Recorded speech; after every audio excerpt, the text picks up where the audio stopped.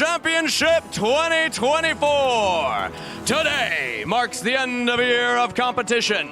Today marks the beginning of the reign of 4 title champions. And to kick off this day, duelists from around the world, please welcome the Seattle Kraken Taiko!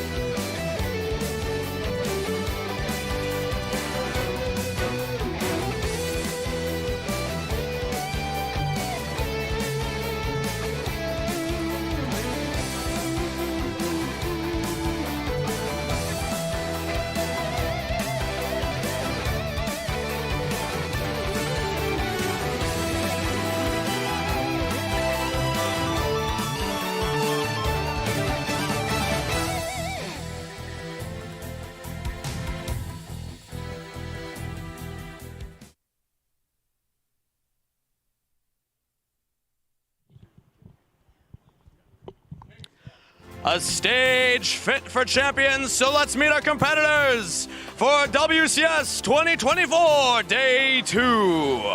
Up first for Dueling's Rush Duel, Marc-Andre Ladouceur-Kirkor.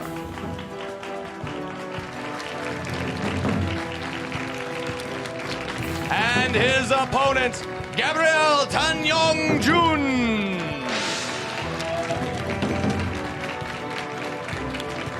Next, for Duel Link's Speed Duel, Takuma Kiramura.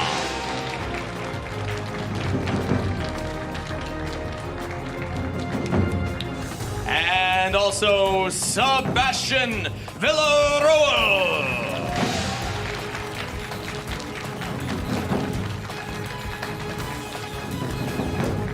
Now for TCG/OCG, Yuto Kondo!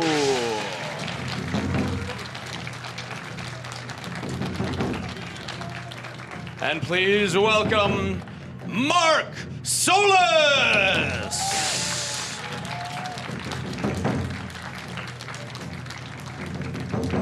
Alongside Ruben Penaranda!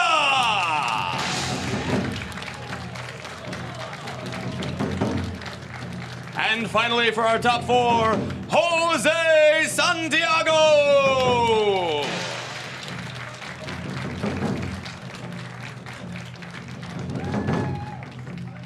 Now moving on to our Master Duel teams. First up, Team CER, welcome Seong-Yong So, Ki-Suk Kim, and Sean Lee! Representing Team 7, Ryan Yu, Jesse Cotton, and Raymond Dye.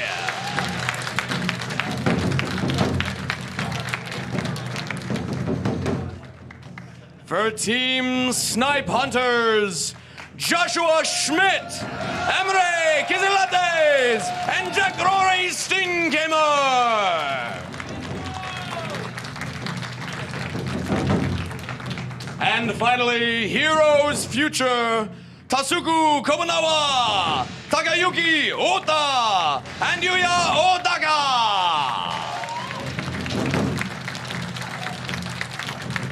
All enter the stage as hopefuls, but only few will remain as champions. The stage is set and duelists are ready, so let's send it to the casters to kick off WCS 2024 Day 2. Thank you very much, Kangas. My name is Ibriz, and I will be covering Yu-Gi-Oh! Master Duel here at the World Championship 2024. And I'm Pheromone, aka Steven Darling, and I am here to host your Rush Duel, Duel Links Championship, and your Speed Duel Duel Links Championship. It's going to be a good weekend this weekend. I'm Jerome McHale, and I'm going to be here alongside Billy and Asala for the semifinals and finals of the TCG and OCG divisions. This has been a fantastic weekend so far. I can't wait to see how it's all going to shake out in the end. Just some incredible dueling action, and it's been really exciting, too, to see the very first Rush Duel Duel Links World Championship. It's just been so cool, so amazing dueling action coming your way. Right, Abrigas? Yeah, exactly that. And also, Yu-Gi-Oh! Master Duel at this level being team-focused is super cool to see. We've seen so many good competitors from all over the world, and really exciting to see where we go from here. Could be even a repeat of last year's finals. That is true. It is in the books. If the bracket goes that way, we could see that illustrious Team 7 versus Snipe Hunters rematch. That'll be something to watch for, but only the cards will do the talking here. Yes. Well, the cards and us. And us. And us, of course. And us. And us. Just some incredible stuff, though. You have to say the energy here is absolutely incredible. That Taiko introduction, something that obviously every duelist dreams of being here, even the duelists who are here, but to actually see it is just something else. Yeah, absolutely. Honestly, again, just the energy from the teams competing in Master Duel, the duelists competing in the other categories as well. I always like the performances because it's a great way to get focused, especially if you're a player. You could see them off on the side, all standing and watching the show in unison, and it looked like they were this is how they were locking in to get ready for their championship matches today. you're definitely right. It kind of makes it real when you think about it. Effectively, all of that work that they put in over the entire course of the year, this is the moment. If they want to be the World Championship, well, today's the day for them to be that World Champion. Yeah, this will really kind of set the pace for a lot of these players for the remainder of the year, whether we crown new kings or whether we have the reigning champions, especially for Master Duel, continue to maintain their success. And it's a tough road here. Like, it's really not easy to get here in any of these games. For TCG and the OCG, for instance, you can either perform extremely well throughout an entire year and then win a playoff, a single elimination playoff before your WCQ, just, 4-round single elimination, no pressure, entire year on the line, or you can make top 4 in an 18-round tournament? It's easy, right? Certainly, certainly. For Duel Links, it's pretty much the same journey as well. It is paved with duels. That's the road to Worlds. Whether you qualified here via going the Kaiba Corporation Cup, similar to Master Duel's 3-day qualifiers, or you were able to make it through the WCS regional qualifiers, every duelist who made it here to that first day, so many duels, so much preparation, having to bring so many different decks, and still, we could only crown one champion. Yeah, definitely some really accomplished players here, as well as some surprisingly new faces as well. Rush Duel, I think, is particularly interesting. You talk about new faces. How about new game modes entirely? Rush Duel was only introduced, a year ago? Like, pretty soon after last year's World Championship is when Rush Duel made it into Duel Links. And we already have these really strong players here competing this weekend. We do. We got to see some repeat World Championship competitors make the stage, but we could only crown one winner, but we are going to crown the first winner. I mean, think about that. That's somebody who you could never take that away from them. They will be the first Duel Links Rush Duel World Champion. Indeed, and with Snipe Hunters being our first Master Duel champions last year, it'll be really interesting to see if they can repeat that this year. Well, speaking about the World Championship, again, it is a tournament to determine the world's #1 duelist in the following categories. Of course, the Yu-Gi-Oh! Trading card game, Yu-Gi-Oh! Duel Links Speed Duel, Yu-Gi-Oh! Duel Links Rush Duel, and Yu-Gi-Oh! Master Duel. And Master Duel, of course, is a team competition, as was started last year, so we'll have 3 champions out of that division, which would mean a total of 6 new, or possibly returning, world champions this year. Now, let's start off with the regulations for the 2024 World Championship, OCG and TCG regulations. These rules are based on the rules that were put in effect on April 1st, 2020. That means that monsters other than Link monsters and Pendulum monsters can be summoned from the extra deck to those main monster zones without the need of Link arrows.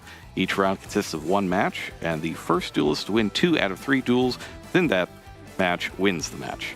Deck sizes are the same as usual. It's that 40 to 60 cards with a maximum of 15 cards in your extra deck and 15 cards in the side deck.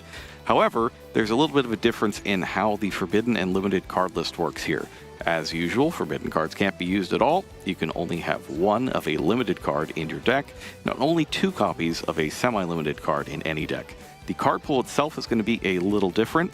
It consists of cards released in Japan up to the 27th. That would be the Infinite Forbidden here in the TCG, excluding any exclusive cards from those sets. On day 1, we played 7 Swiss rounds of 45 minutes of each and cut to top 8. We played that first round of single elimination top 8 at 55 minutes.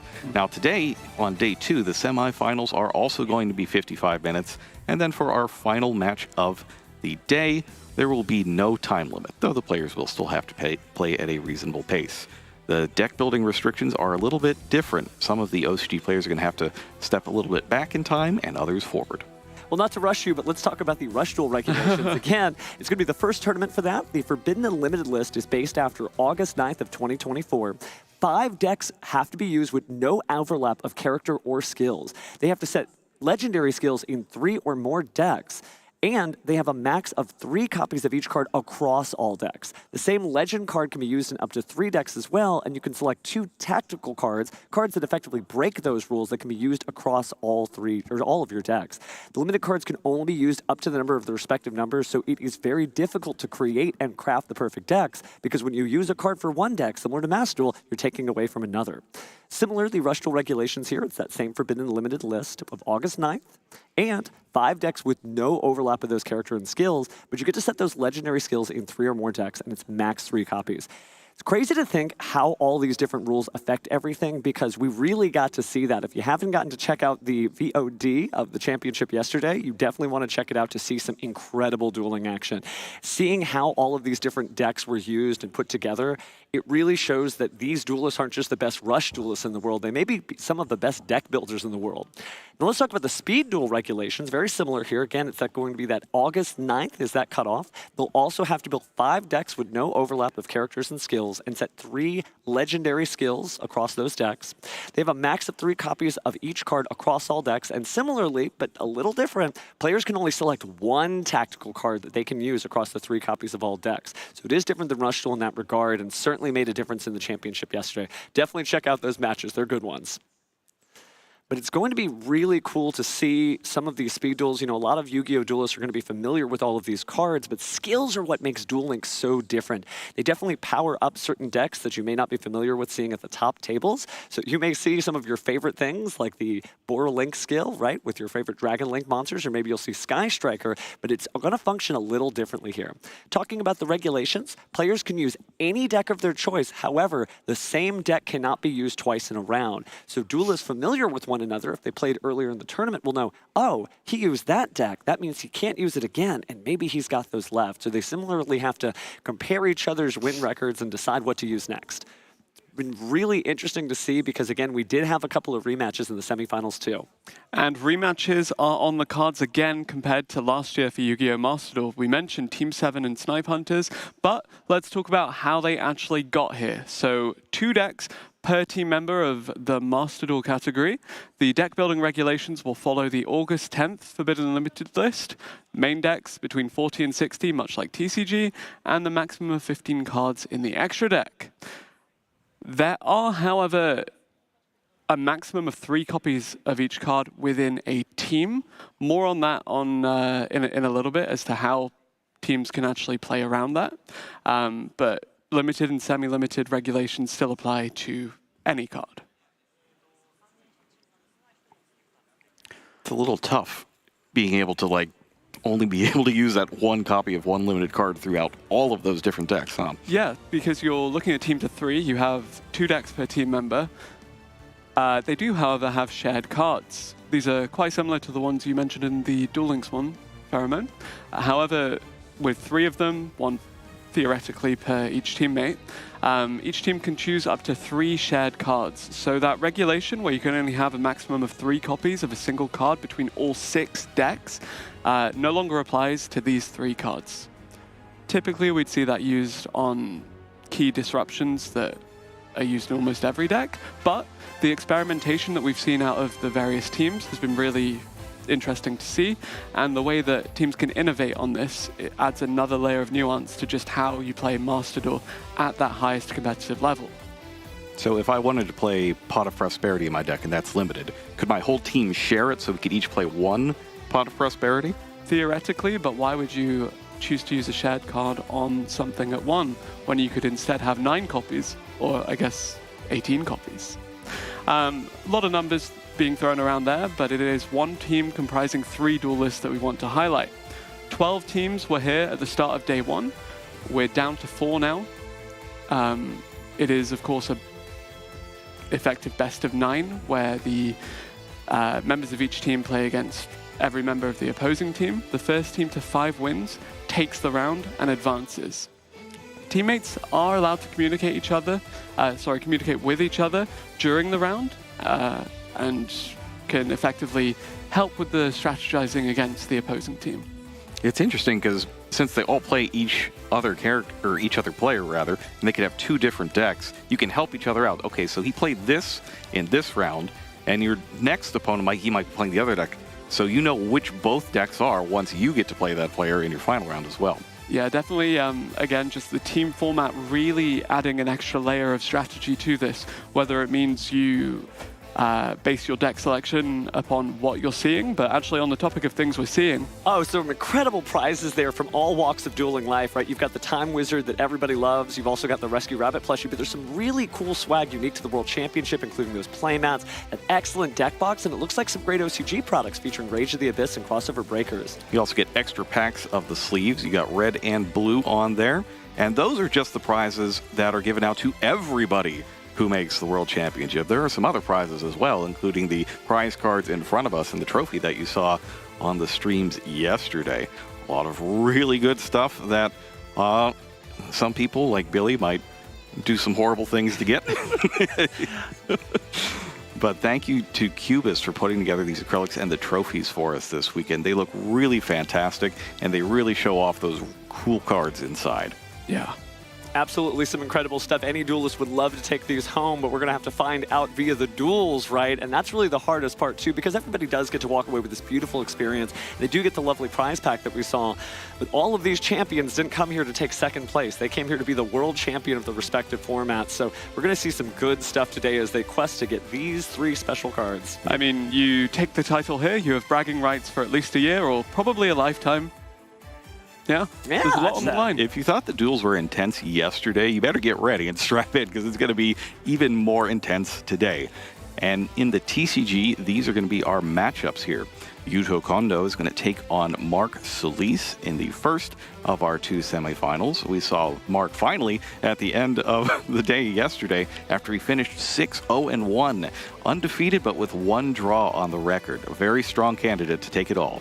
And then on the other side, we've got a rematch here between Ruben Penaranda and Jose Santiago. Well, we saw how it ended the first time around. We'll see if there is a similar result the second time around, or if the script is going to be flipped and have a different finals. There are 3 players from North America and 1 from Japan here in the finals. There's a very strong performance once again by the North American team this year, following up from last year's performance in which Polly Aronson was able to take it home. Mark Solis, as you might know, is taking the place of Polly here at the World Championship this weekend. Mark was the 5th place duelist at the WCQ, and the way it passed down ended up like this. Well, speaking of passing down, we'll take a look at the Rush Duel bracket. Again, we are going to have just the finals today, so it's going to be Voltalon versus Quantum Cubes. Just some incredible Rush Dueling from both of them, so it's going to be interesting to see stuff happen. Very dominant victories from the looks of things as well to qualify for that. Absolutely. The 3-0 there was just difficult to watch because you want to see both duelists give it their all, but just doesn't happen. Voltalon took it 3-0 over Zeta, and Jorfio, fortunately, he was beat by Quantum Cubes 3-0. But both of these people are world-class duels. I'm so we'll see Jorfio and Zeta back on this stream again sometime. Oh, but just really great stuff. But speaking of great stuff, let's take a look at our speed duelists. It's going to be Tadashi versus Taku, who, well, Taku did beat him, so he'll advance to the finals. And Shelmy won 3-0 against Misaka, and so that's why our finals are going to be Taku versus Shelmy. Just some incredible games there, especially as you mentioned, you know, those dominant 3 victories. That Tadashi versus Taku game was incredible because Tadashi went up 2-0 immediately. But then Taku walked it all the way back from the brink. So maybe he'll be able to use that tenacity, or maybe Shelby will repeat that against him. But it shows you that even on the World Championship stage, you are never out until you are out. Is that one going to be, is that a VOD? Can I check that one out later on? Yeah, you could do it. You can even check I missed a lot of the Rush Duel and Speed Duel. Hey, but here's the good news. Even if you don't check the VOD, you can watch it within the Duelinks app. It shows play-by-play action. So if you open it up, hey, speaking of open it up, let's open it up to Master Duel. Thank you very much for that one. And yeah, Master Duel, really, really heated competition on day 1. CER coming out of a really competitive Group A as the first seed, matches up against Team 7, who escaped Group B as the second. Snipe Hunters are reigning world champions. Actually fell to CER in their deciding match, but still managed to make it out into day 2 to face off against Heroes Future. And these teams are so good. The amount of Yu-Gi-Oh! Prowess that we saw was incredible. CER having such a strong showing on day one when a lot of people really underestimated them. It's been a while since they actually qualified for this event through the Duelist Cup last year. Team 7, a little bit less consistent than we'd expect. You know, they were finalists last year. They have the star power, and yet they found themselves tangled up in a really, really difficult race for the 2nd seed, not even the 1st seed.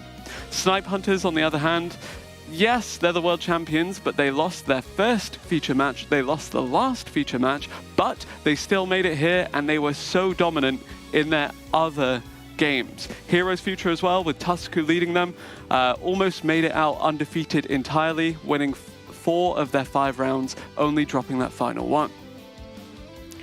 It's going to be a really exciting weekend. I cannot wait to see how it's all going to shake out. But first, going to take a quick break. Don't go away.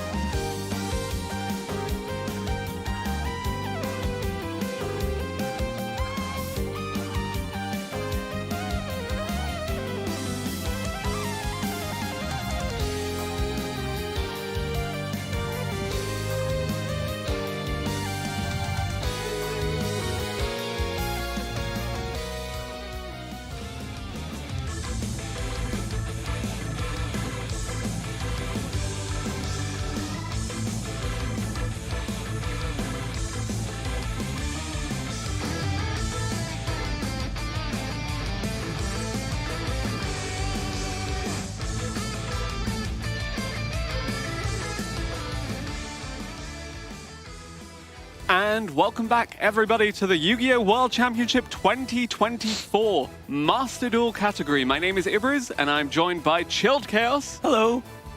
And Dazif. Hello, we are back, and we are here with the semifinals.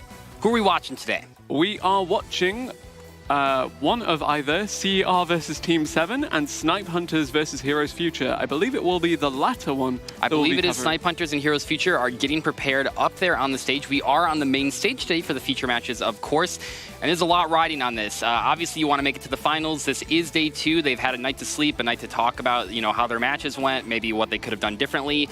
What do you think is going through these players' heads right now? Definitely thinking, we've made it this far, let's just have another consistent day, because looking at the way these teams did get to this point, CER were surprisingly dominant in their group, but Heroes Future were unparalleled in the way they were.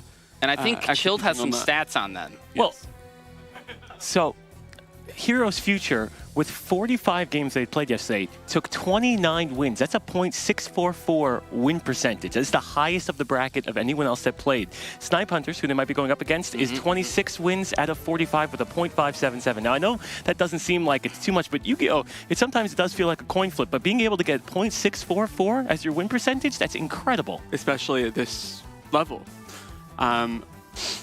It will be Heroes Future taking on Snipe Hunters, and that will be who will be breaking down shortly. Yes, so we will see that in just a moment here. We are jumping in to that feature match. Let's take a look at the players. And on the left-hand side here, we have Heroes Future. This is Tusku's team. He is on a redemption arc, returning to the World Championship after exiting last year pretty early. But now he is ready. He is backed up by Maguro, by Goryoku, and they are looking really good, going almost undefeated in their qualification matches. Yes, absolutely. And the team to beat really going into this. We have 2 of the teams to beat, if you think about it. And here we have Snipe Hunters. Snipe Hunters, of course, Joshua Schmidt in the middle there, the team captain, with Emre and Quantul quietly consistent alongside him, really looking at defending their world title. They all played fantastic yesterday, but now we have a fresh new day. Yesterday was a gauntlet. You're going through 5 rounds, an hour plus apiece. How is that going to factor in when we have a fresh new start today? Who feels rested? Who got a good night's sleep? I'm excited to see who comes out on top. Who's less jet lagged? Who's less jet lagged? No, I think it's a really interesting matchup to have the highest ranking team from yesterday versus the reigning world champions from last year. This is sure to be a fun one. We have not seen this matchup, of course, because we are combining 2 different brackets here today. So this is gonna be pretty crazy, I think. And with the amount of games that Emre won for this team yesterday, I guess it could also come down to who is playing Floanderiz. Yeah, absolutely. Sometimes you need that kind of surprise deck where you can just, I would say, outchase the meta with something a little more spicy. And actually, speaking of the meta, we've seen Fire King Snake Eye be so dominant on day 1, and a lot of the team captains taking that for themselves. Tusk is so good at that deck, while Josh maybe struggled to get things going. Well, they do call him Mr. Master Duel for a reason, isn't that right? Let's agree to that. Okay, we'll agree to that, Ibriz. So, coming into this one, we have Maguro and Goryoku as the remaining players on Heroes Future. Again, we mentioned Josh, Emre, Quantul representing Snipe Hunters. And we're going to see some, these opening decks here are pretty standard. I expect to see the Fire King Snake Eyes. I expect to see the U-Bell, Tearlament. It actually, correct me if I'm wrong here, I think it might actually be those 3 decks starting out for both sides of the playing field here. So it might come down to the secondary decks if they want to really mix things up. Yeah, so I was really intrigued to see the amount of success that Centurion had on day 1. That's a good one too. If not for Team Snipe Hunters, then for the other teams. We saw the likes of CER's Nakwall actually splash that together with the Super Heavy Samurai. Yeah, that was really cool. That was one of the highlights of day 1 for sure. But definitely, if you're looking for highlight reel-worthy gameplay, these are the teams to watch. Yeah, I bet we're going to see some close games here. We are at the point where there's nothing about, individual games across Swiss rounds. We are talking about this is the match. We are in single elimination. I'm sure there's a ton of pressure on these players. And there's a lot of narrative behind it as well, because Josh, being one of the most prominent figures in the Yu-Gi-Oh community for his educational content, for his top-level gameplay, whereas you look at his teammates as well, and we said they were quietly consistent, but they are also so good and so accomplished in their own right. Quantal, during last year, won Tearlament's mirror matchups against Jesse Cotton, something that not many duelists have been able to do. That's a feat in its own right. I'm just wondering, now that you're face-to-face and we're about to start, are we going to see the dancing that we saw yesterday from Heroes Future? They were having a good time. Indeed they were. I think that was Mugaro that was really happy with he was enjoying his how things were playing out. Actually, we'll see Josh now open up with the Fire King Island. It's a good start for the Snake Eye Fire King deck. Yeah, Fire King Island, not bad. I didn't actually quite see what he was catching. I do see in Duel B over there, Dimension Shifter being activated, which is pretty interesting as well. We also see Tearlaments kind of popping off with the Rhino Heart and Cashier Fenrir opening. Let's see what Josh is going to go for here and where he might be trying to play. Going for the Ponyx. From the looks of things, actually, Snipe Hunter's getting ideal starts across the board here for all three team members, because Quantal opening up Kashtira Fenrir is great when it's a one-of. Dimension Shifter as Flaunderies against any other deck is great. And now look, you have the Fire King Island, you have the Ponyx, everything is in motion. Yeah. Well, ooh, maybe Josh's hand couldn't quite get there. We do see 2 back row and a pass. I thought the was because the Kit Colossus was not royal finished. Oh, yeah, fine. Thus proving I don't have my binoculars open yet, but I am a little bit curious what Josh is going to be able to do from this position. Oh, that is painful. And just thrust opening up. And just making sure you saw it, we do know the Heroes Future is now currently playing under Max C. That did resolve, so we're going to see what that entails and how much he's going to give him. Okay, we're going to chain the Skyburn for the thrust and the Ponyx. This will put the Ponyx in the graveyard at least, which will then prevent the thrust from just being able to add the card to the hand, which is very important. And looking at the records on the right-hand side of your screen as well, just, Heroes Future approaching this as the first seed from their group, still would be hesitant to call Snipe Hunters underdogs just because of the prestige of their players and the reputation that they have. When you come in winning from last year, I believe you don't get the term underdog. You are not entitled to that title. You are the king, and even if you didn't grab the most wins in the first round... Oh, Heavy Storm against Josh is something we're very familiar with. When he ran Labyrinth yesterday against CER2 against FCG... And we see a grass looks greener! Okay, milling 7 cards. We did hit the Destrudo, they always do. We did hit the Havness. So we have a name. Do we have anything else? We have the Sullik. Getting that add for a monster. That's a huge hit to be able to add the Shiren. Or the Rhino Heart. Yeah, that works too. Looking back down at Duel B, it looks like that turn also got passed back. After the Dimension Shifter kind of pass, it is now back in Snipe Hunter for Duel B. There was an interesting play where the Ponyx, I believe, was either Change of Hearted or Snatch Stolen or something, and then it was tributed for the Swallows quick play spell to add the Rabina to hand, but the Rabina got interrupted, unfortunately, so we stopped there. But very clever, though. We see the Royal Rare Kit Kalos getting hit by the Royal Rare Infinite Impermanence. That's a pretty big deal, but 3 cards in hand, still kind of scary. Yeah, definitely do have a lot of extension opportunities, but also the graveyard is where we look at as the kind of secondary hand for that Tearlament's deck. And so we know far there's from a what we Destrudo saw, in there there. was a lot of good stuff there, yeah. Activating Rhino, activating Scream. I mean, this is not where I want to be when I'm playing against Tearlament, but let's see what we get here. Sending the Tearlament's Kashtira for more mills. It looks like we hit a Horus monster. I think we hit Fenrir as well, but it happens. Milling the Heartbeat to get a trap that's add. Nice. Grabbing the Sullik right back, nice. I mean, even at this point, if he was just to go battle phase, sit another one and pass, that's a pretty hefty board to go through. If you can just pop the Fire King Island, that might be hard to come back from. Going for the Destrudo, targeting the Rhino probably. Getting that Maxi draw. I mean, it's a difficult spot being on the Maxi right here because you have to wonder, can I actually deal 8,000 damage, or do I just try to set up the best-ish board I can under the circumstances? I mean, I gotta imagine they're going for the 8K. What? Okay. Oh, I haven't seen that one in a while. Oh, very interesting. Have we seen that at all this tournament? That is a very interesting play right there. Rhino Heart is, part of the Vsauce Starcross sort of lore, so that is why it meets the stat requirements. Is this an 8 and a 3? What are we bringing out? We're bringing out the Psychic End Punisher. And he's down to 4K life points. What a move. What a play. 7,500 Psychic End Punisher. That's it. That's it right there. That is done. What a play. I don't think we've seen those techs at all this tournament, even in the games that we previously spectated from Heroes Future. And despite a strong opening for the Fire King Snake Eye build from Josh, it is Tusk who manages to take it in favor of Heroes Future. I'm jealous. The Viscer Astrolabe into the Destrudo to make the Psychic End Punisher? I'm gonna put that in my deck.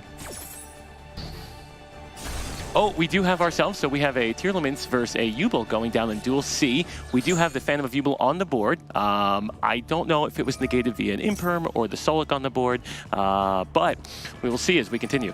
Yeah, Tearlaments Kashtira now coming out as well. Primeval Planet Pearl Rhino also on the field. You have the Fenrir we alluded to earlier. Everything looks pretty good for Tearlaments players so far in this series. Assuming that Phantom is not negated, yeah, it's going to be hard to play through with just having one negate on the board, and they are just building and building. Again, we mentioned how good Quantal was at Tearlaments last year. Again, just going against Jesse Cotton, coming out on top. Seeing him stick with this deck, really impressive, because it seems to be paying off so far. All these players. I mean, they're even in a Duels Cup won without a Max C using Vanadium. I mean, who does that? I'll tell you, Quantal does. Yeah. So, Yubel. Oh, I love Yubel. God. No, please. You want to know more about Yubel? Yeah, tell me. Well, tell me a bit about Yubel and how you outplay this. Super polymerization. Now, you see, if I was in this seat, which I'm not because I'm not nearly good enough, I'd have super poly set. You negate with your Phantom of Yubel. You send the Spirit of Yubel to the graveyard, a Yubel pops out, you super poly the whole board, and you get to shake the opponent's hand and say, nice job, I just beat you. But unfortunately, it doesn't look like we're going to be getting there, so we're going to see how Snipe Hunter continues to build the board, because they are going straight into a Kaleido Heart. Yeah, Kaleido Heart typically just finishes the game. Once that comes out, it is really difficult to make any kind of comeback here, and just goes to show how dominant Quantal's field currently is. Plus the field spell. Once you have those combined in the field spell, 2 cards just getting sent back immediately. Yeah, Primeval Planet Pearl Rhino, really, really valuable. Probably one of the most impactful in-theme field spells that we've seen. Yes, and we have to assume that the Phantom of Yubel was negated. Solic is on the board. He did not attempt to tribute to negate, so I'm going to go on a limb and say it was negated by Solic. And I do want to point out that when we jumped into this game, even though it might have not initially looked like it, it is actually the Yubel player's turn right here. It's just what we keep talking about with Tearlaments. They don't really care whose turn it is. They're going to do their plays anyway. So all of those fusion summons, all those effects I just activated were on the other player's turn, which gives you a huge advantage. We're going to activate the, we're going to get to the Spirit of Yubel through the Squirmer effect in the grave, I believe that was. So let's see what we got. I will always appreciate when they say it's our turn. It's our turn now. But you get the Squirmer in the grave, so we'll see how they continue to play this out. There are options, there really are, but you're dealing with a Fenrir, you're dealing with the field spell. The Rukalos, potentially, if that hasn't been used already. Yeah. 2 cards in hand. It's looking a little rough. Tearlaments, I mean, how many different decks can I say this about? But Tearlaments, once they really get going, once they fill up that graveyard and they got so many floating effects on the board, it just gets really difficult, because even if you do manage to break the board, you can't actually set anything up that will prevent them from doing things. Yubel doesn't have a way to Abyss Dweller, so we're going to see the Crash to deal 3K. Not bad. Will we see a Typhoon? Superstar Slayer, Typhon, Sky Crisis. You're right. I can't read. I think we're going to see Phantom of Yubel. Okay, the second copy of this. And just a pass there. This doesn't look great. Not feeling this one. If you are the Yubel player, how do you come back? How does Goryoku make this comeback against Quantal? Right. I mean, I would love to see the 2 cards in hand to see what else I'm working with, but you got 1 negate, and if it's sent off the board, that's kind of it. And Destrudo's coming on the board, so we're going to get extra protection looking from Quantal's side. This will give us a Baron to floor, presumably, immediately here, which will be quite strong, being able to pop the back row potentially. Additionally, just to contextualize this is such an important win for Snipe Hunters to not go 0-3 in the opening set of games here. They need to get on the board. They need to. And it's possible. It is possible, but we're going to have to see how it plays out. think at this point, looking at the field, it is pretty likely that Quanto will be able to get this one. Outside of like some really wacky stuff happening in the hand of Heroes Future here, I don't actually know if there's anything that they could realistically do. We're not going to go to 5 summons. I doubt that. We have multiple interactions on the field to even stop potential Nibiru. I mean, yeah, we're going to take out the Nightmare Pain there. Pretty big deal, so you don't take the damage every single time you attack. And then Solik on Ubel just making it, unfortunately, a 0/0 monster with no effect. And there's no opportunity to use the Phantom because the Baron, once it hits the board, that's a negate too. So if you're just tributing the Phantom to tribute it, that's obviously not great. And already on the board here, we can see 12,000-ish damage, I think. Yeah, 10,000. This should get Snipe Hunters their first W, which, you know what, everyone here is competitive. So taking 1 out of 3, that's good because we're going to have another set right after, and all of a sudden, you can see a complete reversal of that. Yep. But great showing by both teams so far. Yeah, but Heroes Future still in the lead here, 2-1 up, assuming Quantal does close here. Snipe Hunters behind, but they've been here before. Yes. They've been here before, and they've still made the comeback. I would not count anyone out. You can always, you know, I think that looking at Joshua Schmidt's hand there, just summoning the Ponic, setting 2 and passing, he did the best with what he had, but that doesn't necessarily mean that that's what he was looking for. So I think that hopefully in this next game, you know, the players will all draw a little bit better hands so we can see some high-powered gameplay. But remember, Snipe Hunters lost their first match yesterday, and you see them sitting in the semifinal seats, sitting there with 26 total wins, so a little setback now doesn't mean anything. yeah, have to bounce back. And honestly, if we had to count on anyone to do so, it would be the accomplished players, the reigning world champions, Snipe Hunters. Conversely, looking at Heroes Future, just how good have they been so far? They've been great. I mean, both these teams are incredible. We've talked about it already, but, you know, Heroes Future coming into today as the team to beat from yesterday's bracket, either bracket, the only team to go 4 wins, 1 loss, I believe. And then also we have the reigning world champions for Master Duel here, who obviously want to win. Both these teams are full of fantastic players, some of the best players in the entire world, if not the best players in the entire world, with all of these semifinal duelists. And I think that we are in store here for hopefully 2 more sets, not just 1. And looking at the player surveys that were available in-game to view, you can see just how much respect Tusku commands from the other players here. Oh, yeah. Josh as well, very much a figurehead for competitive Yu-Gi-Oh! And the return to WCS for both of these competitors and the teammates around them is amazing. So, I do just want to talk a bit more about Heroes Future and the teammates surrounding Tusk, because we mentioned, yes, you said it, Mr. Master Duel, like very, very prominent within the local communities in Japan. But renowned. Also, Moguro has been playing a lot of Centurion and Fire King in experience from what we've seen across the past couple of months. Here, so far, has just been rocking that Snake Eye Fire King to great success. Absolutely, and I have it written on my notes here, right under it, just style. Sometimes it's not necessarily about just winning, but if you win in style, you get remembered. People like that. Is that because you like the dance? I love the dance. I love it. Resolved? Absolutely. Anytime a card resolves and it makes you happy, you got to express that. I do also just want to praise Goryoku because in the preparation leading up to this, we noted that this is a player that favors Pearly, favors Labyrinth, brings Ubel to the World Championship, and so far has been performing fantastically. All the 29 wins yesterday, 29 out of 45. When you said they were doing great, they weren't just doing great, they were the best team. They are the team to beat. Now, granted, like you said, the team that probably would have a great chance would be last year's winners, but they are the team to beat Heroes Future, and I'm excited to see how the next set of games wrap up. Yeah, and you know, now that I know I talked about this yesterday a little bit too, but I'm very curious to see what decks we see today. This year, more so than last year, people are sticking to their bread and butter, the Ubel, the Fire King, Snake Eyes.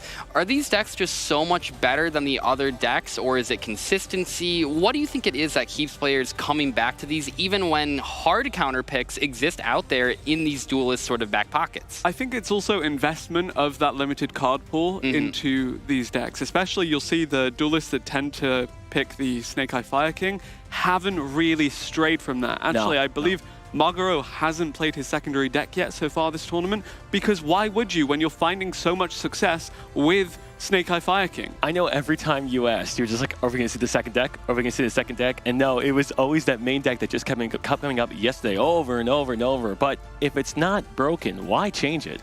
Not that this would necessarily be the only reason that it would happen, but one thing I want to point out with this particular format is that SP Little Knight, when we're looking at these deck lists, is primarily in that first deck spot. So if you're talking about 3 different players and they all have SP in their first deck, not that that means the second deck is worse just because it doesn't have SP. We see different decks that can function without that, but it really does make it harder. SP Little Knight is one of the most versatile cards in the extra deck. It's a great link too that's good as like a way to push through fields. It's a good interruption. It's a great card just if your hand isn't ideal. It is a fantastic link to end on if you only have 2 monsters, and not having access to that potentially in your secondary decks, I mean, that really does limit not only what you can do, but also it kind of limits what you can play. You're going to see sort of more stun strategies, more trap-based strategies that might not necessarily need SP Little Knight, but personally, you know, I think all these things do add up, and SP Little Knight is a big deal. I also don't think Flanderies needs SP Little Knight. Yeah, probably not. So, just to vanish off the prosperity, if anything. All right, so we just got to worry about 2 other decks that could potentially use SP Little Knight. But as you see, the extra decks can be full of anything. Vicious Astrolaud and Psychic and Punisher came out of nowhere, and we didn't see those played at all yesterday. Now, maybe we missed them, but at least in the feature matches. Incredibly clutch. Yeah. I really love Psychic and Punisher just because it's Psychic, it ends games, and it punishes you for thinking that the opponent is not going to take it. Yeah, and I do want to mention, we've seen a couple of these activated, I think, throughout this tournament, and maybe not necessarily in the feature matches, but also in the lower matches. People are playing even Nightmare Cerberus as sort of SP Little Knight at home, and I think that is a pretty good option. Don't forget about the Nightmares. You know, they were really solid for a very long time. A couple of them are even forbidden at this point, but Nightmare Phoenix, Nightmare Unicorn, and Nightmare Cerberus are all fantastic cards. Maybe not as free as the SP Little Knight because you do have to discard, but you can potentially get that discard back if you do have a co-link, which is great. And I think that in this limited environment where you only have access to 3 copies of SP Little Knight, I'm pretty sure no one chose that as their shared card. Having those other options does help. How dare you call them the Wish.com versions of SP Little Knight? They are incredible, especially when you think about their synergy with SP Little Knight, since they tend to point to each other, allowing them to also get, like you said, that free card draw back. Hey, I mean, Cerberus can't be taken by Dark Charmers, so that's something. Exactly. So it's kind of like, not the Wish.com, but just maybe the brother that doesn't get invited to all the cool parties? I'm just stuck in the middle while you two have a conversation about the SP Little Knight versus Nightmare theme. They both have a purpose. Well, speaking of purposes, we're here to cover the semi-finals of the Yu-Gi-Oh! Master Duel category of the World Championship 2024. Again, the tournament was really competitive so far. Seeing just how Snipe Hunters struggled in that opening match against CER2 x FCG, seeing how they struggled again in that final feature match against CER themselves. And on the other hand, we mentioned just how dominant Tasku's team of Heroes Future were in terms of establishing themselves as a force to beat in Group B. One thing I wanted to point out there, in case you guys missed it, the Grass Looks Greener only milled 7 cards, and that wasn't because Josh had gone through a lot of his deck. We were looking at a 47-card deck. I know we talked about this at the very beginning of the day yesterday. How many cards do you play with Grass? Do you play 50? Do you play 60? It turns out just having a card that mills the top 7 cards of your deck, even if it's not 20, 7 is still pretty good, especially in a deck where every single card is good to mill. And we haven't seen that much of the Grass Looks Greener because a lot of decks do commit it to either the branded or the Telemans, and it really helps both of these strategies, but a lot of teams actually choose one or the other. We saw Jesse try to go for the left arm offering, and then it immediately got ashed, and it's very rough. So Grass Looks Greener, I mean, if you draw it, it's crazy, but maybe building your entire deck around drawing it, not the way to go. I would build my deck around it because I like to lose, but it's fun. It's fun losing. You can always get lucky. When you mill 20 cards, there's nothing better than that. Do people still play Needleworm in this format? Needleworm? Yeah, right? Doesn't it mill the top 5? I don't think people have played Needleworm this decade. I'm dating myself. Okay. Yeah, great. Well, yeah. So still would consider Fire King Snake Eye the deck to beat, regardless of how successful Telemans has been. Yeah. Those two, however, do have their own level of dominance relative to the rest of the decks in the competition. Do you guys, as duelists, do you ever look at some of these deck lists and you just think like how you want to incorporate some things? So looking through what we just saw, where the milling of cards, and you see the tier limit cards, and you see the Visa Starfrost, it just gets me thinking like, maybe I should do that. Maybe if I build a 60-card pile deck, I should throw these in, and I get my Vicious Astrolaud, and I get my Destrudo.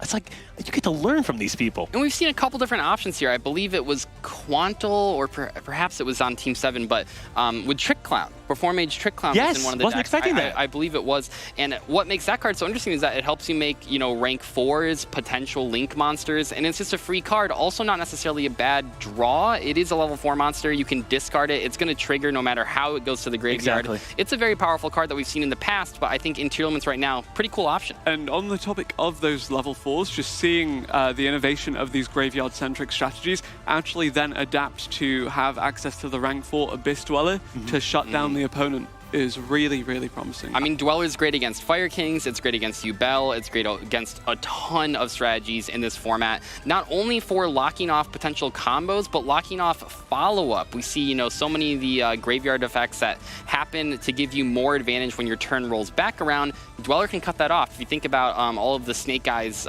Sinful Spoils cards in the graveyard, the spell cards, they both have different effects, and you can cut those off with the Dweller. I think Dweller even buys you more time than the other card we were talking about, Typhon. Typhon? Super Star Slayer, Typhon, Sky Crisis. That card, yes, Abyss Dweller will buy you 2 turns. Well, that card may only buy you 1. But again, you got to use 2 level 4s. Doesn't always happen. I like how you say that. It gets you excited every time. It does, honestly. Can you say it 3 times fast? Great card. Probably not, but what I can say is that we are about to head into set 2 between Snipe Hunters and Heroes Future. Heroes Future taking the lead 2-1, but it is certainly a series we have on our hands. So we will be going to set 3 here unless Heroes Future is able to get that 3-0. We've seen it yesterday. It is possible. You can always do that. I mean, we've seen people do that, so don't count them out. It is the potential sweep right here, or at least a 5-1 sweep, but let's see what happens. Let's see which duel we are going to be checking out. It will be Quantal versus Magaro here. Tier elements, you have to imagine. Yep, there's the Opening Horus up with component. Insetti. Actually discarding the Max C off of that. Tier elements versus, I suppose, Snake Eye Fire King. Yeah, and I mean, I gotta say it. Royal Rare Insetti, Royal Rare King Sarcophagus. This is so great. I love these competitors' Royal Rares. It's awesome. A reverse of the previous set where we saw Tusk's tier deck actually beat out the Snake Eye Fire King from Josh. So let's see if history repeats itself. Max C now coming down. I think it's probably safe to say that Heroes Future does not have a Ash in hand, otherwise you would have Ashed Amsteady. But playing under Max C, we could see maybe they get one. It's tough, and it is important, just in case you guys don't remember. I think most people know it, but you have to Max C pretty much immediately there because the Imseti and all the other Horus cards, their summon does not start a chain, so you don't want to get... that never feels good, right? Your opponent normal summons level 1, and then they link Kribo, and you haven't Max C'd yet. Same thing with the Horus cards. You want to do it preemptively. Might not feel good because it's like, oh, they could just, you know, pass and not summon, but I think that we are going to see a Triple Tactics talent drawing 2 cards. Okay, so not choosing to look at the hand. Obviously, there's no monsters to steal. Drawing Foolish Burial Goods. Is this going to send the Trivia Karma? Or potentially something else? I don't know. I guess there's all the tier limit Trivia cards, Karma, too. very smart. I will say, I think every time we've seen Max C resolved, it was almost instantly followed by a Triple Tactics talent or a Triple Tactics thrust. Now, one thing I do want to point out that's important to remember with tier limits, not only can they super combo off, and, you know, we've seen them make insane boards, and I think we might see Quantal do this right here, but we'll see. I think one of the things that makes them so viable in Master Duel is that they can actually play into Maxi pretty well, because all you really need to do is summon a Kit Kalos and get a trap card, set up your graveyard, and you can still do a ton on the opponent's turn. Remember, it's not the opponent's turn, it's our turn. So I think we might see that right here if we just go into Kit Kalos and pass, which is not a bad play at all. Honestly, maybe even better than some, you know, rogue decks end board can be just normally. So we're going to see the Kit Kalos summon here. I would not be surprised if this is the only special summon. I mean, Primeval Planet Pillar Rhino itself as well, kind of soaking resources because you have to deal with it for fear of it generating even more advantage. Ooh. Foolish Burial to follow up on the Foolish Burial goods from earlier. Maybe a Fairy Tale Quantal's Snow? just getting to send whatever he wants.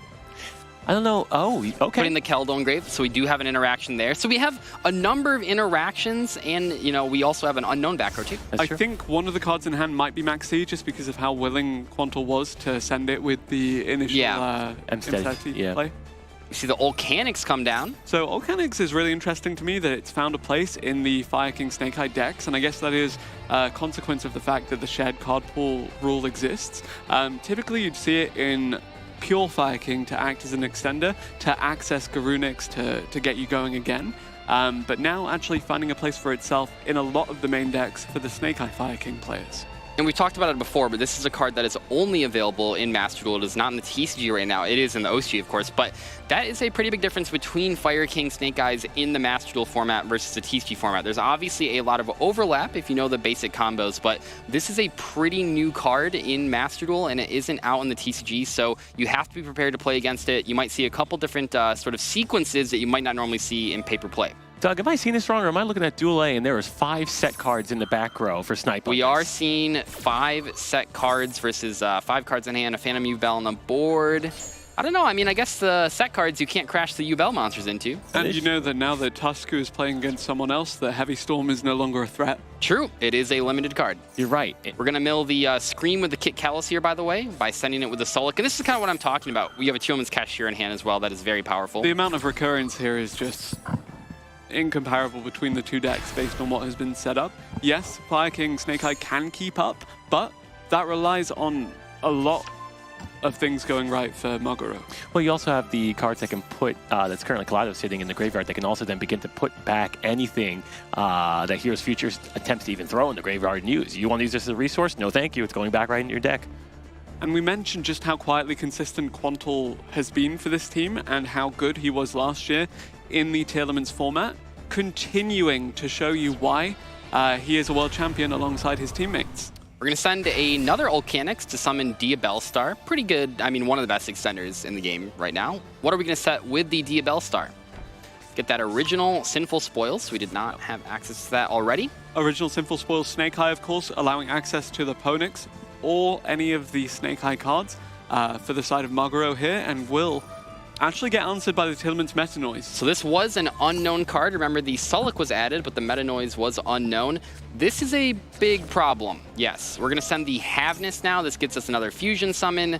The Kit Kalos is in the grave right now, so we could go for the Rue Kalos potentially. I think that's pretty likely. Yeah, I'd assume that's what's going to happen.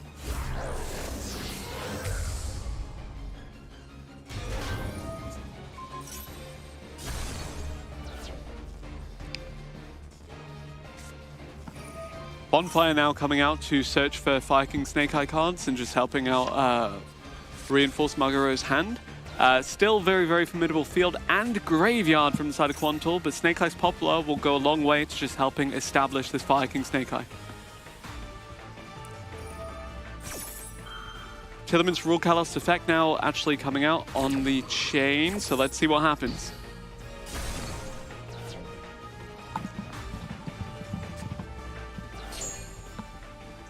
Teal'c's Kashtira being sent.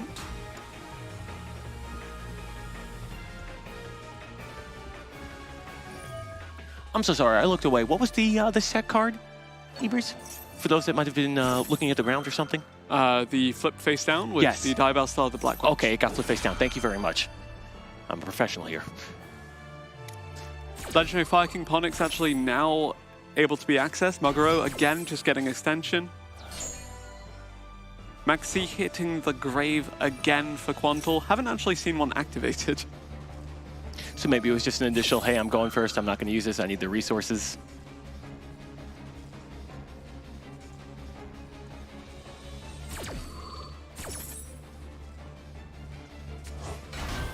Watching Poetry in Motion with the Teal'cs. Quantal, of course, establishing himself as a really consistent and competitive player within Europe, almost qualifying for Worlds last year, and actually being invited alongside Josh as one of the teammates. Emre rounding out that trio as well, just really your first Master Duel World Champions, what more could you ask for? Facing off against them and with a lead at the moment, Heroes Future, led by Tusku, one of the most accomplished, one of the most respected, one of the most powerful Master Duel players in the world, hence why he's in the semi-finals, alongside Maguro, the Snake Eye Fire King of this tournament so far, and Goryoku, who has been doing good stuff with the U-Bell. Taking a look down in Duel B, it really looks like we have Snipe Hunters controlling the board. I saw a Barone hit the board. I believe that's more Centaurions.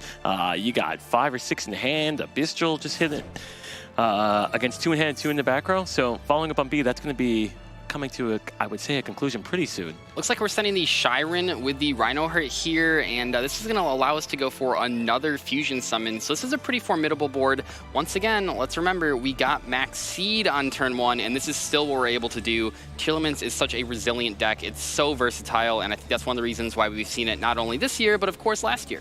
It looks like if we look at Duel B, that one's coming to an end. That should be a final blow coming up right now, giving Snipe Hunters the second win and tying it up 2-2. Yep, Emerald ties up the set for Snipe Hunters here with 2-2, as Chill did mention. Quantal still in an advantageous position, even if the monsters have been cleared out of the field. So all eyes on this duel. Cleared out the field? No. Fused? Yes. We're going for Kaleido Heart using the Rukalis on board and the Rhino Heart on board, so 2 cards on board. The Kaleido Heart is going to be pretty strong right here. Let's see what it does, though. It's got to feel pretty good. You're playing with 2 of your buddies, and all of a sudden you see a big old W on their side. That's got to give some motivation to keep going. Absolutely, and goodbye Ponix. It's shuffled right back in the deck. So far, if the rest of this tournament is a litmus test for this, basically, we've seen Tearlaments just come out on top of Snake Eye Fire King way more often than over and over and over. It just seems like they can play around the more spicier tech cards that come out where, oh, yeah, it's me, or you Max see me. That's okay. We'll just play on your turn then. We are seeing the original Sinful Spoils grab that Ponix right back. You know, if you missed it so much, here it is again. And that's pretty powerful. You can see the Sanctuary, which was added with the Ponix earlier in the turn, get activated. We're going to let us allow that Fire King Island to hit the board. Yeah, and we mentioned before, Primeval Planet Pillar Rhino, one of the most impactful field spells within a theme. Fire King Island, very similar in that regard. It's true, and unfortunately for me as a collector, was only available as a common for a long, long time. Still a beautiful card though, but... Destroy the Volcanics, add the Sacred Fire King Garunix. I mean, this is where you want to be as a Fire King player. We are, you know, going through the motions here. The Volcanics is going to trigger as well. This looks pretty strong. Sacred Fire King Garunix here, hitting the field, and that actually is a pretty formidable field for Maguro now. We said that the Tearlaments setup from Quantal was really powerful, borderline insurmountable, but Maguro seems to be doing pretty well trading back and forth so far. About to say, I think the sequencing has been great, which we would expect from this level of player, and we might actually be able to find game here. I mean, we still don't know what the last card in the hand is potentially. Let's take a look, though. I mean, maybe it's Nibiru. I kind of doubt it. It feels like we've seen no Nibirus this entire tournament, so I don't know if I'm going to expect it here, but we are seeing the Kirin activate. This is almost enough for game on board already. I mean, we have 39, we have 27, whatever the Kirin special summons. Of course, the Kaleido Heart does have 35 right now, but let's see what happens. And Heroes Future, of course, Japan's super team versus Snipe Hunters, the reigning world champions from Europe. Really, really impressive gameplay so far. They've tied up the game count, and they are now looking to see if they'll continue to tie and head into that third set, or if one of them can take a 2-game lead over the other. When you say super team, do you mean kind of like Captain America Civil War, where 2 sides, one's best buddies going against each other, or just 2 really good teams? The players are really accomplished as individuals in their own right, and coming together under one banner is not fair for the opposition. But could we pitch it as a movie to a studio one day? We shall see as Fire King High Avatar Garunix actually gets linked off for the Dark Charm and Gloomy. You mentioned this earlier, Doug, that there is the potential for that as an extension. Of course. I mean, these Charmer cards have shown, I mean, we've seen Dark, we've seen Hida, we've seen Lina. We've even, I mean, pretty much all of them have had their moment in the game. I think even last year we did see some of the Water Charmer in the Tier Limit Mirror match. But we will see here where we go with the Dark Charmer. They're just so good because it means that you can turn any 2 monsters into now 3 material for a link, and then you can just keep climbing and climbing. And it makes playing Fires and Darks kind of dangerous because you know that your opponent could have these, most likely has these in their extra deck. Doug, I'd let you be in my movie. Thank you, I appreciate it. You can sit on the side. We're going to activate the Keldo, shuffling back 3 cards in the deck, or 3 cards in the grave. That will make the Dark Charmer not actually resolve. We no longer have the target for it. Actually very well played there to use the Keldo reactively. Typically you'll use it to interfere with the opponent's graveyard to deny some plays there. but having the kind of presence of mind to be able to recognize that you need to make a change on your side is great. And remember, that was the card that Quanto Foolish burialed when he got Maxied. So we're not really seeing necessarily a huge board on the Fire King side of the field. Let's see what they end up going for. This might be a Princess into some higher links.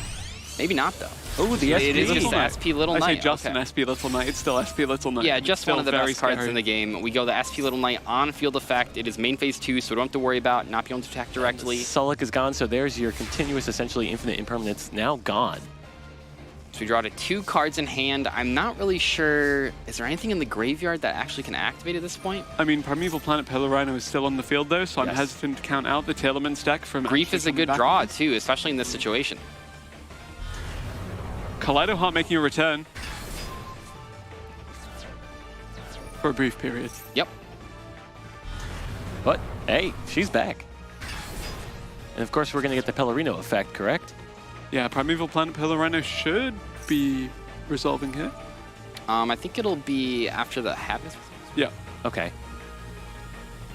But we will get the Kaleido Heart effect to target a card and shuffle it back. I'm assuming this will force the SP. Let's take a look, though. Yeah, so the face-down monster, remember, is Diabellstar the Black Witch. But actually, that looks to be the target. I think Quantal at this point knew that SP would be activated in response. And So by doing this, you still get rid of the Diabellstar. And don't forget, you know, I think it is easy to forget because she has so many other good effects. Diabellstar does have an effect on the opponent's turn when it goes to the grave. So I think that, you know, is a decent enough reason to get rid of it right here. I think it's a good, very good play there, getting rid of the SP and getting rid of the Diabellstar, preventing some of that follow-up. And we're making a Kit Kalos. Oh man, a Kit Kalos with an open board. This is going to be rough. Now, there are still cards that are sitting in Heroes Future's graveyard that can pop back out, but it all depends on Heroes Future being able to destroy a fire monster to get that chain started. And that shuffle back does mean that we see Primeval Planet Pillar Rhino start to come online again. Popping that Sanctuary, of course, you need to get rid of that before you deal with the island. Now, popping the island is going to be good because you can get rid of their sort of follow-up, but they don't have any monsters to destroy. And I will note that despite losing 2 of the first 3 games in that set, Snipe Hunters have been able to make a comeback and win both of the others here. Josh was able to take down his opponent, and we moved to 3 wins for Snipe Hunters versus the 2 of Heroes Future, but this duel is not over yet. Quantal taking on Maguro. I know it's only a chain 2, but this is going to be a lot of interactions that are about to happen. You have the other tier limits getting sent to the Fairy Tale graveyard. Snow hitting Fairy the Tale graveyard Snow off there. the top. Yep, absolutely. I mean, at this point, we have milled a decent amount of our deck. I mean, at least like a quarter of it. So the more that you mill with tier limits, the more inevitability starts to come into play here, because when you have those bombs in your deck, like Fairy Tale Snow, as soon as you hit that, I mean, that has to be one of the best random mills that you can get. You don't really have a way to directly send it outside of like a Foolish Burial where the tier limit cards you do. Fairy Tale Snow going to banish 7 spells. That's what you love to see. You don't want to banish monsters. Now we're looking at what, 7K on board at the moment? No, 7,350. Quick maths. 7,350 is not quite 8,000, however, but here we go into maybe Abyss Dweller to shut down the graveyard. No, Dugaris. So we've seen this a couple times, I think even from Quantal. Dugaris can special, it can draw, it can do everything. Skip the battle phase to your next turn. Oh, we're going to double the attack. That'll That put should it be to game. Yeah, what a good play. 82 on board. And it's a And a Nibiru. But you have the Rukalos. We have the Rukalos to negate, but Rukalos will have to send for that, which will mean that it'll be off the board. If it is sending itself here, it will be off the board. Maybe we have a Chillman's card in hand. That's really what it's going to come down to. If it has to send itself, it won't come back at 7,000. It sends itself. Oh. So, I mean, I want to keep in mind here, the huge counter. That is one of the first and only times we've seen Nibiru resolve, and it did keep Heroes Future in this game. But you do Snow have is Snow coming coming back out. Yeah. So we have 1,200 with the Snow, We're looking at a nice... 30-50. I mean, we're close. We have 65-50 on board right now. That's good. I mean, that's good. You do have to kind of worry about that Fire King Island because that is follow-up, but you still have the Rukalos. Yes. So one summon you can negate, you'll have to summon Rukalos, but that's fine. And you still And have... probably going into like SP here with the Fairy Tale Snow and Grave. I think it would be very difficult We are going to SP, deal with yeah. this Do you board. just banish the Fire King Island? Then? Absolutely. Let them draw it. They got a hard of draw to course. W. See you later. This is a top deck right here. This is what's going to determine it. It's like, what top deck can you draw that will deal with the SP, the Rukalos, the Kaleido Hearts coming back, don't forget that, and the Fairy Tale Snow Engrave. I was saying all day yesterday, Sphere mode. You know, unironically, this would be insane for Sphere mode. If you draw Sphere mode right now, you win. Of course, nobody ever takes my advice just because I've never been top 100. Things looking pretty good for Quantal here with the Tearlament's deck. Can he continue to add to Snipe Hunter's lead in this set? We'll see. Maguro, Snake Eye Fire King, it has ways back into this game. Tell me a bit, Dazif, about what those ways could be. This Probably is not normal summon max. Probably not. You know, that I like doing that, though. It's like showing your opponent, hey, by the way, I drew this, you know, not as my 6th card, but it feels like the 6th card. Drawing that after your opponent just special summon 50 times doesn't sound great. I like how that happened and Quantal didn't even crack a smile. He's still all business all the time.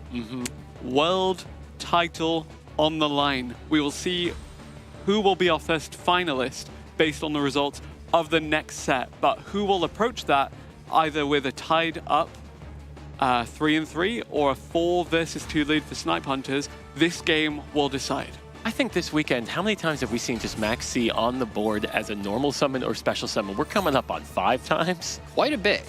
And I think that what we're noticing here, and I've noticed this even when myself, you know, I've gone day 2 of a YCS or whatever, which is nothing like this, but I think that when you go to the second day, it's a totally different environment. The players aren't necessarily going to be as animated until they win that title, and they are locked in. They want to make sure there are no missteps, no misclicks, no misplays. And I think that that's why we're not seeing them be as animated. No, have this normal summon here, you have to consider this to be just Underworld Goddess of the Closed World? Just for fun? We haven't seen that summon once this weekend. Just for fun? Yep, there we go. Underworld Goddess of the Closed World. It's the safest way to lethal right there. Okay. That's kind of crazy. Yep. Well, it's giving you 1 negate from the graveyard. Maguro does manage to hold out for another turn. From Quantal's perspective, though, we now are on the crackback with 9,000 damage on board versus 1,450 life points. All 3 cards have good interactions. Like you said, Chilled, the Underworld Goddess is not only used for breaking boards, it also does have that graveyard negation effect, which is especially handy in a matchup like this. Yeah, any of the competitors' decks, you get an Underworld Goddess, and it's, you know, you're turning off a little bit of the graveyard. She's right up there with Abyss Dweller. Shout out to Abyss Dweller.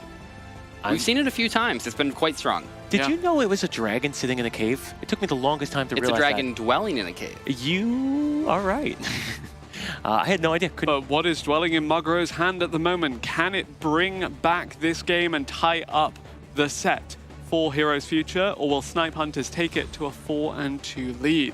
I would be very surprised if it is good enough. I think that we are seeing a situation here where maybe even though Quantal couldn't find game over the last couple turns, he has been slowly and handedly taking control of the board, very similar to what we saw yesterday with Pearly, where Pearly might not actually win the game really fast, but is this going to be a Sound Great All Mirage getting summoned here? This isn't just a Link 1, it also has a little bit of a protection effect. Diabellstar getting summoned. That was our one unknown card, okay. Yeah. Can't activate the Wanted. It's a quick play spell right here. We're going to go into a Link 2. What are we building? I don't know. I feel like most of these decks don't have 2 copies of SP Little Knight. We're going to try to go for the Hita here. Hita can then grab, I guess, Ash Oh! Blossom. To Ash bring Blossom? back Oh, no, sorry. Garunix. It will actually just trigger the the Garunix. Yes, because the Fire Monster was destroyed. Okay, I like where this is going.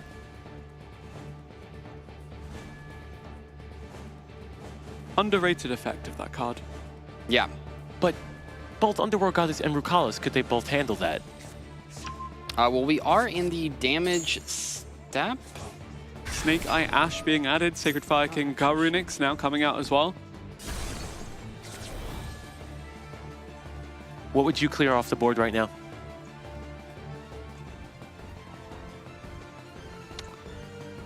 I'm not sure, because if you put the Tearlament's cards in the graveyard, they'll have further effects. Yeah. But it looks like one of the Tearlament's cards is going to get sent to the graveyard here. Sacred Fire King Garunix actually managing to swing over that one, and Snake Eye Ash now starting another sequence. And what was, I just wanted to point out real quick, the reason that we couldn't use like the Rue Kalos or the Unrolled Goddess was because it was chain blocked. So Was there a chain block? the Okay. Hida was chain link 2, the Sacred Fire King Garunix was chain link 1. So, you know, the Garunix is what you want to stop, but unfortunately it's kind of blocked down there beneath the Hida. Now, we don't know the one card in Quanto's hand right now, but it's kind of looking like he might have, Hero Surgeon might have carte blanche to do whatever they want to their Snake Eyes combo. Yeah, we have really seen this go back and forth. You know, maybe I counted Fire Kings out a little bit too early. I did kind of forget about that Garunix that's been engraved for several turns now. And there's the big boy Flame Burst Dragon, something you don't want to see when you're only staring down with one Kaleido. Now, we still have the Underworld Goddess effect, so if Flame Burst goes to the graveyard, we should be able to negate that if we wanted to. Unless, once again, it can be buried underneath a chain link Another 2. chain link, you're right. But you can't always, you know, do that. We are going to see the effect on the board. Yep, there goes the Underworld Goddess of the Closed World. Okay, removing there. that graveyard negate. From Quanto's perspective here, I mean, the good news is you know every card your opponent has. It's all completely known knowledge. But the bad news is you might not have any interactions for your opponent starting to go through their entire combo. I love what I'm seeing. It's like he's putting together a thing with duct tape and rubber bands and paper clips, and he's able to build something formidable. Imagine building like a jet plane with scraps. That's exactly what Heroes Future is doing right here. We are seeing the Sunlight Wolf activate, getting an add back of the Kieran, an insanely powerful effect. I don't think we've seen that activated too much this weekend. It is a very critical part of the deck. You know, that free add is very good, but we don't always see it. We're going to go into a Link 4, potentially, or maybe this is going to be the Prince. Yeah, probably Link 4. Yeah, that's going to be our Appaloosa Apple Goddess. 3. And you know you're sitting on Skyburn, you have a Fire King Ponix inboard, you're going to start blowing up the field, and you're sitting on an Appo for 3. What a turn. What a 180 things just occurred. Yeah, this has been incredibly back and forth. No one has been out of this. The Appaloosa will be able to negate the Kaleido Heart. It will go down to 1600, which is not as powerful. And then you have to wonder from Quanto's perspective, your opponent's at 300 life points. They have a Wanted face down. They have the Kieran in hand. The Ponix is getting add back. So you can't discount the Kieran interaction here, but the Appaloosa is going to be the hardest part to deal with. You can also discount just hard drawing something that might be 1900 attack points and just running over the Appo. That is true. Where's that Gemini Elf when you need it? Exactly. Left it back in 4th grade 20 years ago. And despite the Snake Eye Fire King deck historically throughout this tournament, throughout day one, and even throughout game one of this set, being a disadvantage versus the Tearlament's deck, we actually see Maguro managing to potentially edge this one out. We're going to see with just a pass and knowing you have Appo too. I mean, 25 plus 16 is, we're almost there. So Quanto's hand must not be looking so hot. I want to see the dance again. I want to see the Maybe he had dance. an interaction. I'm not entirely sure. Gonna see the Kieran activate. That's 2400. I mean, this is, Sitting on if there's 4. no interactions from Garunix Quanto's is coming side, back. That's this it. is gonna be it. What an interesting game. This has been incredibly back and forth. Both players at different points down huge amounts of card advantage and able to come back. And that really does show the power of both of these decks. You know, we've talked about so many times why Tearlaments keep popping up, why Fire King keeps popping up. And you are seeing it right here. There are not many decks that have this much staying power. And we are going to see Fire Kings pick it up. That was incredible. It looks like an exhausted battle right there. This is why Maguro has not changed from Snake Eye Fire King all tournament long. You want to see that. Look at the energy. Look at the happiness. And honestly, the thumbs up to the opponent as well. That's all I can ask for. Just a good game. What a great job. Thumbs up to camera as well. So very, we've seen very happy. 2-1, 2-1. Yep. Now we are going into the last game. These competitors are all completely even. What are we expecting to happen in this final game? Things are 3 apiece right now, but honestly, like we've seen each member of each team win out on a game. And you can almost cut the tension with a knife. Obviously, these players want to have a good time. Obviously, they want to, you know, have some fun playing Yu-Gi-Oh! But we are in the semifinals of the Master Duel World Championships. You got the highest seeded team from yesterday going 4-1 with Future Heroes, and you also have the reigning world champions from last year with Team Snipe Hunters. This is going to be a crazy one. I'm glad that we're not just seeing a complete blowout. Luckily, I think when you get to this point, unless one side is like bricking every single game, you're not going to see that. But it is very cool to be going to the final games here, and you just need to see one team get 2 wins. This is what it all comes down to. Yeah, and I did say that each player won from each team, but actually it was Snipe Hunters who had each representative win a single game so far.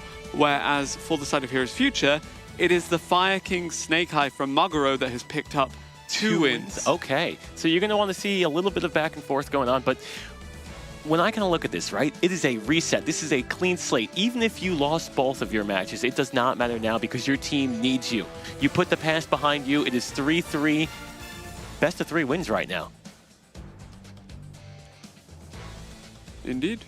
And both these teams now coming into this need to refresh. It's been reset to a single set. Whoever takes 2 of these next 3 will win it. Yep, and we also have the other semifinal match going on as well. I don't think we have the result of that one yet. And then do keep in mind, which is nice, that these competitors will get a decent break between the semifinals and the finals. It'll give them time to sort of refresh, get some lunch, you know, drink some water, and be prepared for that final match. Because yesterday they played 5 rounds of Swiss, but today we are only playing, they're only playing 2 matches, which is a lot of pressure on those 2 matches. Well, so it was 5 rounds of round robin, just going back and forth. And that was when you're doing that for, I mean, what, 8 hours, 9 hours? Yep. And some of them flew in from all over the world. That takes a toll on you. I mean, I only flew 4 hours and I wanted to sleep for 24 hours. Right, and especially these players that are from nowhere near North America. I mean, it's tough. Yeah, absolutely. But, you know, that's what makes them world champions. When you can get up 6 o'clock in the morning and compete at this hour against other people who are just as good. And just to further contextualize this, these are 2 of your top 4 teams in the world for Yu-Gi-Oh! Master Duel right now, and they are spearheaded by some of the most accomplished players in the world. Tusk, for the side of Heroes Future, is the most popular Master Duel player in Japan. He is so good at the game, and he's matched off against Joshua Schmidt, who is returning to the world stage for, what was it, sixth time? At a minimum. He has returned to the world stage. He's had 4 YCS wins. He was last year's world champion. He's competed in 6 world championships. He's taught me everything I know. Well, not everything, but we got a chance to play together in the second Master Duel Invitational, and he just as prestigious as the world championship when you think about it. If not more, because it had me. Right. But you know, he set me up with a. Has you. Well, okay, but like, you know, not at this level. Well, the broadcast is lucky to have me. But no, he set me with a Vanadium deck, and I went 3-0. And I knew deep down there was a sense of pride, almost like a father when his son hits his home run for the first time. And it is 3-0 that would be the ideal score for either of these teams here, but 2-1 is enough to make it and progress into the finals. You see, they are resetting themselves, they're gathering their thoughts, they're approaching this. Maguro looking pretty happy in the back there, ready to play Snake Eye Fire King. You have to imagine for a 3rd time this series. If we could see a dance from any of the competitors, hey man, that means they're having a good time. That's all I can ask for. We might see a pop-off after this one. I mean, getting to even have a chance to be in the finals is a huge deal, but especially, you know, these are 2 incredible teams. I feel like we keep saying that, but they are very excited to be able to play in the next round. And it all comes down to this. And I do wonder what this means for the likes of Josh and Emra in particular, because playing Snake Eye Fire King, arguably the best deck in the format, and losing, whereas finding a win with that Labyrinth build that was so strange, and got heavy stormed for our opening round yesterday, but also Emra, the pet deck, the Flunderies that was so good in day 1, opened this with a loss, and then Centurion was what managed to find a way back in. Oh, okay, but we've seen the Centurion. It's a super heavy Samurai Centurion build we've been seeing, correct? From I think Emra is on a regular one. Just on regular. just a regular Centurion. I will say, okay, you know, cool. We mentioned that Tier Limit deck, and we didn't see it on the feature, but I believe Josh actually did play, or sorry, not Tier Limit, Labyrinth. I believe Josh actually did play Labyrinth that last round and got the win, so maybe, you know, it has the feature match curse, but in terms of just being a game, it still has the capacity to win. We saw a lot of different trap cards. It looks like it's maybe not super monster heavy. I don't know. I mean, I tried to look in the bottom corner. I saw Lady, I saw Lovely, as you expect. Don't know if I saw any furniture cards, but like I said yesterday, many times Labyrinth does have two pretty different builds that you can play, and it really is up to the competitors which one they want to bring. And I will say, as someone who once took a top 3 at a local of about 6 people, the scariest thing that you could see is a backboard of 5 cards. There's nothing scarier than that. I would rather go against... Unless you have Heavy Storm in hand. Unless you have Heavy Storm, in which then, I mean, just good luck. But, you know, there's always Solemn Judgment, and cards like that can potentially counter it. You never know what an all-trap deck is running. Well, I was going to say, you know, I don't think we've seen it yet, but I know some competitors do have Red Reboot in their backup decks. Very don't exciting. really see it in the primary deck that they're bringing, because I don't think there's enough trap cards in the format, especially with Infinite Impermanence might not necessarily be in every single deck, to warrant main decking Red Reboot, but it is in some secondary decks. So if you do happen to match up, I think the situation would be if your teammate just played against Labyrinth, for example, or any other sort of deck like that, then when they play against that other person, you tell them, oh, hey, watch out for this. Maybe then they switch to the Red Reboot. So,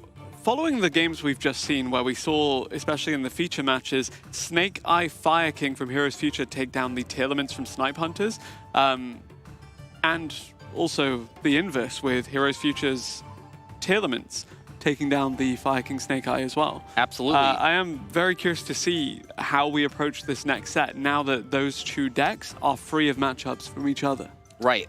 Well, it's also fun, too, when it comes to it, when a little bit of the excitement is not knowing what your opponent potentially has, but essentially this is, quote-unquote, round 6, so the mysteries should not be existing anymore. You kind of know what's going into it. And, you know, I don't like that as much, because sometimes if you can get like a surprise deck that you just didn't really expect was going to pop off, that's always exciting to see, but maybe you don't want surprises in the semifinals and the finals. You kind of want to know what's going in, especially when it comes to a high-level card game. I mean, I think that Psychic End Punisher is a perfect example. The Vicious Astrolabe, I mean, we didn't expect that. No. I don't think any other Tearlaments players are expecting that. And that is one of the cool things about Tearlaments. I mean, we were talking about yesterday the King of the Swamps with the Dark World Fusion cards.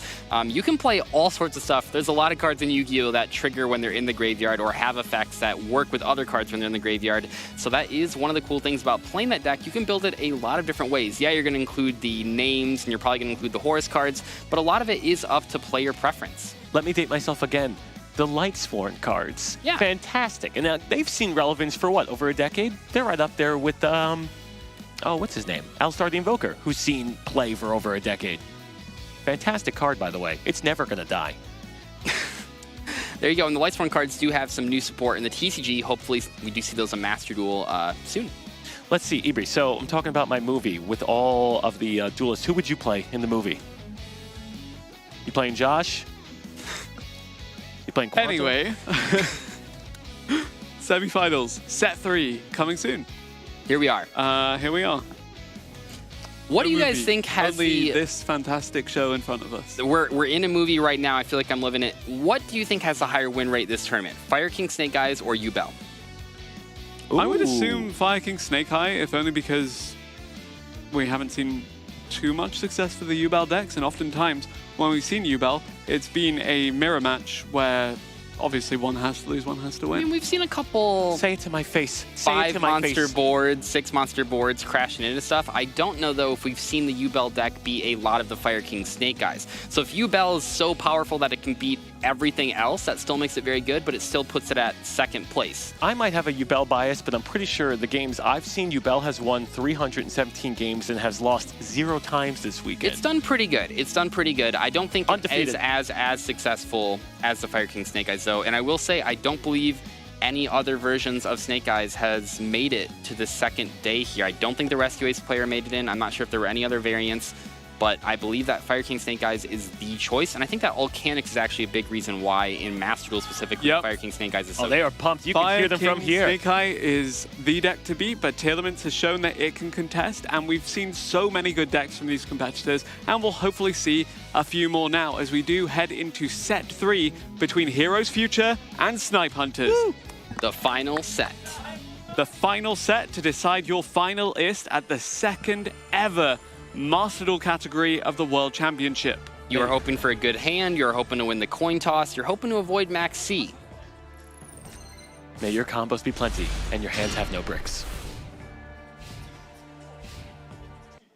I think we just saw Heroes Future win all of the coin flips. We see it right here. The Nightmare Pain comes out, but unfortunately the Ghost Ogres get destroyed. Ghost Ogre and start Psy-Frame Gamma. That is unreal. It does not feel good to get Gamma. Not only does your effect go to it doesn't resolve, but also and he edges the Psy-Frame. Okay, so one thing that is kind of tricky about Ash Blossom on Gamma is that you now know the Gamma is still in their hand and it can still be activated. Now in this case, luckily you are kind of hoping that the Nightmare Pain getting stopped is so important that it's worth Ash Blossoming. And if you don't have any other monster effects to activate right now, you're hoping that if your opponent puts even one monster on the board, they can no longer Gamma when your turn rolls around. And again, this is a race to 2 victories for both of these teams. 3-3 on the scoreboard. Heroes Future, Snipe Hunters. It is Yubel from Goryoku that is currently leading here. Now, since Nightmare Pain can only be activated one time, it is preventing a lot of the protection that a Yubel player would normally have. Normally, when Nightmare Pain's on the board, your opponent can only be forced to attack Yubel monsters. They're going to take the damage themselves, but not having that is going to be a little more challenging. And also having commit the Ash Blossom and Joy Spring already to run This is such a good situation with the effect failure because you have waited for a monster to hit the board. Well, of course, your effect failure you have, but you have hit a monster on the board. The Gamma is now stuck in the hand. What an excellent sequence of events by Emery right here. And while the Nightmare Throne is very scary, if you have the Veiler in hand to stop it, that's going to be great. Already down to 2 cards in hand, though, from Emery, so a little bit concerning given the state of the game right now. However, he's put a stop to what has been planned by Goryoku so far on the Yubel. And something I want to point out, so that Effect Failure just didn't negate the search of the opening of the Spirit Gates. It also negated the ability to do another extra normal summon. But we're going to see Phantom of Yubel coming on the board, and that just might be it.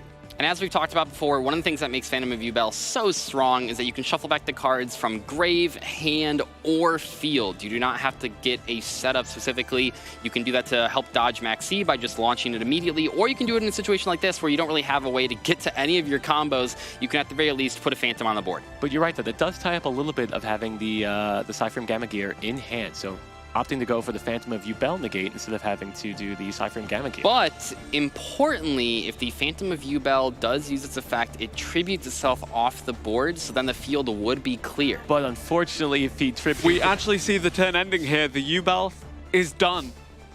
So yes, you're right, because they could, instead of destroying the normal Spirit of Yubel, he could destroy Terror Incarnate, and if he's not playing the Ultimate Nightmare, a card would not come back out in the field. But if he does the traditional route of destroying Spirit of Yubel, he would have a Yubel on field. But also knowing that Sniper Artist only has 3 cards in hand, and you only have a couple of negates, it may not even matter. A set 1? Remember that at least one of those cards is likely to be the Psy-Frame Gear Gamma. So we do know that we're kind of down 1 card in hand. We are starting with the Phantom of Yubel. Obviously a great card to have on the field, but against no other cards. I mean, it might be locking down the last card in hand for Team Snipe Hunters here, but we will have to see. I'm trying to gauge the state of the hands thing? by the Yeah, I was about to say, was that player happy or combos. sad? Or That looks like an oh my god. That looks like I have incredible combos and I can't wait to unleash them. At least that's how I would read it. We're also looking at, in Duel C, is that a Tier Limits match, mirror match? That is a Tier Limits mirror match, and Quantal was able to topple Jesse Cotton last year, but can he do it again? That will be the case. Actually, we see from Heroes Future, Snake Eye Fire King, Tier Limits, and Yubel, arguably the 3 strongest decks in the current Master Duel format. Hey, I'm glad we're getting one of each. This is a treat for us here. top decking that Nightmare Pain, or potentially open with 2, because like you said, Chilled, you can't activate them both in the same turn. Either way, we have access to it now. That is great. I do see over in Duel A, we have run over an Appaloosa, and we are starting to combo off with the Snake Eyes cards. So that could be in the favor of Snipe Hunters, but we will have to see. Like we've said so many times, like we've seen so many times, it is not over until it's over, and that is all we see. Wow, okay. Both of these teams can lose 1 game, but they need to win the other 2 if they hope to proceed to the finals. You said that was such I love that. That was with authority because That was conviction. It is a fact. It's a fact of life. I'm invested. I'm invested too, mainly because I want to see both of these teams advance, but only one can. And we don't even know what Emery is playing. At this point, no, we technically do not know. So it would either be the Flunderies or it would be the Centurion. Those are his 2 decks, yes. Yeah, I think it's probably the Fluanderies because I believe that one did have a lot of going first and going second cards. We see the Infinite Impermanence come down. Not bad at all. Now, do remember, Phantom of Yubel can still tribute itself to get it off the board to turn the Gamma online. Bestial Jerusalem, this should be Centurion, actually, because the Bestial's being committed to the strategy. You're not seeing that in Fluanderies. So must have just not drawn any of their starters, which is pretty rare considering how many they have. Yeah, the Trudea, the Primera, the Field Spell, all are good for the Centurion, but Emre saying he doesn't need that. He has enough with the Bestial, and he is currently winning against the Yubel deck by the looks of it. Or at least in a pretty good position. Absolutely, but still having the Nightmare Pain on the board, we don't know the one set card. If you draw any Dark Monster, you could instantly turn that into a full combo. Both players not really being able to get their engines online here. This is kind of a top-decking war, and we see a set card and a pass. I like this. This is old school Yu-Gi-Oh! That is not what you want to be seeing in terms of your draws. Can we actually draw a Centurion card finally? We go straight to battle. Straight to battle. I mean, this is... It's going to be whoever draws a starter card first, I feel like. The old days of set one pass. I think Goryoku already drew quite a few good ones, but the Samsara D Lotus still available for use. And presumably at the 3 copies in the deck as well. Meanwhile, Emre not having access to the Trudea, to the Primera, to the Field Spell for the Centurion deck. There are so many opportunities depending on what they're able to draw. And another pass. Another pass back. And remember, if we do see a Samsara Lotus here, Samsara D Lotus here, it will be protected from Ash Blossom because of the Another Gamma. battle phase. 25 again. I mean, we are on a clock. Old Caboozle's theory with Dino Rabbit. How many times can you attack with the Sneezing Dinosaur to deal 8,000 damage? We're seeing the same thing. Druid Swarm theory. At 4 cards, we got to have something. Something's got to start. Could just be Gamma Gamma Driver. You know what? You're not wrong. Or Ray Dai was just unlucky. 3 Sphere Modes. I know I have the deck list, but still. We do Samsara see D Lotus, there we go. Okay. As the One card top starter deck. with the insurance policy of the Psy-Frame Gear Gamma. Could there be an Infinite Impermanence face down, possibly? Okay, guess not, because it would have been activated. And the thing, I mean, when you allow one of these players to draw 3 cards, you're looking like half of them could be interrupts or traps or anything. I think Quantal just dropped Abyss Dweller in the Telemans Mirror match, by the way. And I'm also seeing Duel A looks like it's pretty handedly in Josh's favor. He has a board of 5, 6 cards. Ash Blossom and Joy Spring. Onto the Max C. So yeah, they got hand traps galore. Okay, I like how the moment we start paying attention to the other 2 duels, this Something one picks happens. up again. Yeah. After passing back and forth, things are now back online for Emre and Goryoku. Activating that Nightmare Pain. Is that our first time seeing Zeus this week? We haven't seen it too often, have we? No, we have not. But Typhon's been a lot more popular. And the Zeus animation, you love seeing incredible. that. Oh my god. I believe that was from the Animation Chronicles, or at least based on that. Very cool.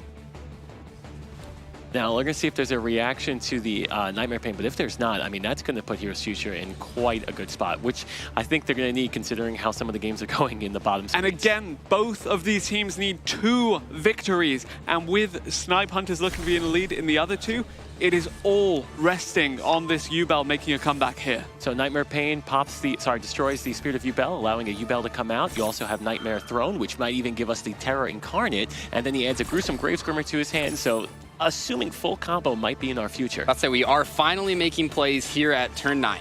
Terror Incarnate added to hand here. Maybe we see the Ultimate Nightmare, maybe not. But regardless, this looks to be a better position for the Yubel deck. So right now, we don't know that set down card or the set face down card, but that is 5K on board at the moment. You can also make a Phantom of Yubel, which he is making. That is 7,500 on the board. If we have no interactions, this is over right here. Yes, and I mean, you have 1 monster in the gate as well, which would allow you to then get another Yubel out. Centurion Phalanx. Banishing 1. Okay, so you banish your own card so that the Yubel has to attack you directly, and it's just 0, 0, 0. What a smart play. We've seen Phalanx drawn a lot. I feel like we've seen that more than actual Centurion monsters. We do see Duel A down there finishing up with a blue win. Team Snipe Hunters is at 4 wins. They just need to win 1 more game to have this. Snipe Hunters a match point here. If Emre or Quantal can pull it off, we could see them advance. We could see our reigning world champions make a claim for the title again. But Heroes Future, they're not out of it. The Yubel deck is still in it. and we can see how this one plays out. I will say, though, looking over at Duel C, we're looking at Quantal having 4 cards on the field. He just got a Zeus off. 5 cards in hand, well, just discarded 1, but a ton of cards versus just 2 cards. And Emery's looking at the same thing. I think Emery has checked out of his own game as he's seeing if his partner could just pull off the win. That would give them 5 points. That's enough. It doesn't really matter what happens in this game too much. Now, obviously, it's not over till it's over, but sometimes when you see a board like that, you're like, all right, buddy, you just get the W and I'll just go out there. And that's the great part about the 3v3 environment is that if you have a bad hand or you have a, just an unlucky hand. I mean, Emery has not seen a single Centurion card in his Centurion deck. Yeah. Sorry, there was the Phalanx. Even if that happens, you can rely on your teammates a little bit. Now, you never want to just fully rely on them because, they could have also drawn a bad hand or whatever, but I think that is one of the great things about this 3v3 environment, and it's why it's so important to pick teammates that you trust. I think it's going to be coming down to that Duel C game as we now see a Dugaris also hit the board because up in our Duel B, our little featured match here, this is going into This is full Yubel combo, pretty much. Combo. I mean, we got the Yama, we got the Shavara, we got the Phantom, this is everything. If they're running Iblock or anything, but there's not a lot that they're going to be able to do up in this game. The Yubel is going to be controlling the board completely. Yeah, it looks to be like Goryoku will be able to tie this one up and we will be pushed to that deciding game, but let's see, this isn't over yet. Unchained Soul of Rage now coming out to join the Lord of Yama and the Phantom of Yubel. Goryoku with the Yubel. What can he do to close this one out and push it to be contingent on Quantal's game? I think contingent gets our word of the day so far. Thank you.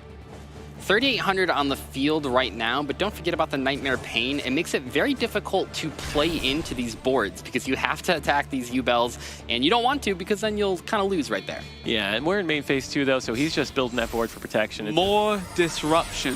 Yeah, I mean, absolutely. What are we making here? Gigantic Sprite. Always funny to see Gigantic Sprite summoned with Link monsters only. You don't. Are we going into the lock? Cards. We are going into the Ibli lock. You called it. Okay, we are Ibling. I mean, that's gonna. What does Centurion do against Ibli?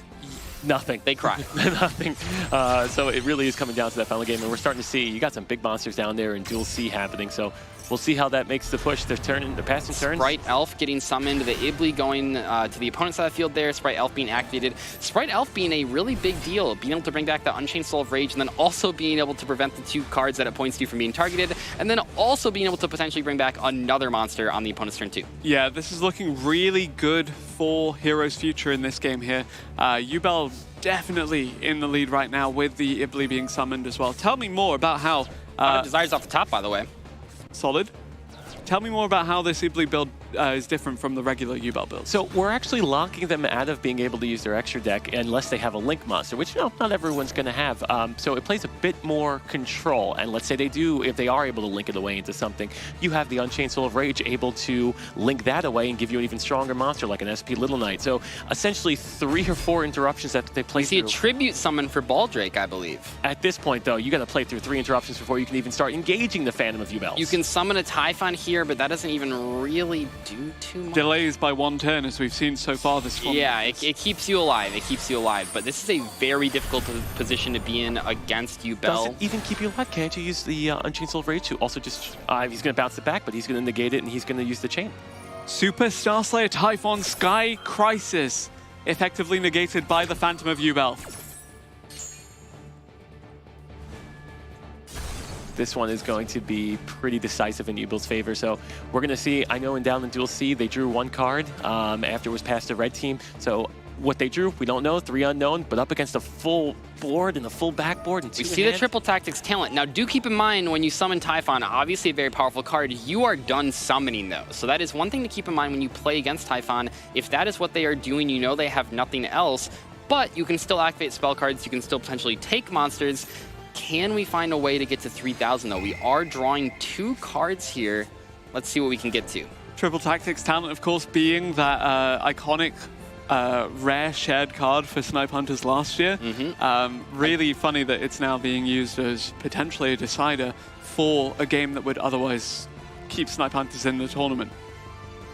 And you know, it's interesting that you point that out because I don't think anyone did choose it as their shared card this year, but we have seen it time and time again. And I have to imagine, I think a lot of these decks just have the 1 random copy, but if you're deck thinning so much with your engine, you might see that 1 random copy. You got to draw something, right? Yep. Gonna use the Soul of Rage. Into a SP Little Knight. Yep, SP Little Knight will get rid of the face down, you have to imagine as well. But each time it is costing him an additional draw as well, or sorry, giving his opponent an additional draw every time he is summoning these. So he feels confident in the build, but you never want to accidentally give your opponent the game. Yeah, like what can we possibly set up here with these draws? I mean, maybe you can draw like Bisteel, Bisteel, Bisteel, I guess, but... In a Centurion build, I don't know. It feels like it needs to kind of be on your turn. Main 2 end phase, we are passing there with a completely open board, 5,500 life points versus 5,000 on board. I'm sure we can find a way to get 500. Let's see. I can't tell what just played in Duel C, but it looks like a final move was just, or sorry, a starting move was finally played by Heroes Future. Let's see the Dark Beckoning Beast. I mean, the opening of Spirit Gates by itself easily can get you to pretty much any number of Link monsters to set up 500 damage. Oh, and there's the Chaos boost. Oh, okay. We are switching over, jumping into Quantel's game. We see a change of heart targeting something, and then a Fairy Tale Snow getting changed to presumably banish the card that was targeted. And it all comes down to this, because if Quantel can take it, then Snipe Hunters will advance over Heroes Future, but Heroes Future, they're still in this. Especially with tier elements, you never want to count them out. We do see the Medora getting chained from the graveyard. Now, this year we don't have the Mill 5 cards, but we do still have access to the Shufflers, and they are quite powerful. I realized, by the way, if this is the Tillerman's mirror, that means that Josh was actually successful in the Fire King Snake Eye mirror against Maguro. That's, considering how much that he's dominated, that's a pretty tall ask. So impressive. Yes.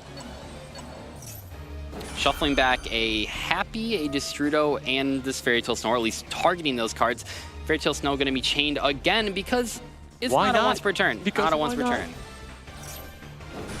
Banishing another 7 cards to get the special summon. Will we have another Chain Link? No, we will not. We do see this coming down to this final game here, as we did see Goryoku manage to beat Emre.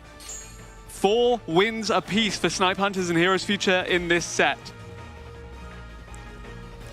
The winner of this duel will secure it for their team. And we see a pass with a set. 8,000 life points still for the Heroes Future in this position. We have the Fairy Tale Snow on the field, which means if you can't get rid of that without putting it to the graveyard, it can always potentially come back. Dugaris caused the draw phase to be skipped, I think. All right, so we did see that, yes. Well, Quantel has really been using that Dugaris to a lot this weekend. But definitely a favorite card. I don't know if we've really seen a ton of other tournament players actually summon that card. We see a so many rank 4 XCs in this is deck. So interesting, but I think that it goes with, I believe Quantel is the one that is playing Trick Clown, so if you are really focusing on these rank 4s are some of the most powerful Xyz monsters in the game. That's been true for like a decade at this point. But you're also getting the Shireen effect as well, so I mean, you're going to be popping off on the Fusion, and we can't forget the Horus monsters are still in play. Yep, and I think those 2 set cards were set a while ago now, so they are able to be activated. We do see the combination of the Fusion Summon into the Tillerman's Kaleido Heart. This is a really good position for Quantel to be in. And I think that Quantel's Tearlament deck is so interesting because it is 40 cards. We've seen a lot Horus of them monster go coming back out. Imseti, Glory of Horus. This is a lot of damage on the field right now. What is the face down? Stormy Mirror Force? If it's not, this is it. I think this might be it. Quantel has game. Maybe, unless Tusku can bring something out. We might be going to the finals for Team Snipe Hunters. Is this it? Does the final attack connect? Oh, we have something. Something's going to happen. Do we have the fairy? We do have a difference. Oh! That's it. That is it. Snipe Hunters is going to the finals for a 2nd year in a row. They have proven themselves twice now that they are some of the best Master Duel players in the entire world. They have one more match to prove themselves. And we mentioned Quantel was so good last year at Tearlament, and he's still good this year at Tearlament. He clutches it out for the team. He takes down Tusku. He takes down Heroes Future, and Snipe Hunters are your finalists here in the Master Duel category of the Yu-Gi-Oh! World Championship 2024. And let's not forget that they lost every single coin toss in that last set, and they still managed to get it. That is incredibly impressive. You got very unlucky by losing all the coin tosses, but you were able to come back, and I think that really shows just how headstrong these players are. What we saw from both teams, honestly, was a war of attrition. You're talking pass, set, pass, set, pass, set. Everyone gave it their all. They flew from across the country, and nobody should be upset at how they played. Everyone played fantastic. Taking it to Game 9? Really well played by Heroes Future regardless, though. They looked like the best team in the world coming out of that day one, but ultimately it is Snipe Hunters that managed to make it through.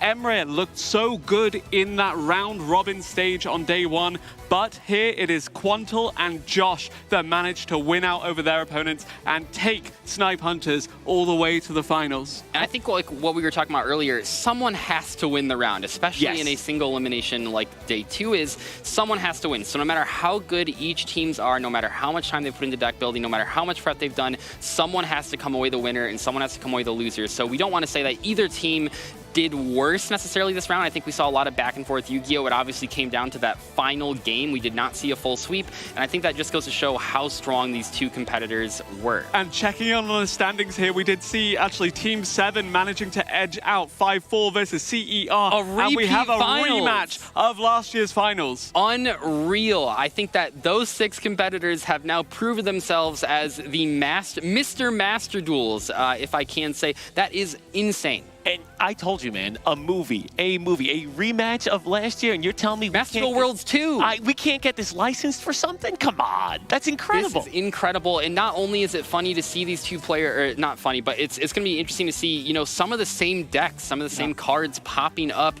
Another tier limit mirror match could decide this tournament, which would be very funny. And Jesse Cotton was undisputed king of the tier limits mirror match until he ran into Quantal at Worlds last year. Mr. Ebrees, are you able to tell us what the final breakdown for that for the other competitors, what their score went to? I believe it did go to 4 and 5 as well, with Jesse managing to secure the victory. Tierlement again dictating who proceeds into the grand finals. I think we are about to go over to the winning interview here to kind of hear from some of our players and how they're feeling. Thank you very much, casters. I am live with your semifinals feature match. Victors here, Team Snipe Hunters. First up, we have Jack Rory, aka Quantal. Congratulations on another finals appearance, and you defeated Tasuku again on the way there. But it was hard. It was hard fought. I want to hear first your thoughts on Hero's Future and how that match went. The match against Tasuku was a long one, back and forth. I think him having not having Dweller was a great addition. Being able to go break his board, make Dweller, make Zeus, break his board, then set up double trap, scream, set up, full board, SP, down to no cards.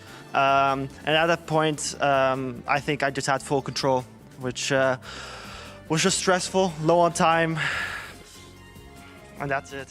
But you got it. そうですね、今回の試合に関してタスク選手のチームと何度も対戦することタスク選手のチームともう一度対戦することとなり、それに関してどういう感じでしたかというところと、その試合についてどう思ったかというところと、という質問となりました。それに関しての答えとしてはやはり彼とのタスク選手たちとのチームとの試合は非常に難しいものでもあり、試合展開の最中でも何度も相手の方が布陣を新しいのを出し、それを何度もそれを壊してそしてまた作られ壊して作られという形で、自分の方も何度も繰り返しいろいろ考えることもあり、正しい選択ができたと思っております。And now we'll actually invite Emre up next. Congratulations, Emre, defending champions. How much pressure are you feeling now going into another finals? And how does it compare to last year, where it was the first ever World Finals?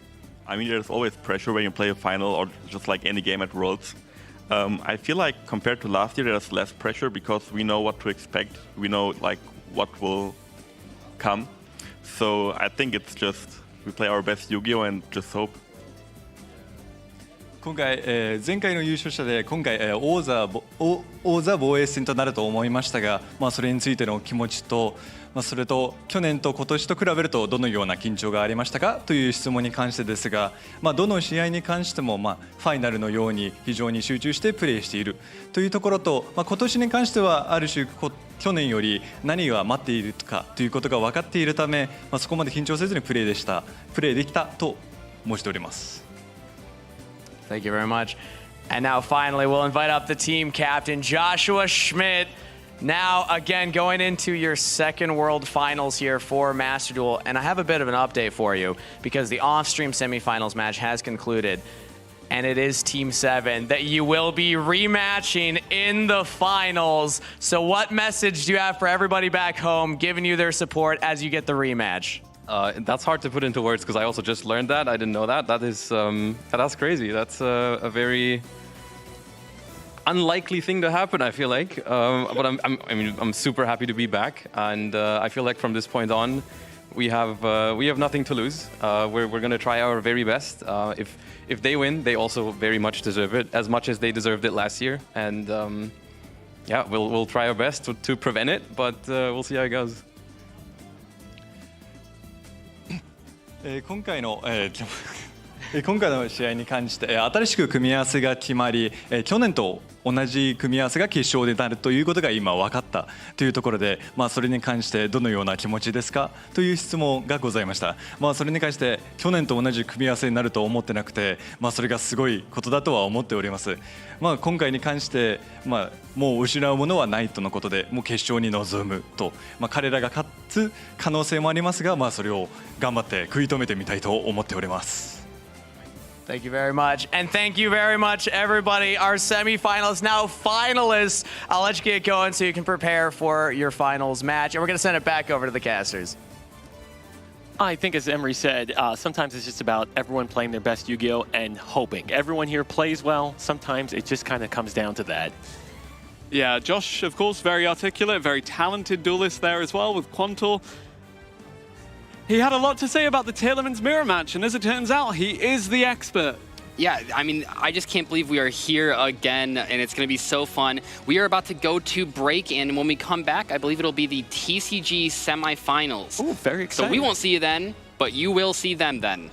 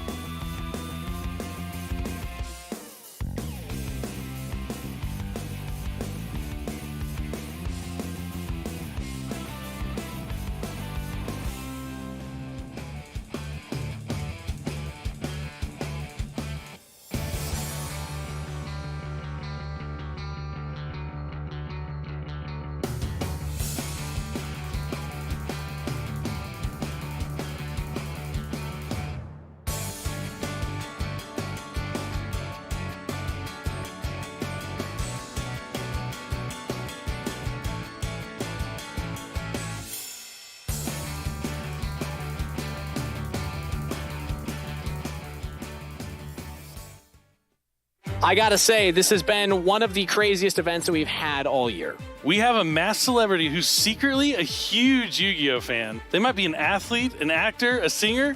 We have no idea. What do you think, Billy? I mean, this is prestigious. Thinking it could be Seto Kaiba. It all started off with initial social media posts. Then there were these clues that would come out here. We have this big, exciting moment where the tournament is over and the Shadow Duelist finally removes their mask. We have our victor, Fictinium. Let's see.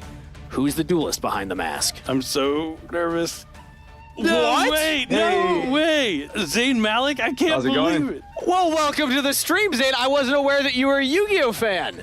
Yeah, I'm a big Yu-Gi-Oh fan. I've been into Yu-Gi-Oh for a long time, since I was a small kid. But do you remember when you were a kid, when you were like 6, 7, what your favorite card was back then in the games? My favorite card, I know it sounds super cliche, but obviously everyone loves Dark Magician. I love Blue Eyes White Dragon. I also love the Exodia cards. Well, we're happy that you are here. Happy to have you. Speaking of costumes, you got that beautiful mask, and Fictinium is the one who wins the entire tournament that you're putting on for us here. And I believe that means we owe Fictinium something. You got to sign that mask, Zane. Yeah, we do. So I'm going to put it here, and we're going to sign it on the inside. Oh, what a beauty. Oh, it was so cool. Zane, do you have anything that you're like the most proud of? Anything that you own yeah, from so Yu-Gi-Oh? This is my Yu-Gi-Oh binder. Wait a minute. I have all my Yu-Gi-Oh cards in. Yeah. Okay. And the question was before, what is my favorite card? And obviously I have the Shooting Star Dragon. And obviously it's just one of my most powerful cards. That's why I like it so much. Okay. I have the Shooting Quasar Dragon too. Shooting Quasar is one of my favorites. Yeah. Go ahead. It's a powerful synchro monster. Is that Sharpie that you colored on the front with? It is, yeah.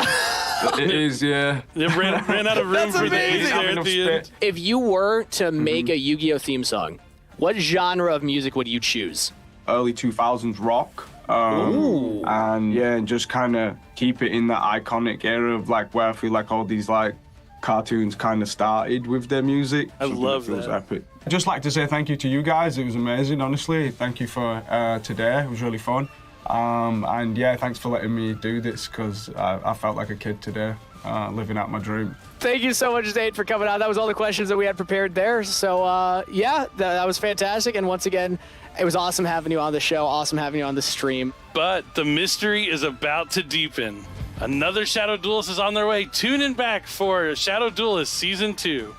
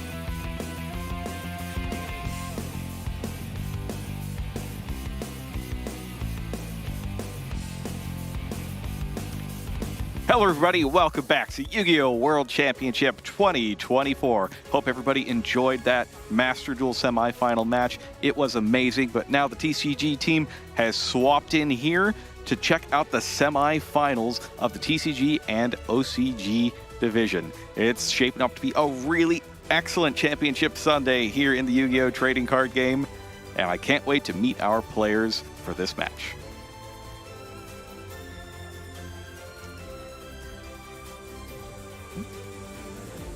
That's right, Jerome. We have finally made it here to the semifinals of the Yu-Gi-Oh! World Championship 2024. Our first competitor is Ruben from the United States. And his favorite card we talked about yesterday is Destiny Hero Malicious. His opponent is no stranger as well. Facing him will be Jose Santiago, also from the United States. Favorite card, Chaos Ruler, the Chaotic Magical Dragon. No kidding about being no stranger to them. In fact, these two players have already played once this weekend, back in round number 2. That's right, Jerome. We saw them on the feature match stage in round number 2, where they went to game 3. Ruben was barely able to take the win over there against Jose, but that was one of Jose's only losses throughout the entire 7 rounds of Swiss yesterday. Yeah, definitely going to be a bit of a grudge match here, but they are very close friends. They've been working together up to this point. They both made it from the World Championship points playoff in the NAWCQ. It was fun because, you know, the points playoff, it stops after you get the top 2, right? It's a single elimination event. Once you get to the top 2, they're both going. You don't need to play that last match anyways. So the fact that they played it later in the WCQ itself, and then again here in day 1, and again here now in day 2, feels like it's destiny. Yeah, these players are very familiar with each other, and they're probably friends, as you mentioned, Asal. They probably play test together, so they've probably dueled each other countless times. But there's never been as much pressure and as many stakes on the line as there is here in the semifinals. I mean, to be 2 round wins away from becoming the Yu-Gi-Oh! World Champion, we've only had one player from the U.S. ever become World Champion, and that was last year. It was Paulie, and now we have a chance with 3 players from the United States in the top 4, 2 of them having to face off against each other here.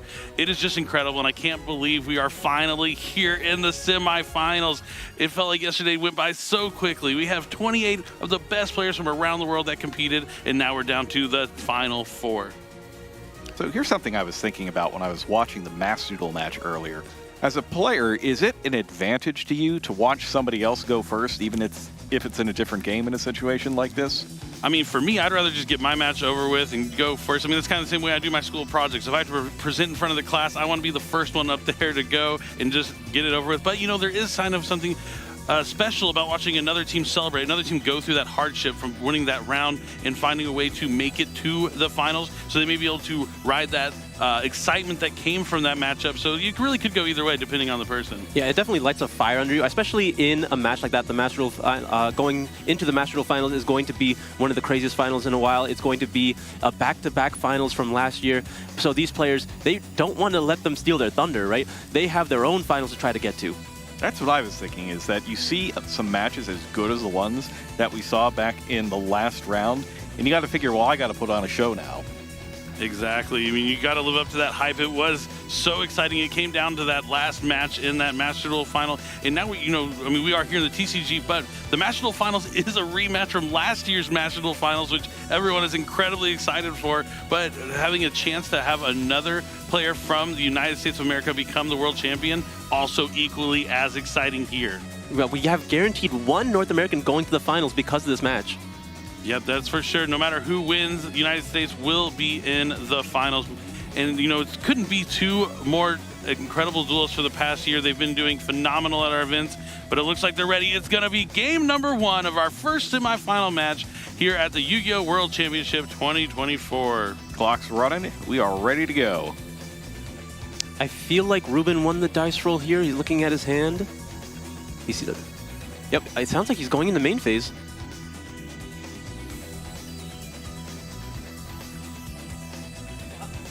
All right, starting things off with opening of the Spirits Gates. That's a strong start for the Fiendsmith U-Bell strategy.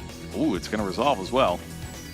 I mean, when you think about the interruptions that can happen to opening the Spirit Gates, you'd rather, if you have something along the lines of Ash Blossom, you don't want to use it on opening the Spirit Gates because of its secondary effect is honestly the most powerful one.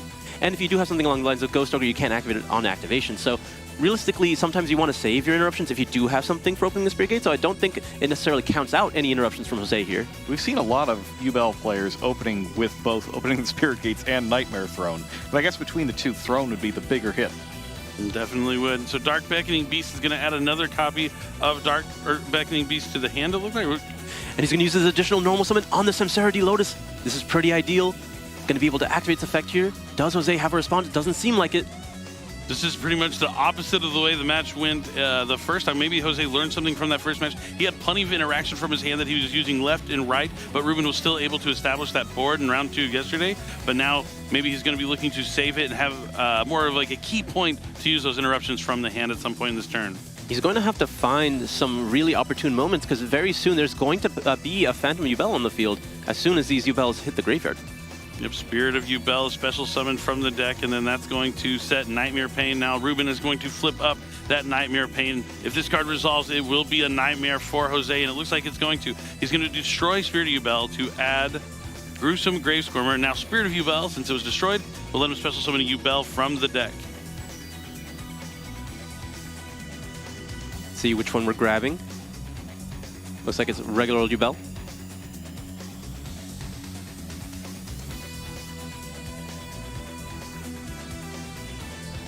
I'm still expecting maybe Ruben to open his eyes. I'm looking at his pupils. Maybe they're different color pupils there. Maybe Yubel is the way he is going to make it to the finals of the World Championship. But as you mentioned, Phantom Yubel coming down very early here.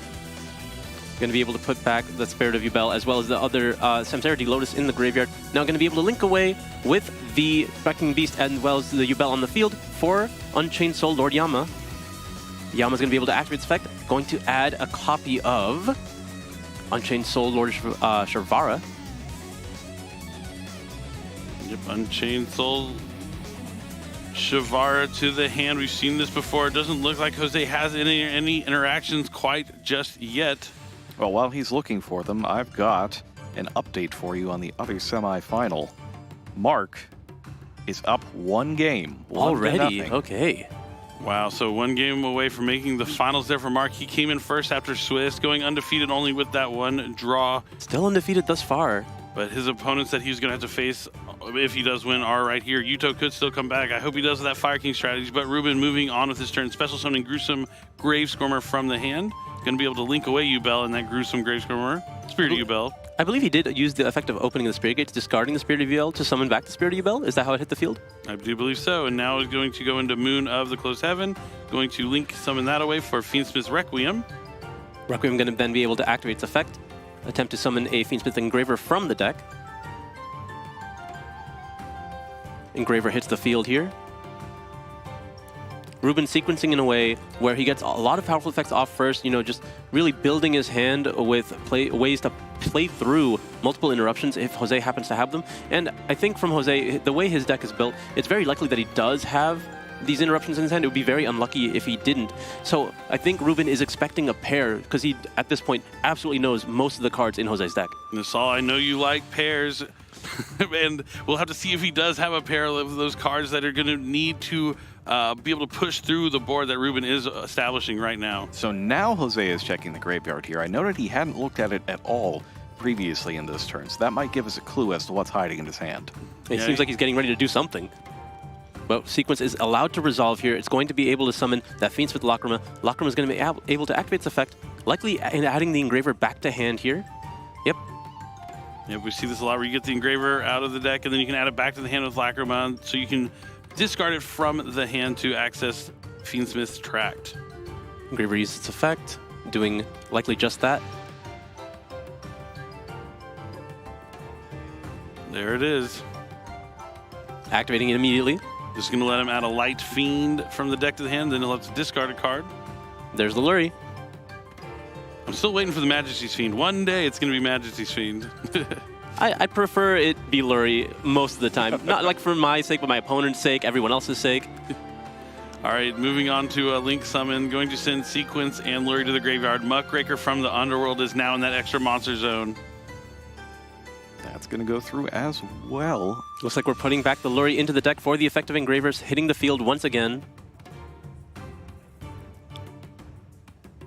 Jose checking the graveyard, maybe looking to see how accessible it is for another copy of Phantom of Yubel to touch down, or making sure the Gruesome Gravesquirmer's there, what he could do with that in the graveyard as well. Looks like Ruben is choosing to overlay his 2 level 6 monsters into the High Wave King Caesar. I think he does. Ruben is, with you, Asal, looking for those pair of cards, so trying to have a pair of cards of his own to counter the pair of cards that Jose might have to disrupt his turn. You're thinking about, trap cards rather than monster effects because the Phantom Yubel is down there. Now even that's not going to help you out. Exactly. All right, Gruesome Gravesquirmer is banished to special summon back Spirit of Yubel from the graveyard. Oh, and it looks like we're going to do a quick look here. Oh, we can see the other match. And it's a little tough to see what's going on, but there's a Phantasme on the field. Yeah, it looks like there's a Phantasme. I think I see Fiendsmith sequence there. And it looks like they may all be headed back to the extra deck as part of a fusion summon. If I were to interpret that that particular pile of cards together. He was calculating something, so maybe a Nibiru resolved, and he was trying to add up the stats.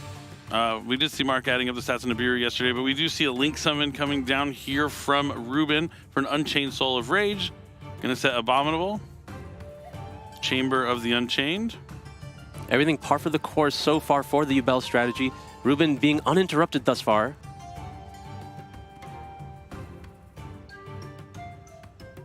It looks like he's going to be done with his deck at the very minimum here, offering the cut to Jose. It's not a bad board he has. Still 3 cards in hand as well. Yeah, that's what the interactions from the hand on top of the established field you make is the tough part for Jose. He's going to have to try and fight back. But if he's not having any of those interactions from the hands, that means he probably has cards he can play. So we'll see. It's now Jose's turn. Draws 6 cards. You saw him shake that card on the draw a little bit. Things might not be looking up. He needs that card to do quite a lot for him here.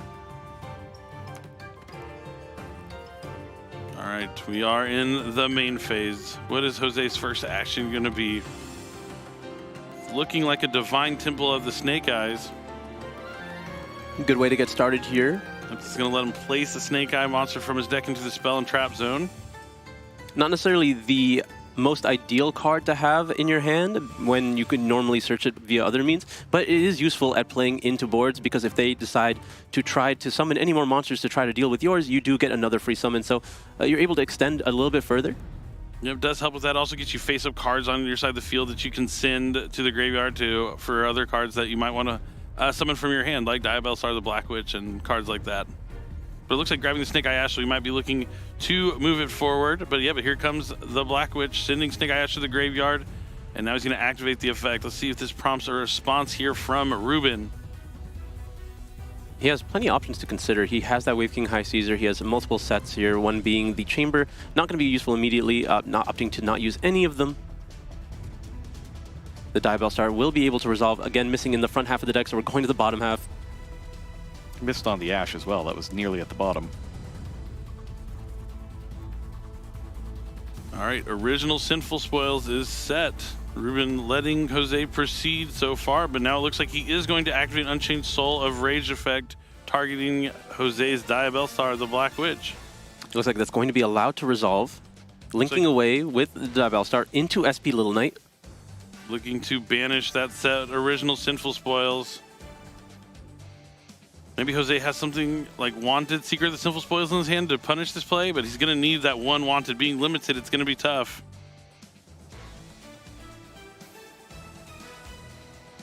Let's see if Jose has anything to punish now that a monster effect has been activated on Ruben's side during the main phase.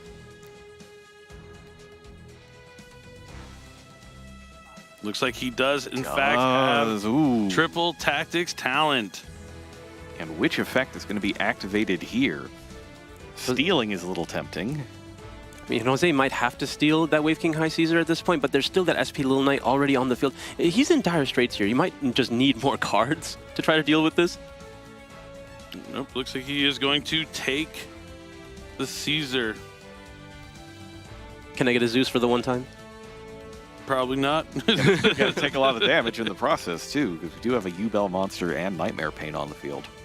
If I had to take the damage just to put a Zeus in the max deck, I would do it. I think I agree, actually. All right, Jose's going to normal summon Snake Eye Oak, and that's going to target Snake Eye Ash. that he got to put in the graveyard thanks to that Divine Temple and Black Witch. That's in fact going to be met with the SP Little Knight attempting to banish the Snake Eye Oak here. No response, it looks like, but there And is another Infinite chain. Impermanence. Infinite Impermanence is going to try and negate the effect of Snake Eye Oak, and then he's going to get it off the field of the SP Little Knight, leaving Jose with just the Caesar. Interesting, opting to do this way, even though the Infinite Impermanence would have met all of Oak's effects by itself, but he wants to make sure there's not that extra body on the board, so he gets the Caesar back.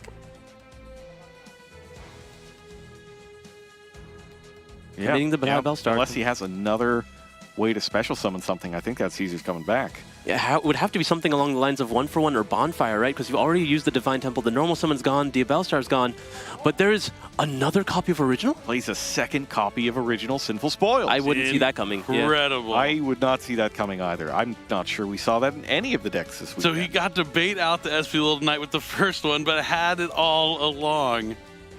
But the thing, Oak is gone, the one copy of Snake Eye Ash is gone.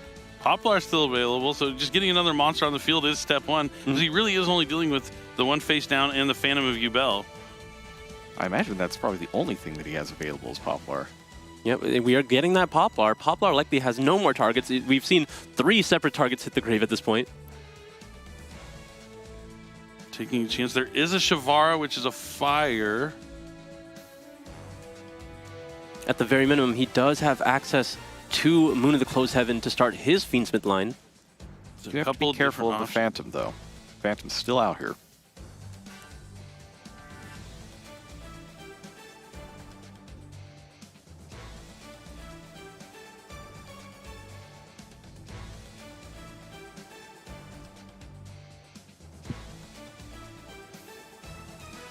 Now he is going to concede, it looks like, and Ruben is going to take game number 1 here. And now Ruben is 1 win away from being our first finalist, but you know, it is just incredible. Both these duels have been breakout careers over the past couple of years and have been incredible. Either one deserves to be here, but you know, it's going to be I don't know who's going to win. Anyone could take this game, right? And I think that game really shows what you could do with either deck, because even if Ruben did know that Jose had access to a second copy, because at this point I think they've talked to each other enough, he probably did have that knowledge, but you wouldn't expect it still. You knew that a normal summon had been used, he knew Diabellstar had been used, and then even the Divine Temple, which could give him access to the Snake Eye Diabellstar, had been used. So the amount of additional extenders was really small. So he took the chance here. I wanted to just prioritize getting all of his resources back. But even if there was an additional extender here, I think the worst case scenario was something along the lines of 1-for-1. But even then, the Oak had been used, the Ash had been used. So he knew that even if something did happen to hit the field at that point, it would just go into the Fiendsmith part of things. It's not threatening that much. And as Jose saw, he was able to get that far, but there was nothing to do after the fact, and he was able to just concede. Yeah, I think Jerome pointed out the big sticking factor that kept Jose from being able to come back into it was the last remaining piece of interaction. It was that Phantom of Yubel. Well, not being able to be destroyed by battle, and his only play was to go into a moon or something like that, and being able to have the one way to change that monster effect would have been enough there for sure. It hurts, especially if you're going to clear your own field off, triggering off Requiem and be left with nothing. Exactly. So Riding on the Wall doesn't want to waste any more time in that game, but it looks like we're getting a quick look in here at the other duel. Okay, we're mid the game here. It looks like Yuto is doing some Fire King stuff. It looks like he played through a Nibiru, a Multarmi, a Phantasme. He has Island on the field, Ponix, and SP Little Knight. I imagine it is actually the same turn, because it does, like, based on what I can tell, the Nibiru attributed his Phantasme as well as all those monsters, those 3 monsters from Yuto's side. And that's what that math was for. So are we still in turn 1 here? I believe we're still in turn 1. No, it looks like we started turn 3 because he's activating Island, but maybe not. I just don't see enough cards on Mark's side for it to be that much longer. Unless he just passed back or something like that. I mean, it looks like Mark had many interruptions into Yuto's play here, so he had to, you know, recalculate how he wanted to play out the turn multiple times. There was an Infinite Impermanence, a Phantasme, as well as a Nibiru. But now we're finally activating Grunix. The Grunix coming from the graveyard really makes me think this is turn 3. So I guess Mark didn't do anything on his last turn. It's fair, it's fair. The Grunix is going to special summon from the graveyard. That destroys a Kieran from the deck to special summon Arvata from the hand. Arvata's be able to protect himself from monster effects.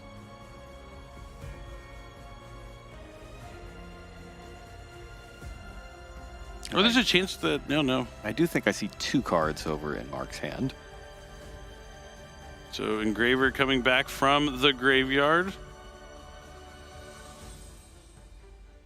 Yuta looks like he's doing some math in his head.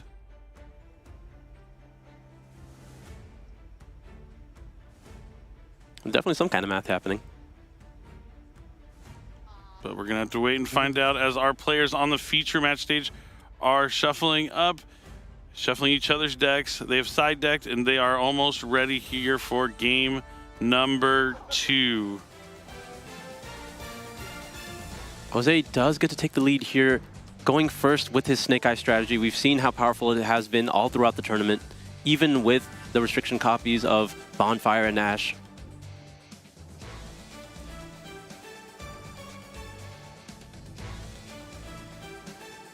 Getting a few last-minute instructions here from our judges on when to begin. I imagine that they've played so many times at this point that this is one of those situations where you might outthink yourself, thinking, well, I know that he knows, that I know that he knows what I'm going to do here, so I'm going to do this other thing instead. I think both these players, up going into Game 2, they have been at this stage so many times up to this point that... Oh, and we already see Hibalcharvi Perulia being dropped immediately. Now, we saw some really interesting lines of play yesterday that went completely around it or only gave one draw off it. So let's see if Jose has one of those up his sleeve. And yeah, one of the ways to get around it is Fiendsmith's Track, but that's met by Ash Blossom and Joyous Spring here from Ruben. Ruben is trying to deny any value from Jose here, forcing Jose to commit from the hand, giving Ruben back those cards that he spent.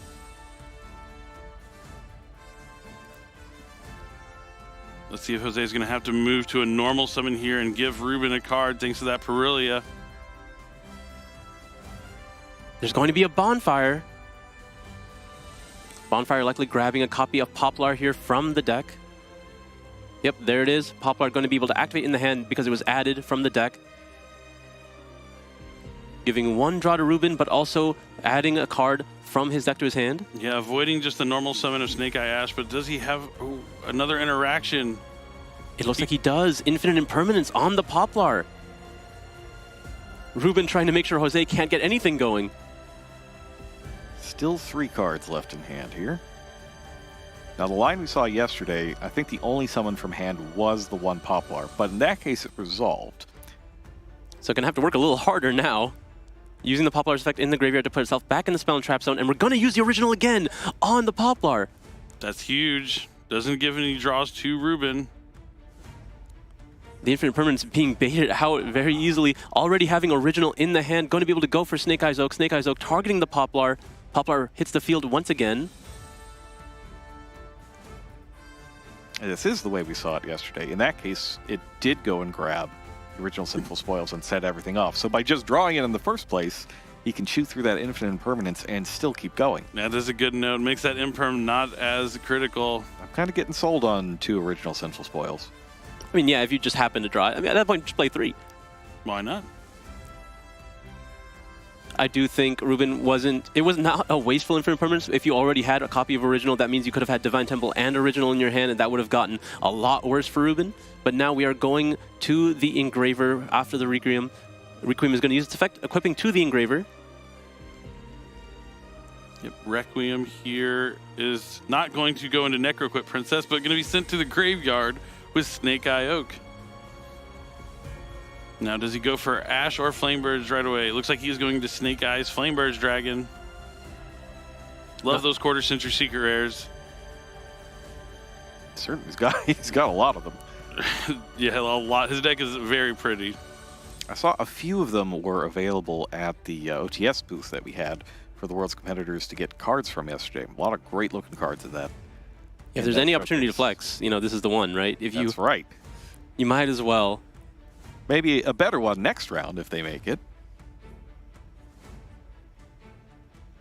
Was I really considering his options here? Already used the Requiem to equip. Debating if he wants to immediately link away here or use potentially the Track to fuse. Looks like we're going to opt to activate the Track in the graveyard, banishing itself so that he can fuse with his field and his hand, using 2 Engravers, 1 copy from the hand, 1 copy on the field, to fusion summon Fiendsmith Lacrima. Yep, Fiendsmith's Lacrima is going to let him special summon back one of those engravers. He already drew the track, so odds are he won't be adding it back to his hand. Normally opening up Fiendsmith's track and the original Sinful Spoil is not where you want to be, but Jose finding a way to utilize these cards still.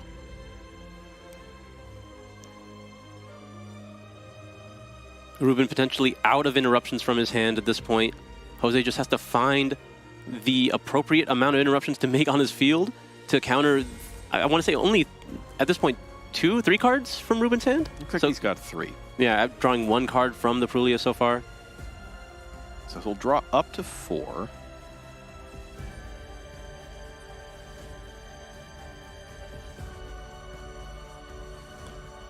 Right. The next move is Link Summon here for Fiendsmith Sequence.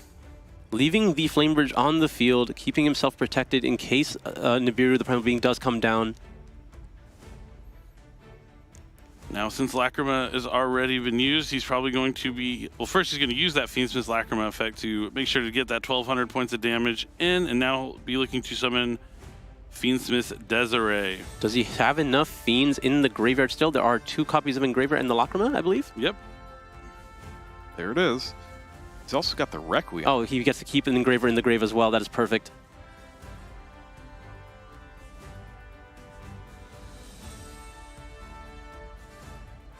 So now is the question, how much does he fear and respect Nibiru? Does he equip the Desiree from the field? He has to continue his plays, I'd imagine. This is not a strong enough board quite just yet. Yeah, especially against Yubel. Yubel is very powerful and able to power through a lot of these weaker Snake Eye boards, so you have to commit a little bit more. And now we're going to see the Flame Bridge activate in the graveyard, summoning back the 2 level 1 monsters. The sequence is going to equip itself to the Desiree. Promethean Princess is going to use its effect, summon back the Flame Bridge Dragon. The Desiree is going to negate his own Princess, so now he is no longer locked into fires. We're going to be linking away into the link to IP Masquerena. IP Masquerena and the Princess are going to be linked away now for likely Appaloosa Boa, the Goddess. There she is. And now Flame Bridge can finally get that IP Masquerena back into the Spell and Trap zone. Yep, Ruben had a small window, Ruben had a small window there to use Nibiru the Primal Being if he did have it, but it doesn't look like it is one of the cards in his hand. And there is also a set from Jose here, giving only 1 draw to Ruben and facing down Ash Blossom and Infinite Impermanence. Quite a formidable board. Yeah, Jose played that excellent. See how long it takes for that set card to be flipped face up. 1 different dimension ground later, and we could be headed to a game 3. That's true. We did see that card a lot yesterday. All right, Ruben draws. The card is staying face down. It sounds like Ruben's going to hit the concede button.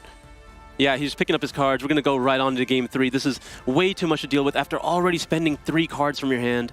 When you start off with the Prulia, you're expecting that you're going to get some kind of return on that investment throughout the turn. But Jose's line of play there was really excellent and was able to give him just 1 single draw on the way to setting up a huge field. That's right. Now Jose has evened things out to push things to a game number 3. But yeah, going back to Mulcharming Purlia, we've seen that a lot this weekend. Probably in almost every feature match between these mirror matches. But we've also seen all the players already coming prepared for that card and having a lot of plays designed around to give them as minimal cards as possible. Yeah, exactly. I think it's one of those things when these kind of cards come out where they can be really punishing when you don't know what to do. But a lot of these players, especially at the World Championship stage, they have practiced into it. They know how to adjust their plays to get the maximum value from their turn while giving the minimum value to your opponent. And it's very clear that Jose has done just that. You see how serious Ruben is there. They are both very focused on their game, but it looks like we can look in at our other game that's going on right now. It looks like it might still be that same game because I see, yeah, the Black Goat laughs, the Sanctuary on the field there. It is the same game. The graveyard is huge now, though, over on Mark's side. He's going into the battle phase, and Snake Eyes Flambearer's Dragon is attacking. Yeah, Flambearers uses its effect, putting the Engraver in the Spell and Trap zone. Might be usually when you see that happen, it's a bit of a commitment into trying to potentially go for game, or you're just trying to limit resources because at this point, if Engraver is off from the graveyard, you can't really access it again without Yuto's own Snake Eye cards. Oh, this is interesting. The Sanctuary is still on the field, but Fire King Island is not. Yeah, it might have got banished by something like SP Little Knight. Little Knight. Yep. But, you know, with just a Flamebird's Dragon on Mark's side of the field, that's not the most formidable board here. And Fire King's really good at having that follow-up plays as long as there's ways to access that Grunix. I mean, even just normal summon a Fire Monster, go to battle, attack into a Flamebird's Dragon could be something that could help Yudo out here. I mean, I expect if there's a Flamebridge on the field and the graveyard that thick, there's probably a Princess in there somewhere.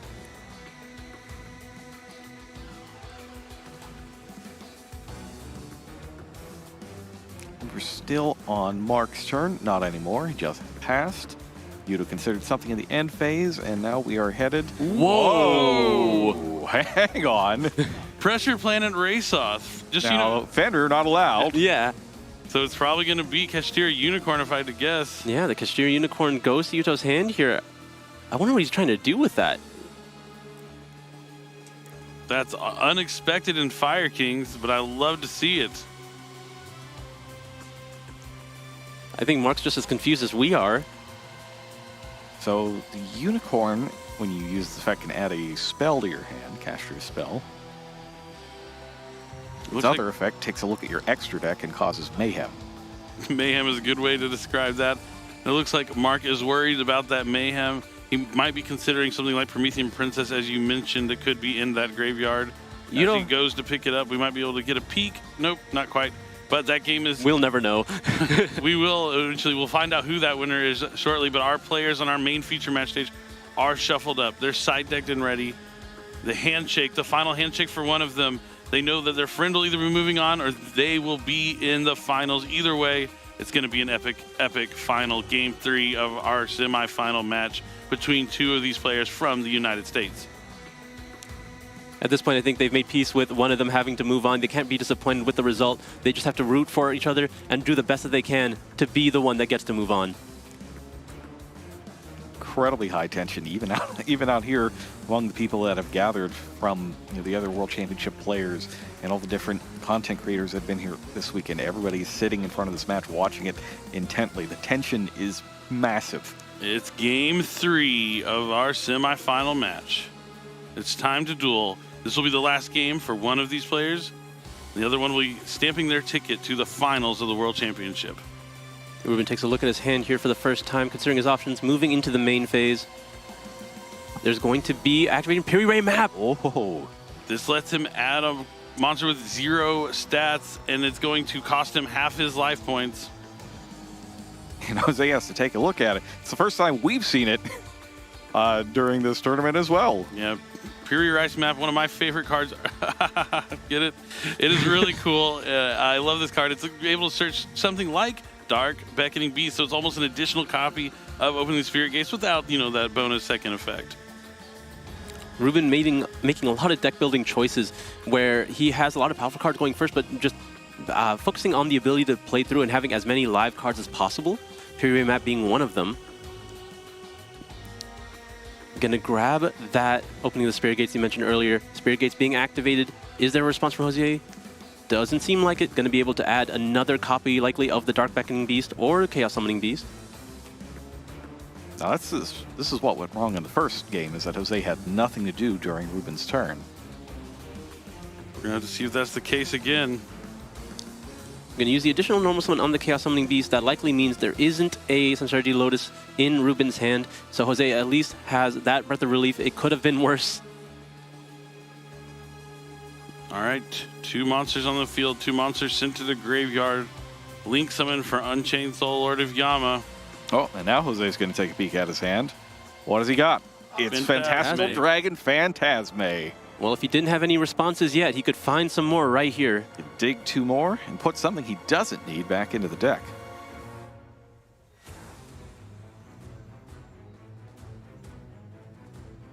It really is fantastic to see Fantastical Dragon Phantasma here in the semifinals of the World Championship. It's such a cool card. Looks like this one's going to be a really tough choice, though. Yeah, when he's considering this one, he doesn't have a bad card that he immediately wants to throw back. He has to consider what tools he needs for the following turn, as well as what he needs to stop Ruben's turn right now. All right. Well, that one's going to go back in.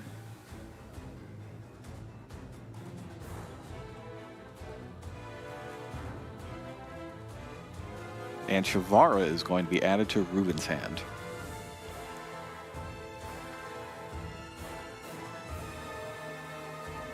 This is tense. It's epic. There's so much on the line here. The glory, the title of becoming the Yu-Gi-Oh! World Champion. It's so hard to get to the World Championship, and when you're here in top 4, you want to make sure you do everything you can to give yourself the best chance to make the finals. Well, this was real rough for Jose here because Ruben did in fact have the Spirit of Yubel in his hand. He's activating the effect of opening the Spirit Gates, discarding the Spirit of Yubel, attempting to summon it back. We did not see access to the Yubel engine just yet until this moment. He has 4 cards in his hand. Jose asking for a hand count. Maybe he's considering a response, something like Ash Blossom and Joyous Spring, and he does have it. So that's cutting off the access to Nightmare Pain, which is huge. But even considering having a response, he has Crossout Designator. Crossout Designator. The one of here at the World Championship. Oh, no. Not much Jose can do about that. Does he have Bell? How would you bell no, that? Bell's, Yeah, Bell's call by by. the grave. Yeah, the other one. Artifact Lancia? That Mark of the Engraver? Okay, there's a few ones that can work. So he does have Nightmare Pain, despite Jose's best efforts to stop it. It looks like Jose's demeanor kind of changed a little bit after that Crossout Designator. Gonna allow the Nightmare Pain to resolve. Gonna destroy the Spirit of Yubel to add the Grave Squirmer from deck to hand, and now he's gonna be able to trigger that Spirit of Yubel to special summon a Yubel from the deck. The gruesome Grave Squirmer. Would have been hilarious if he did add regular Grave Squirmer. Grave Squirmer, yes. It's a lot of words, Billy. I know. I gotta save my breath. It's a whole extra word. I understand completely. We got another match coming. I'm just giving you a hard time, but Yubel is now on the field.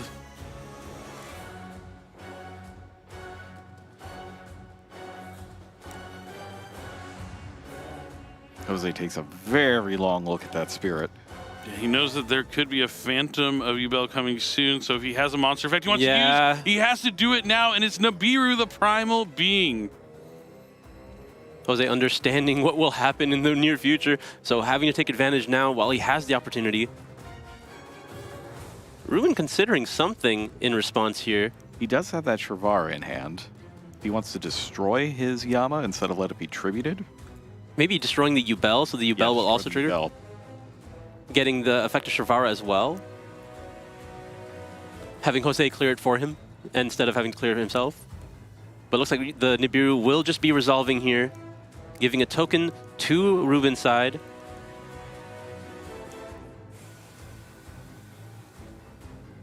A lot of zeros on defenses, including not even having defense points in the case of the Link monster.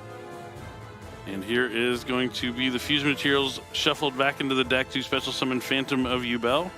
Now that Afin is back on the field, Ruben is open to use that gruesome Grave Squirmer that is in his hand. There you go, Asala. Good job.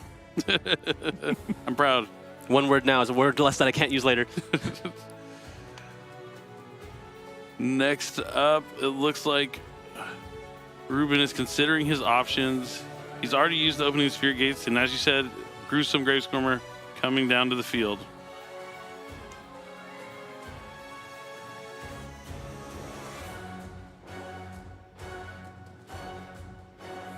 Considering some options in his extra deck here, he wants to put that Squirmer in the graveyard as soon as he can.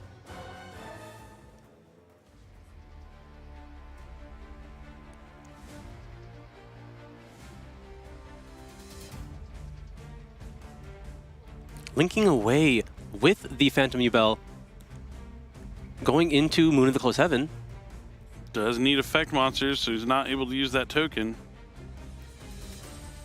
Going into the Requiem activates his effect. Accessing the Fiendsmith engine in the deck. Going to be using the effect of Requiem to equip to the Engraver, and then using Engraver's effect, sending the Requiem as well as the Nibiru to the graveyard, and then immediately linking away with the token to go into Fiendsmith Sequence. Sequence activating its effect now. It looks like Jose might have a response here. Wants to look at the graveyard one more time. Maybe someone that can take Engraver out of the graveyard? It doesn't look like it's happening right now. The sequence is resolving. Oh, it's going straight for a Desiree. Okay, is he going to equip the sequence from the field, or does he have another way to get it off? He's going to, use Gruesome Grave Squirmer, special back Spirit of Yubel. So he could now link away the sequence to put it into the graveyard, but Shavara's going to come down first, targeting Spirit of Yubel. The destruction effect is not once per turn, so he'll be able to special summon a Yubel from the deck. This is a powerful position here. Usually when you see a Shavara activated on something like Spirit of Yubel, you get to trigger a few things here, but it looks like he didn't opt to use the effect of Yama at this point.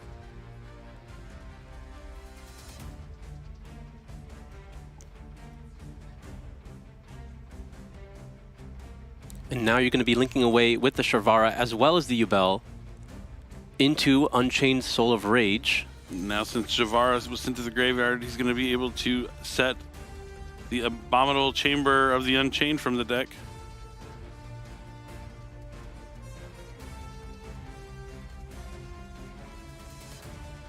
Now likely going to be linking away with both of his Link monsters just to put them in the grave to get value from both the sequence as well as Soul of Rage. First, he's getting another Phantom of Yubel on the field, however. Might as well.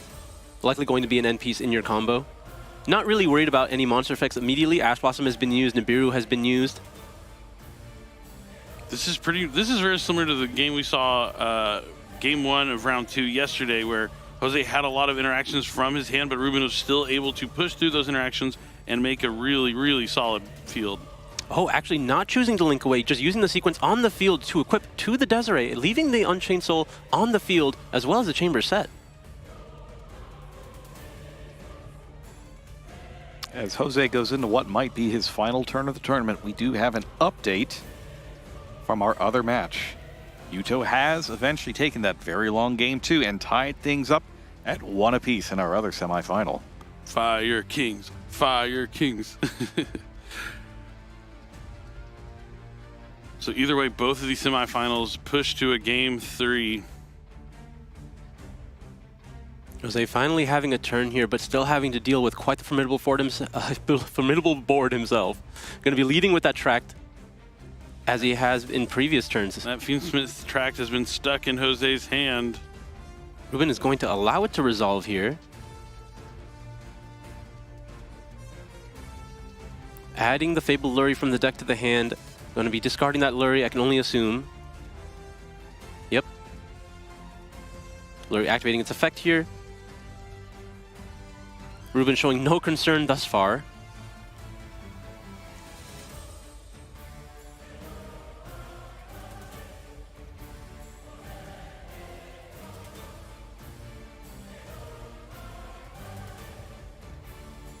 This is tense. All right, gonna link away the Fabled Lurry to link summon Fiendsmith's Requiem. Requiem's gonna show himself off, trying to summon Fiendsmith Engraver from the deck. There it is. Requiem going to, especially after the Requiem equips to the Engraver, Engraver's going to use its effect to try to force something out, but I believe at this point the Rage has to go down and target the Engraver before it gets any value. And that's allowed to resolve. Ruben declares he's going into the SP Little Knight, and he's going to try to banish the Engraver from the graveyard, cutting off that resource as well. See if Jose has a response here. He does. Another copy of Phantasme here. Does Ruben want to use the Phantom of Yubel now just to keep it in his hand?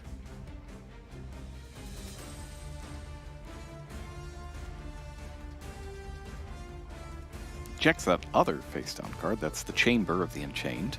So he is going to use Phantom of Yubel. Locking up Jose's hand. Really unfortunate that he had multiple Phantasmas. I wonder if he had drawn that for turn, or he just had to put back a different card off the Phantasma in the previous turn.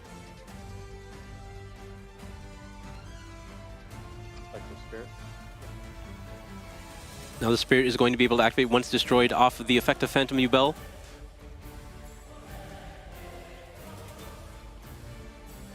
Keeping a Yubel on the field for the effect of Nightmare Pain, making it so that SP Little Knight cannot be attacked.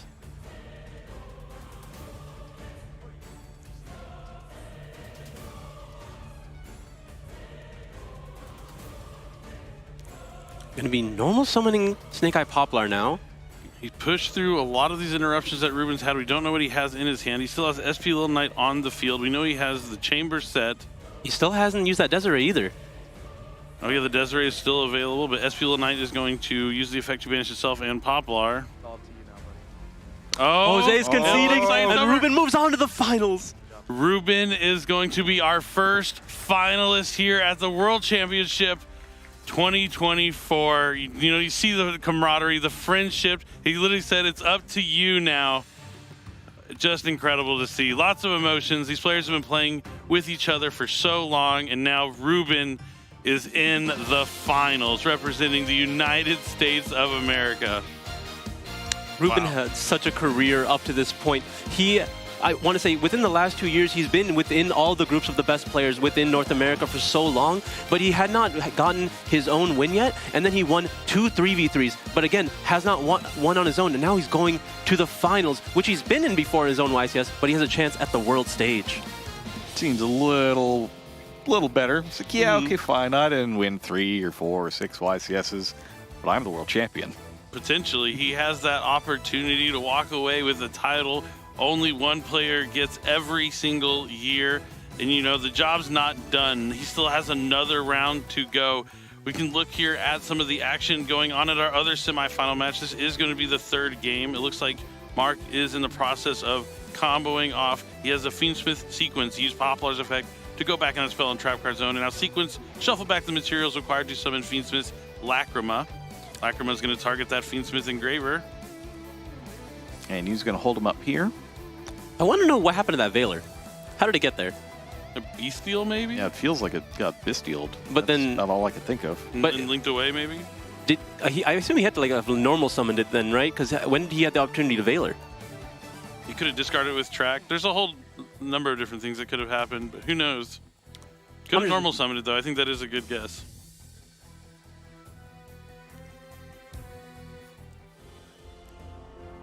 Checking on something. Oh, he crossed it out. He crossed out that Veiler. Oh, okay. That's the easiest use, yeah. That makes sense. Now that we see the spell card down there at the bottom of the graveyard, we've got Cross-Out Designator as well as the, looks like the Tract, Fiendsmith Engraver. And Yuno is still thinking on the effect of this sequence. This could really make or break things, whether or not Desiree makes it to the field. Yeah, he's going to need something here. He doesn't want Mark to continue his plays much further than this. If he has some sort of interruption, some sort of interaction, it looks like he is really deep in thought here. Or rather, if the Engraver gets to the field. Yeah. Apologies, already used sequence. Yeah, it was sequenced for Lacrima. I imagine Lacrima is targeting the Engraver right now. Maybe Yuto's considering activating a Bestial, or if he's choosing to save it for later? Now, the Bestial would change the identity of the card. So even if you targeted it, even though it can special summon from being banished, it would be considered a different card. So Bestial would stop this. Cards that move locations are different cards. That is correct. You're really considering this.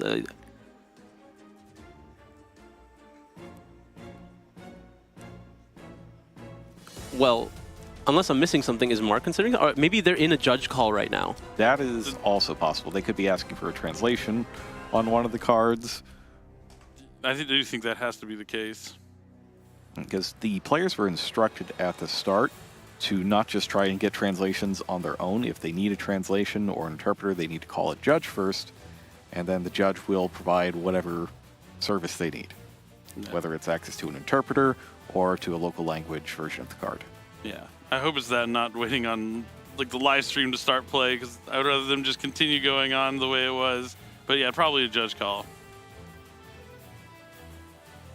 But man, I'm still riding just that excitement from Ruben making the finals. Either way, like the winner of this game will be facing off against Ruben. And like this whole year, we've been going to all of the YCSs. I'm sure if you've been watching from home, you probably caught a few of them throughout the year. He's been in the top cut of several of them. He is an incredible player. You mentioned he won a couple of team YCS as well. I've been keeping my eye on Jose and Ruben as up and coming, some of the best players around right now from North America. And to see him in the finals, I have to say I'm excited, but a little expected too, because I had high expectations for a player of Ruben's caliber.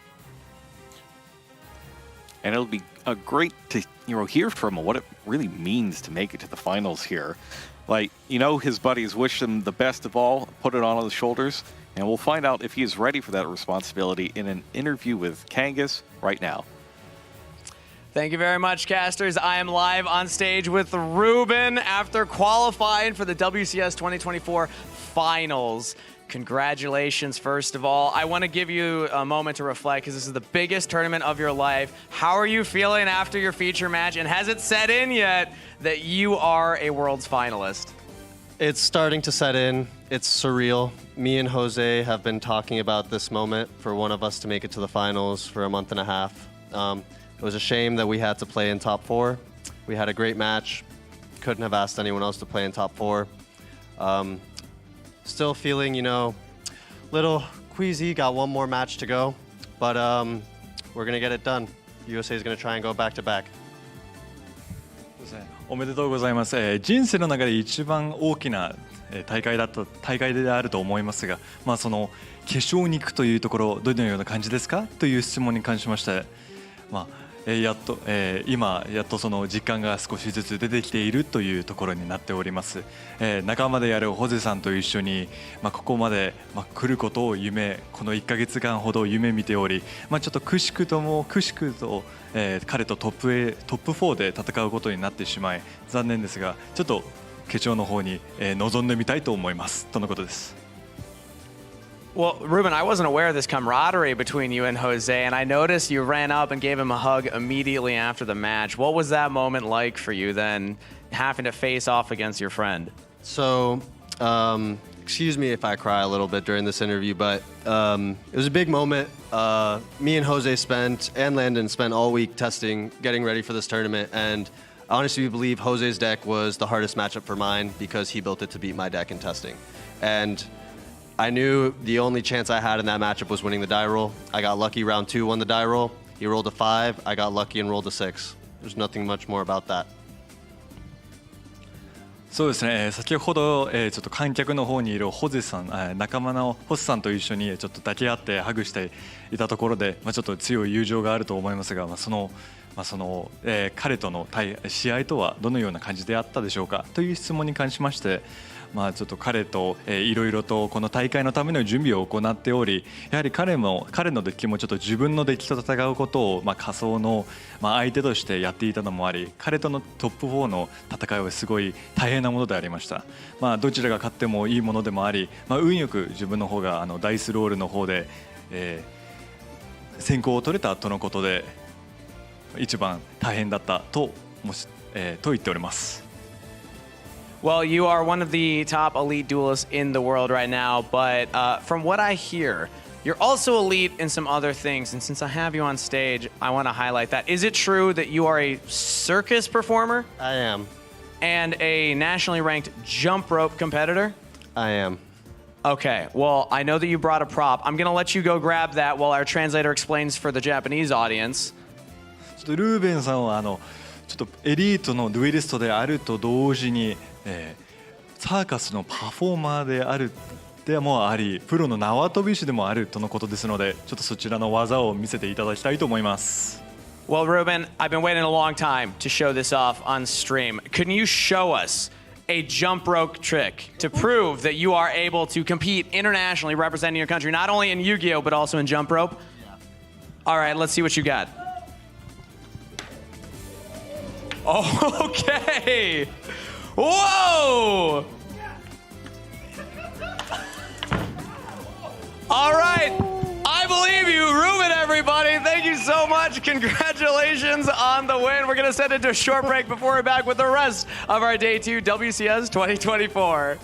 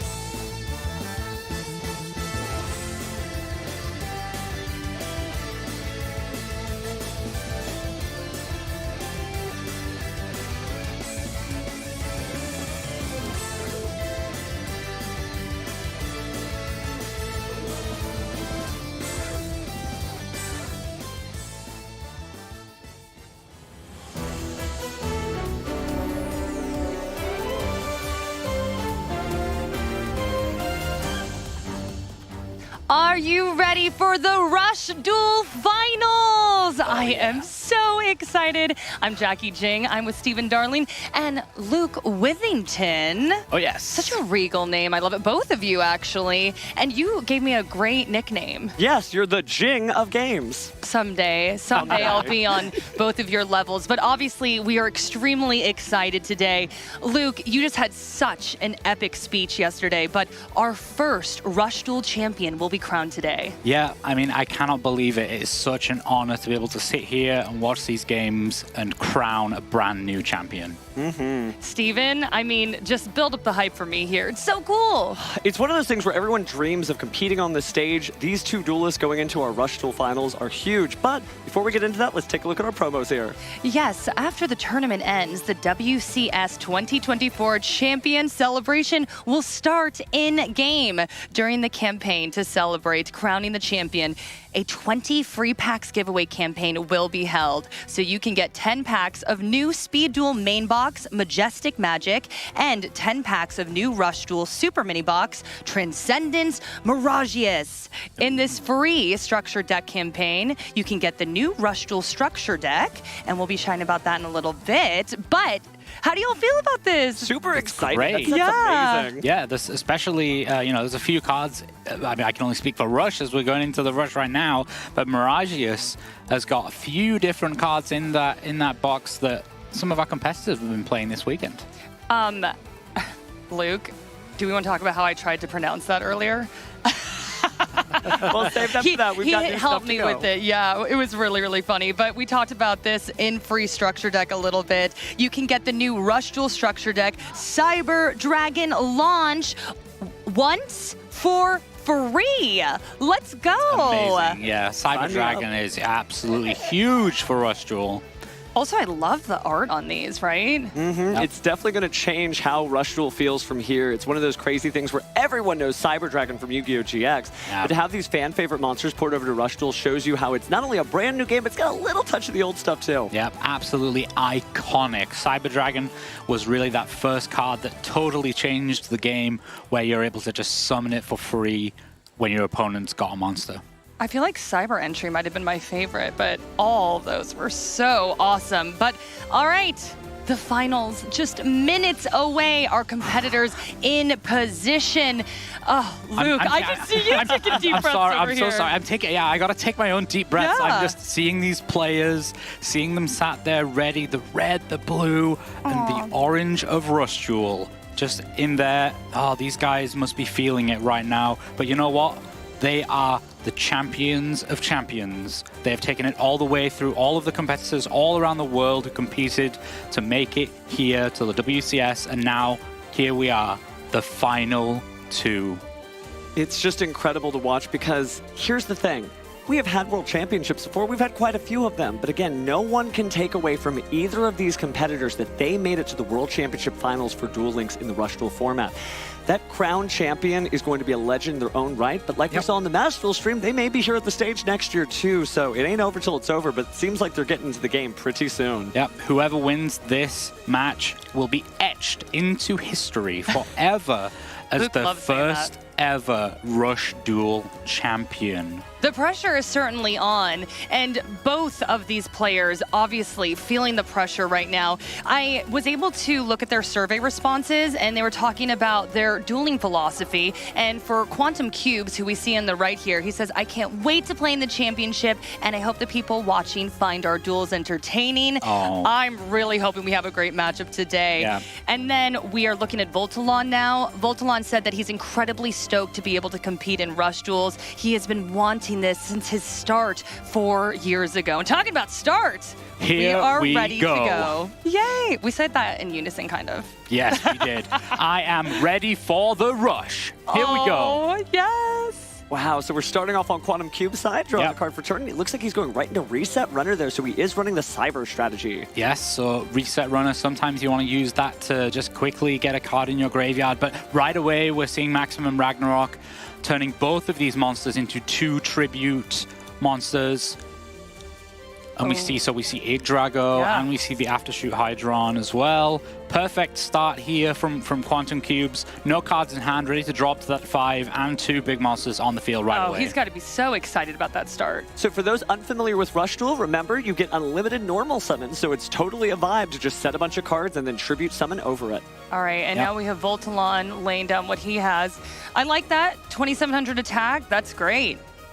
Yep, we see the Mirror Innovator not being able to use its effect a huge amount because there's not so many monsters in the grave right from the get-go.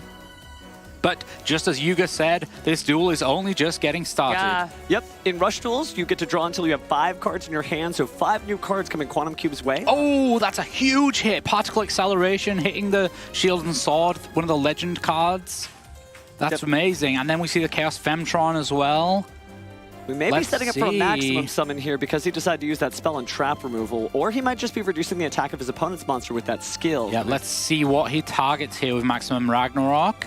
He's targeting one of each, so that it makes me think there's at least one more tribute monster in Quantum Cube's hand here. Let's see. I know, I'm like, what is Quantum Cube's cooking? The Manny. Wow, this is a great front line right now. Yep, we saw that. This one final card from Quantum Cubes. And an attack reduction from Voltalon. And he got to recycle those cards too. Oh, that's not going to help. Big Widespread legend. Ruin. Big legend card, Widespread Ruin. Yep. Still early though. Yep. Trying to be positive. Yep. Both players here That's on a heavy hit though. Yeah, it is. There's some big heavy hits going to go on here, but it's a reasonable amount of life points for both players still. We all know the importance of momentum, though, so Voltalon has to get the momentum back for sure. Yep. Very strong start for Quantum Cubes. So we are going to see Ultimate Bond. That means we're going to see the Flag Eagle added to hand. Shows the Gold Rush. Beautiful Overrush rare there. Yeah, absolutely. Okay, Yuka's good to go. He's going to summon a monster. Is it going to be the Aim Eagle? We do have a second monster, another Aim Eagle. Oh, here comes that Gold Rush, I'm sure, with that 1,000 attack bonus from the Aim Eagle's effect. Yep. Wow. That's nice. Hoi, Snapping back a little bit here, yeah. Yep, and he did have the Avant Wolf in the graveyard as well, so he was able to add that back with Gold Rush. He isn't able to summon it right away because his opponent doesn't have 3 monsters, but still, he can normal summon it anyway because of Rush Duel. That's a great attack, though. That's pretty big. Yeah. And yep, Chaos Femtron is very, very strong in its effect, but it's not quite big on attack points. Not as big as the Wolf. So, back to Quantum Cubes. Oh, this is so close. I'm feeling the nerves. We're really close. Yes, Here's the thing for Voltalon's perspective.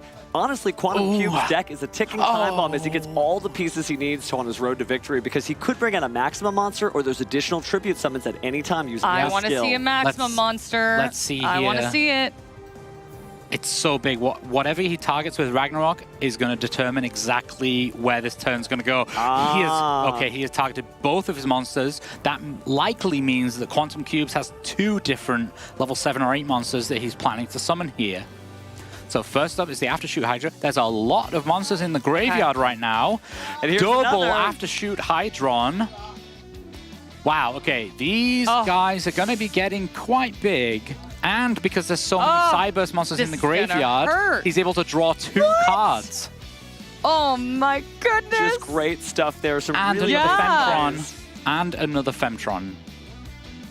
Oh, I feel like this is really close right now. Oh yeah, Great start. There's a big amount of damage coming through here. Yeah, that's true. Now, we've all seen the anime. If you got 100 life points, that usually means you make the comeback. Yeah. But Voltalon really is going to have to work his way all the way back. The next 5 cards are going to somehow have to get rid of those 2 giant Aftershoot Hydron monsters. But that's the great thing about Rush Duel is that he's going to get a brand new hand, and let's see what he can put together here. It ain't over till it's over. Right? Even if the odds are against him, he's not going to give up. Yeah. Quantum Cubes has got a very large number of life points to get through now, though. Yeah, I mean, Quantum Cube's looking really strong right now. 2,500 attack. I mean, that's going to be rough. It's pretty good. However, he does have the Bicon here and enough monsters in the grave to be able to shuffle those back and treat it as a 2 tribute monster. So let's see whether it's the Innovator or it could be Gold Rush or maybe something else. Voltalon certainly being careful there, but it looks like the 2 aim eagles are going to go back into the deck. Oh, yes. Make sure to use those again later with that ultimate bond skill. Yeah, so straight away. So he's going to decide to use that right now. Bring back the Bicon. Doesn't want to leave that lingering around. Oh, okay. We're going to defense mode, Oh, that makes me Oh, nervous. no. It This can is be not very good. nervous because if we do see a fully summoned maximum summon, that Yggdrago, one of its maximum effects is to turn those face-down monsters into face-up attack. And that could be really lethal when you only have 100 life points I left. want to see Yggdrago. There's particle acceleration. But I am worried about Voltalon right now. Whenever you see your opponent just lay a bunch of defense cards like that, you know they're hurting. Well, with the Music Princess recital, you're absolutely right, Jackie. They clearly, on Voltalon's side, were trying to defend, but it's probably not going to happen here as we get a third 2 tribute monster on the field. They'll second Manny. I just love the maximum monsters animation, so Hey, I'm but like, look bring how- them all out. Look how good this deck is even without the maximum monsters. That's Using true. that skill in order to Nails basically like that. recycle resources, get double tributes. It's some great stuff. Yeah. Quantum Cubes was able to bring out some big bad monsters for sure. Yeah, that's really, really tough from Voltalon, though. Yeah. He must have just not had the right materials to be able to make up that ultimate bond usage. Of It the feels like he's on the skill. run for Yeah. sure. However, this time we see he does reveal Gold Rush, so there's probably something that he's going to be able to do here. Well, he's going to have to. Every one of these games count. Even though it's best 3 out of 5, giving up a single game will set you behind. Yeah. And Voltalon talking about, things happening quickly in the semis. Remember, he defeated his opponent 3 swift duels. So this one's a grind, though, for sure. Yeah. Well, it would be at the World Championship stage. These both are great duelists who could really hang in there. Yeah. They're both fighting tooth and nail. It looks like we do have a first stab there. Yeah. Just a little bit off the top from the bell. Hey, it helps. It helps. This is a bit tough, though, because both of those aftershoot Hydrons have got enough attack points to attack into. Oh, never mind. We are going to call upon it is the life into all creation. We will see Yggdrago, the Sky Emperor. Straight out of the anime here, just absolutely incredible. Yeah. And gorgeous to actually show some of our viewers who may not have seen Rush Duel that often, an actual maximum summon here, combining these 3 cards into 1. I love seeing the maximum monsters. Yay! The Sky Emperor descends upon our humble You know what? You love to see the maximum monsters when you are laying down the pain on someone else. Yeah, But it when doesn't you see feel it too against you, good. yeah, you're like, oh, When you're this being attacked is by going one. to hurt. Now, Certainly. Voltalon definitely tried to do his best there, but a maximum monster is a maximum monster. There's 3 powerful effects, that giant attack. I even love that wind up it does when it goes in for the kill. Yep. Oh, wow.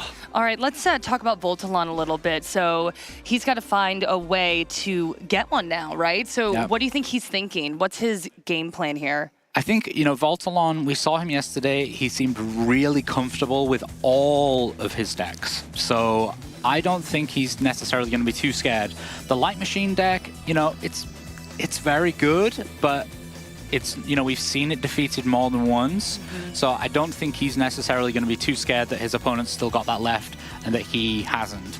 Well, speaking of which, this might be a fair point to remind our viewers the rules of the tournament, because again, each of these duelists has 5 decks, but once they've used that deck, it's checked off the list. So just like Luke was saying, you no longer have to face the 2 decks that we just saw if you're going to take home that trophy. Yep. Well, I'm interested to see if we're going to potentially see a mirror match. I actually pulled up some of the characters here, and they both use similar characters, so we shall see what happens in Duel 2. Voltalon, though, a competitor. He was absolutely fierce yesterday in semi, so I don't think it's over at all. No. And I don't think Quantum Cubes thinks it's over either. You can tell right now, just looking at their faces, they are intently focused. It's just determination. Just determination. I Yeah. love Luke with the lines. Okay, here we see Voltalon starting off really big with the Blue Eyes Rain deck. He has Kyberman tributing that straight off into the Blue Eyes White Dragon Legend card, then setting to as a bit of a defense, especially as we saw yesterday Apprehensive against start. because of the potential of seeing a Royal Rebels deck here, which we are seeing from Roa Cassidy. The Royals Rebels definitely a counter-punching deck. You don't want to leave too many powerful face-up monsters there. Yeah. But speaking of powerful face-up monsters, Royal Rebels Heavy Metal is no slouch, but unless it's Tribute Summon using those key materials, it's not going to be able to get rid of Blue Eyes White Dragon, so 2 defense it goes. Yeah, I felt like we saw a lot of Roa yesterday for sure. Yeah, that's the big key with the Royal Rebels deck. Each of their monsters, although strong in their own right, only if they're tribute summoned using those higher level monsters do they actually get their huge impactful effects. I don't think we saw as much Gavin yesterday. For those watching at home, could you elaborate on that a little bit? So Gavin here is using one of the archive skills. So any character really can be using that Blue Eyes Rain skill. Must just be one of Voltalon's favorites.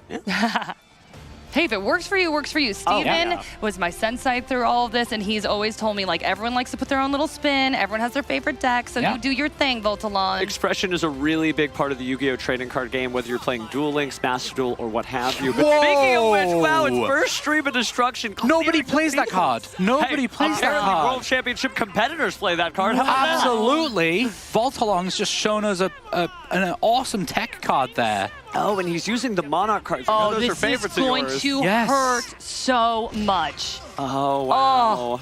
Deciding not to use the What a buffered slime. start. That was fantastic. It really is. So one of those things where, you know, you see some really cool retro cards and they have a huge impact on the Rush Duel format here. Wow, this is the kind of like situation you're expecting from the Royal Rebels deck to put their opponent in, but Voltalon here has just said, no, I don't care about Royal Rebels. Here's my Blue Eyes deck. But things have changed though for Quantum Cubes because now there are face-up monsters, and check this out, we got the Monster Reincarnation maybe able to bring back the Royal Rebels Heavy Metal. Yep, it is a little bit scary here. Voltalon is potentially going to have quite a few monsters on his side destroyed. That was a huge start. Yes. That was massive. Like, you cannot start off better than that. Yep. That was lovely. Oh, wait. here we go. So he has managed to he's used his skill, which allows him to summon different levels of Royal Rebel monsters directly to his field and defense position, and he's used that for both of those high-level Royal Rebel monsters, which allows him to summon Doom Metal with its full effect that destroys all of your opponent's monsters and then inflicts damage equal to their levels, and he can still attack with it. That was like a taste of his own medicine, huh? Oh yeah, it really was. Hey, but not as much of a hit. Yeah, exactly.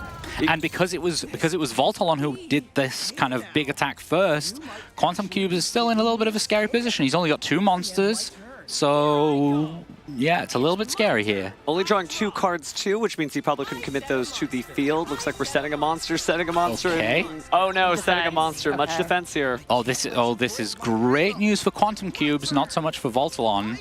This duel started off on fire so fast. I feel like we're slowing the pace down a little bit here. So. Yeah, both duelists here have been able to have an ideal turn for them, for their strategies, and now I think it's kind of picking up the pieces and seeing which one of these guys is able to have another big turn of theirs, because both of them are on not so many life points. They're in range of being able to be, you know, attacked over and things like that. You have to be so careful. If you decide to go on the offensive, you're leaving monsters in attack position that are going to get attacked over.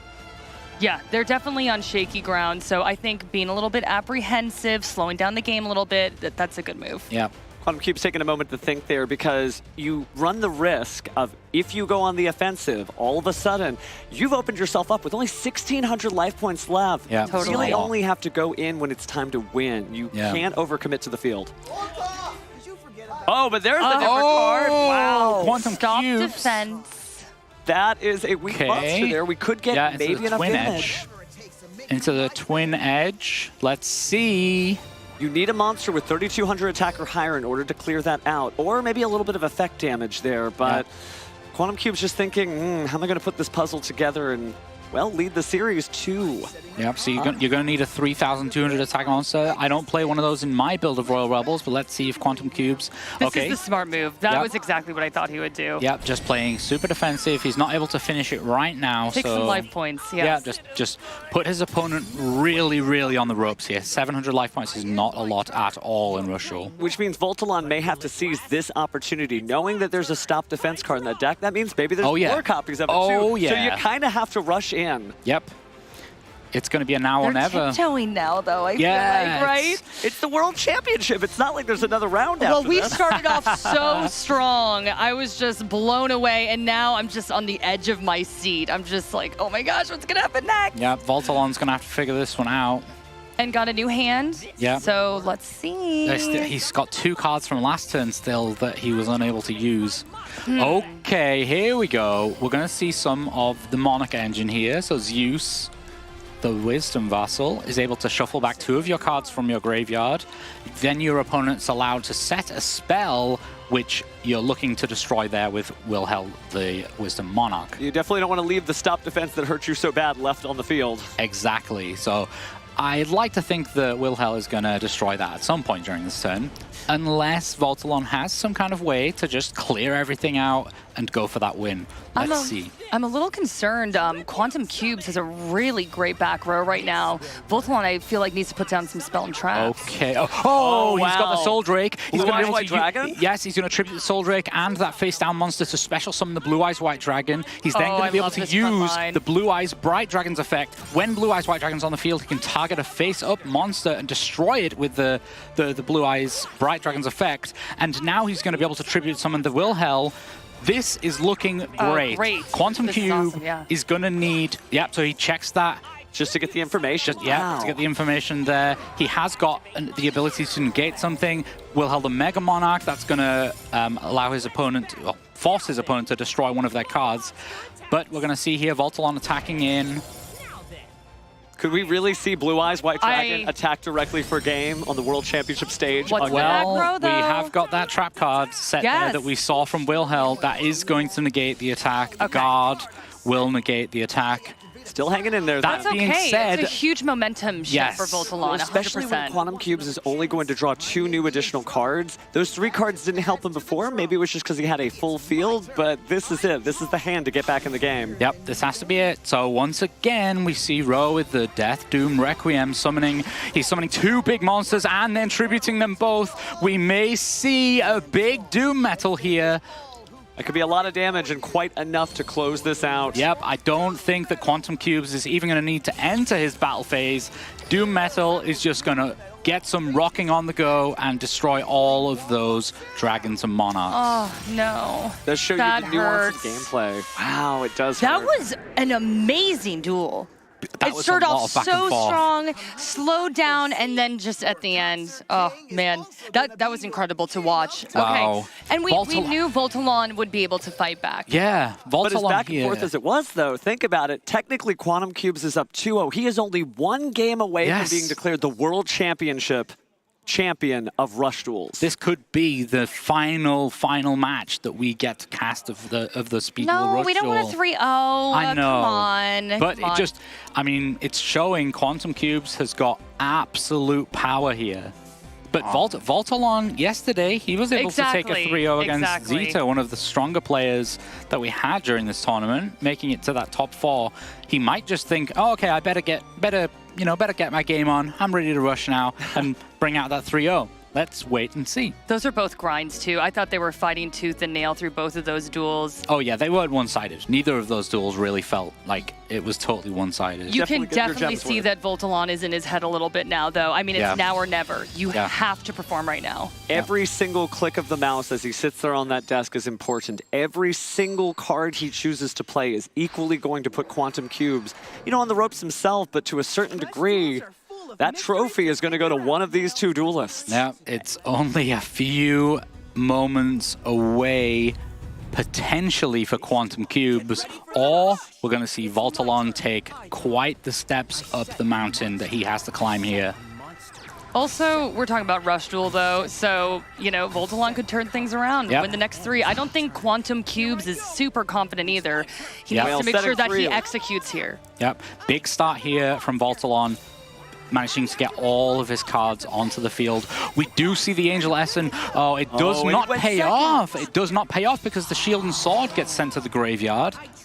A really unique card that only gets to activate its effect on the first turn when you go second, but if you're only sending those monster cards, well, if you're not sending monster cards, you get nothing. Yeah, you don't get anything. Wow. Yep, so we just see the left and right, yep. both being set here from Voltalon. So playing very defensively on Voltalon's side, just to your credit, Jackie, like you really have to make sure that you are not losing even one life point here as your back is to the wall. Fantastic sequencing here from Voltalon. The Chaos Femtron, then using Particle Acceleration, and he was able to send Yggdrago from the top of the deck to the graveyard, which brought it back with Chaos Femtron. Then we see the regular Femtron, both of them being affected by Maximum Ragnarok here, so they're able to be tributed. Not ideal, but one of them tributed for Yggdrago, the Sky Emperor, in non-maximum mode. And then we see the Mani and the Connector Dog. This isn't a bad front line at all. This is huge. Yeah. Good numbers for sure, and being able to recycle some of those resources too. Yes. Right now we're seeing the Bell Cyclical Manny go ahead and clear out the Gold Rush. And yes, it does hurt to go ahead and put up that centerpiece of Yggdrago in attack mode there without its full maximum mode complement. But it's still a 2,000 attack monster, which is pretty good. Yeah, it's still pretty good. I mean, this is looking great. It is Quantum Cube's turn, but his opponent has 5 cards on the field. None of them are what I would consider as weak monsters. They're all pretty reasonable attack. Definitely for rush duels. Voltalon's got those 2 face-down cards. Yeah, I definitely feel like the momentum is with Voltalon right now. I'm loving how his back row looks, front line exceptional. Let's see what Quantum Cubes. Yeah, so he's going to go and... So he shows the Cybertech Alligator. He goes and gets the Flag Eagle. Certainly a little bit of information there. You now know that Quantum Cubes is running that as his Legend Monster, which makes the deck building so important in this, that every card you see, you may not see it later. Starting off on defense. This one's starting much slower than the last 2 duels. Yes, I think... That's okay, though. Yeah.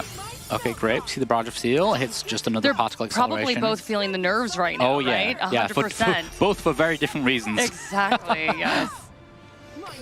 Yep, so that Cybertech Alligator, fantastic legend card. Just 1 tribute, 2,500 attack points. Certainly shades of Summoned Skull there, but a great monster in its own right.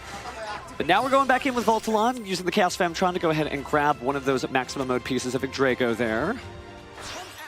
Contributing to the old-fashioned way. Yep, saving the Maximum Ragnarok. The 2 separate pieces there. Interesting. That's tough. Another Chaos Femtron, adding back Aftershoot Hydron this time. Really perfectly timed. Can go ahead and put one of these cards back into the deck to choose the Femtron and the Cybertech Alligator to reduce their attacks. And then you get another one of those 2 tributes there, so good stuff. Yeah. I like what Voltalon is doing right now. I think he's pecking away at his opponent slowly. There's been nothing major or big happening yet, but I think this is fine. There's chances though here. Voltalon still has 3 cards in hand. He could tribute and then summon one more monster. And at 3,500, that's going to help a ton. There's potential for it to be game here. We got to see what Quantum Cube's trap card is here. I feel like Quantum just tribute to the Doomed. Wow, to make sure that face down is just gone. Yeah, extending even further. So for sure, Widespread Ruin, but that's still going to be a lot of damage. That's going to leave Quantum Cubes on just 1,000. Hey, still alive. Yeah, exactly. That's all it takes. You only need 1 life point to stay in the World Championship. Yep, gotta say though, Voltalon, 5,800 life points. Those life points are looking very, very good. So Voltalon definitely coming back in. I feel like this is where you would get your second wind, but on the same point, Quantum Cubes built up quite a bit of insurance there, right? Having those 2 first wins being, okay, if it doesn't go well, it's not like I'm going home right this second. Yep. All right, let's see if Quantum Cubes can get the momentum on his side a little bit more now. So playing the Bicon, he's going to kind of recycle some of those pieces that he's already used, going back into the deck. And then let's see what he's able to follow up with here. Didn't immediately do a tribute too. Yeah, I'm a little... Oh, okay. Wow. Maybe that could be because he just wants to get rid of the cards out of his hand. There's certainly something important. Yep, we do see the Mirror Innovator coming down here though.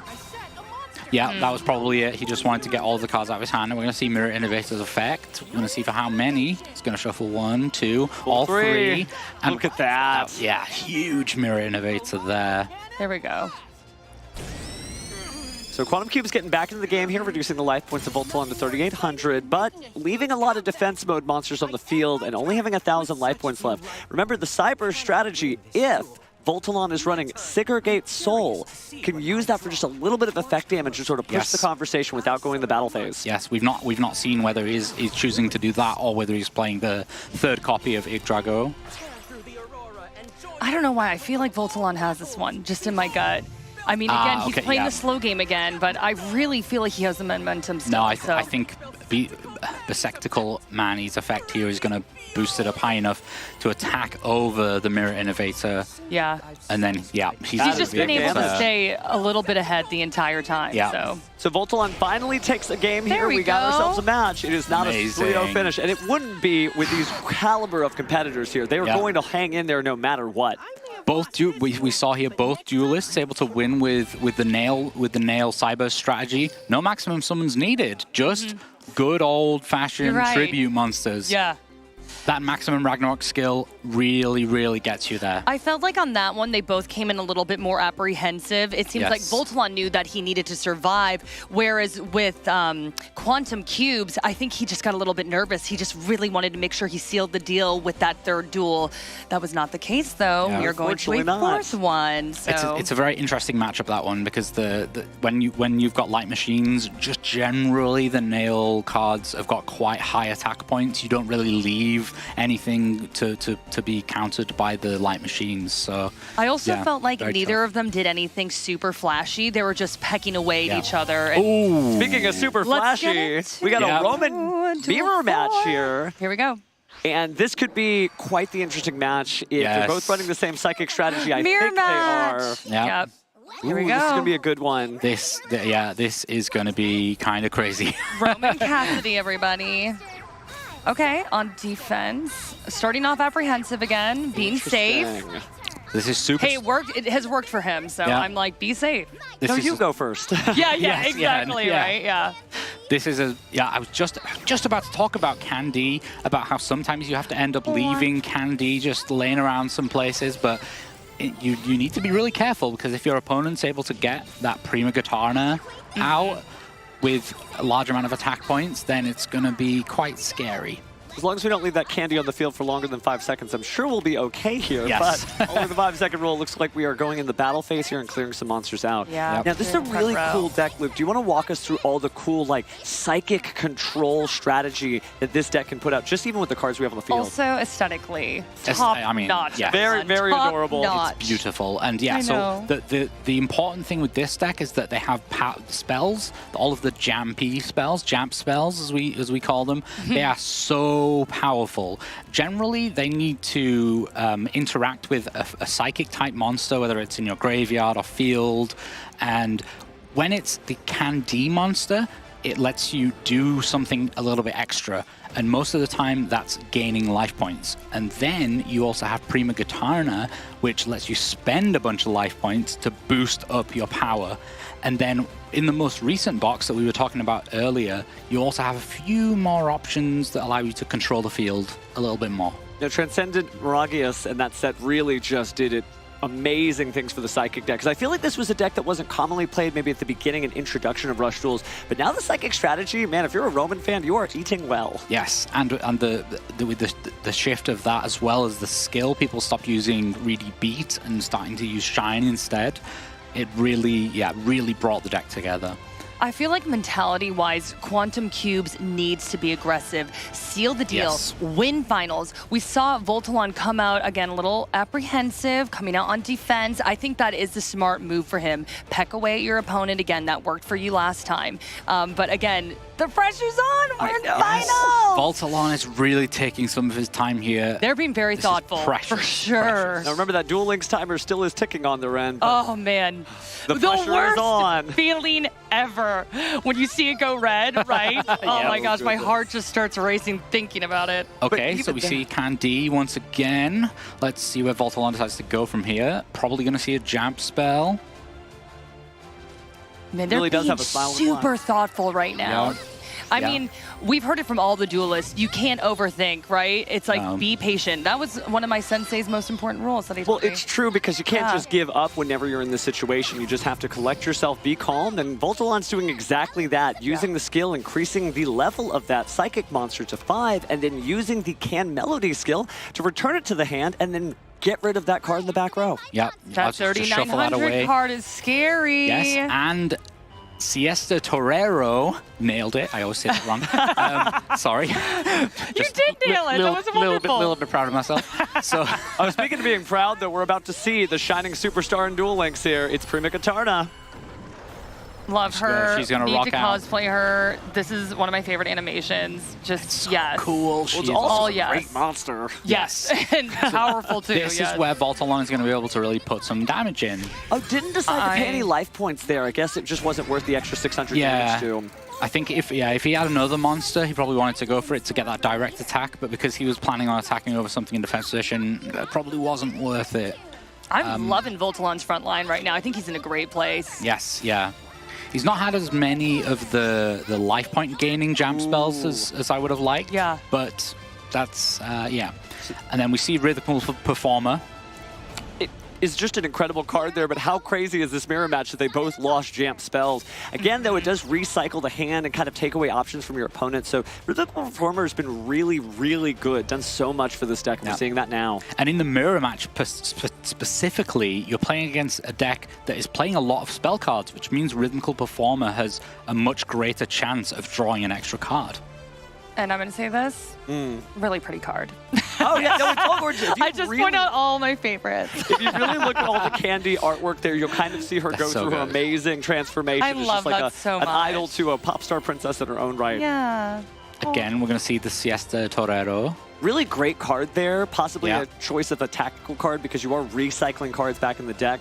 Again, you know, in Rush Duel, since you're constantly drawing 5 cards, you do need to make sure you don't deck out and have more resources. Super important interaction here. So yeah, Melody is able to check, shuffle away those face downs. However, Jam Check is able to check those face downs first. Testing. Yeah, got to test the mic and was able to get rid of that buffered slime, which is really important. Now with the Melody being able to shuffle away as well, just Prima Katana is left here for Voltalon. He's going to take some damage here.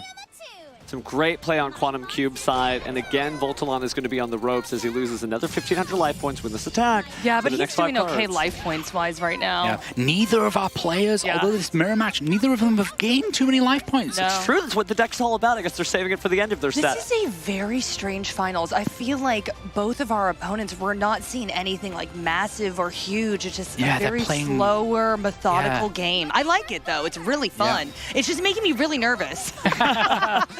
Right, let's see It's the Rhythmical Nail-biter to Performer. watch. Oh, wow. that's amazing. Getting rid Rhythmical of that Legend Performer. Trap card, he no longer has to deal with that. He knows he Yes. can go in safely without any of his monsters being destroyed. And drawing a card. Yeah, wow, it's just such good stuff here. The Rhythmical Performers have been performing well.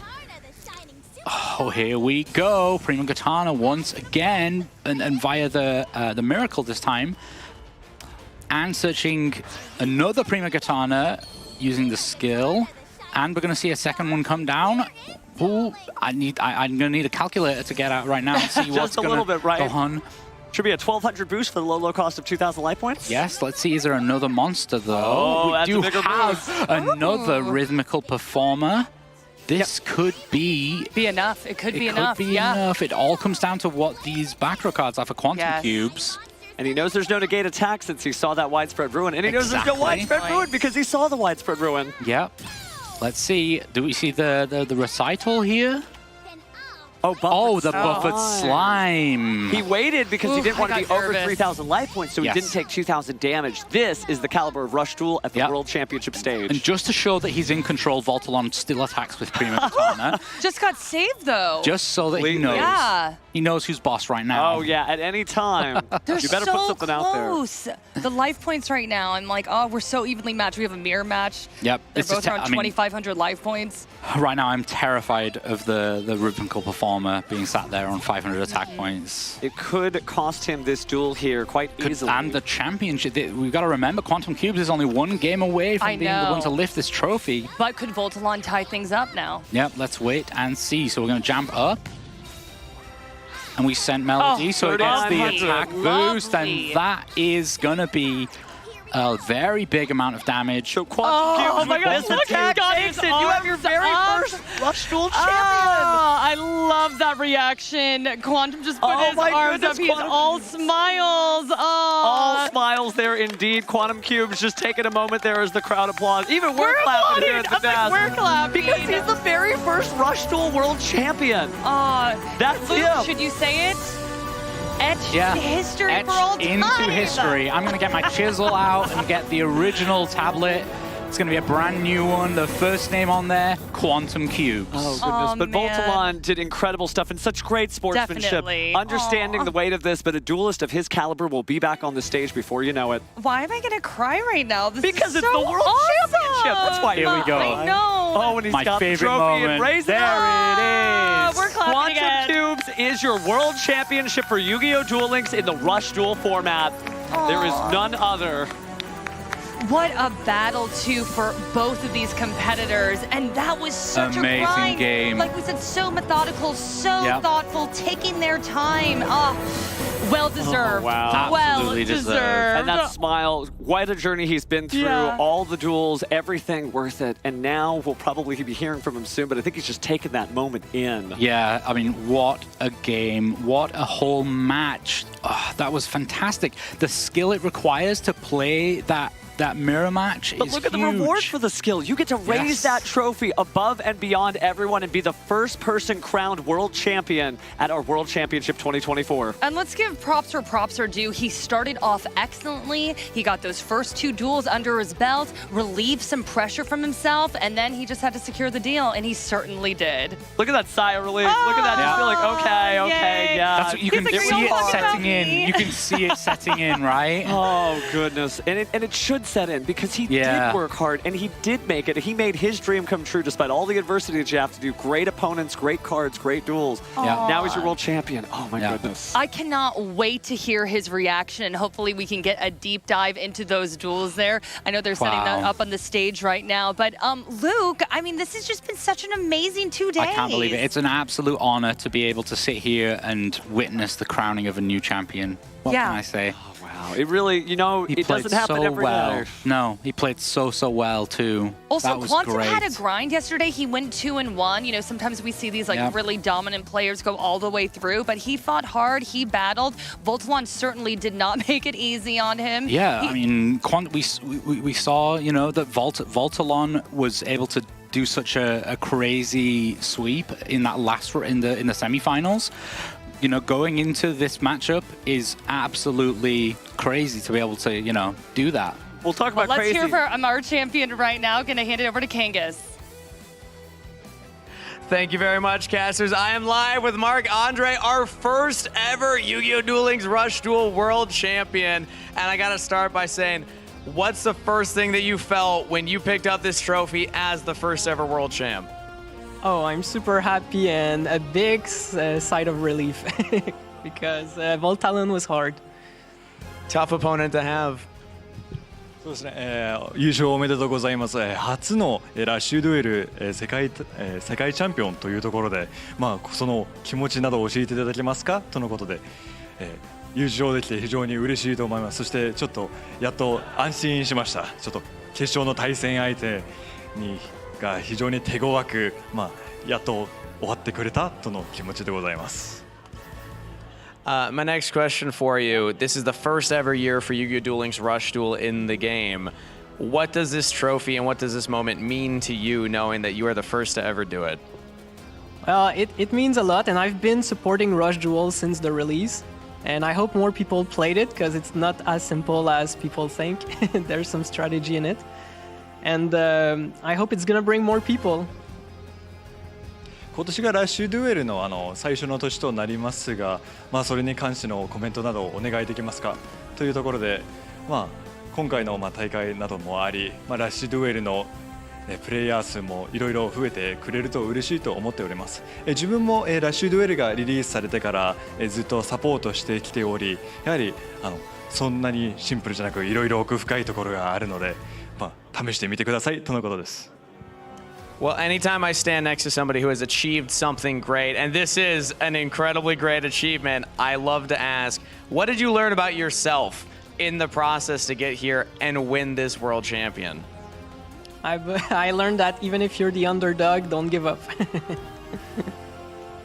そうですね。ここまで至るところでどのようなことをやはり世界大会というのまでどのようなことを学びましたかというところで、弱境にいたとしても、いろいろやることはできるということを学んだとのことです。And final question for you. I'm sure there's people back home that have been cheering you on. Who would you like to give a shout out for their support to help you get to this point? I have a lot of shout out to give. First of all, Giorfio, because he teach me to play a Yggdrago deck during KC. Couldn't have done it without him. Latin Kings, it's my Rush clan. They helped me so much to test for this event. All of them, thank you. And all my viewers on Twitch. They're always supporting me. Thank you so much. そうですね。やはり、自分たちを応援、自分を応援してくれた方々へ何か言いたいことはございますかという質問に関して、あちらの方にちょっと今も見てくださっている仲間たちにも、ありがとうのメッセージを言いたいのと、自分の入っているクランのメンバーたちにもありがとうと言いたいのと、やはり、この配信を見てくださっている皆様にもありがとうを言いたいとのことです。Thank you so much for coming on. Congratulations yet again to be the first ever Rush Duel champion. There he is, everybody. Once again, great job. With that said, we're going to send it to a short break before we are back. Actually, we're going to throw it to the casters to wrap things up. Thank you so much, Kangas. Quantum Cubes, our champion for Rush Duels. We're all smiles. He was all smiles. You couldn't get that smile off of his face. Oh, that was so fun to watch. I mean, looking back on that match, I don't know if you were watching as well, Kohanam. You yes, were. I knew you were. Yeah, I love that first stream of destruction, even though it didn't turn it around. But it was exciting to see. Such a great way to start, though, right? But really, for the most part, it was very methodical. It was very thoughtful. A little bit slower, but it was really fun to watch them both go big brain on it. Now, they did some great plays there. You could see that Voltalon, once he had lost those first 2 games, really did start to scale things back. 100%. And that's the right thing to do, right? When your entire tournament career depends on that, you do want to play defensively. You do want to go ahead and restrict yourself. But to a degree, you know, there's a temptation to just rush on in. And Quantum Cubes didn't change his game plan at all. He said, no. I'm going to do what you're doing. I'm going to be slow, conservative, proficient. I'm going to do what it is that those great people that he shouted out said. He's going to keep it and swing it just like he did in practice, and that made him a world champion. Yeah, I felt like he honestly just performed exceptionally, and we are so excited for him. But really quickly, we're going to take a little break. Don't go anywhere. More fun ahead.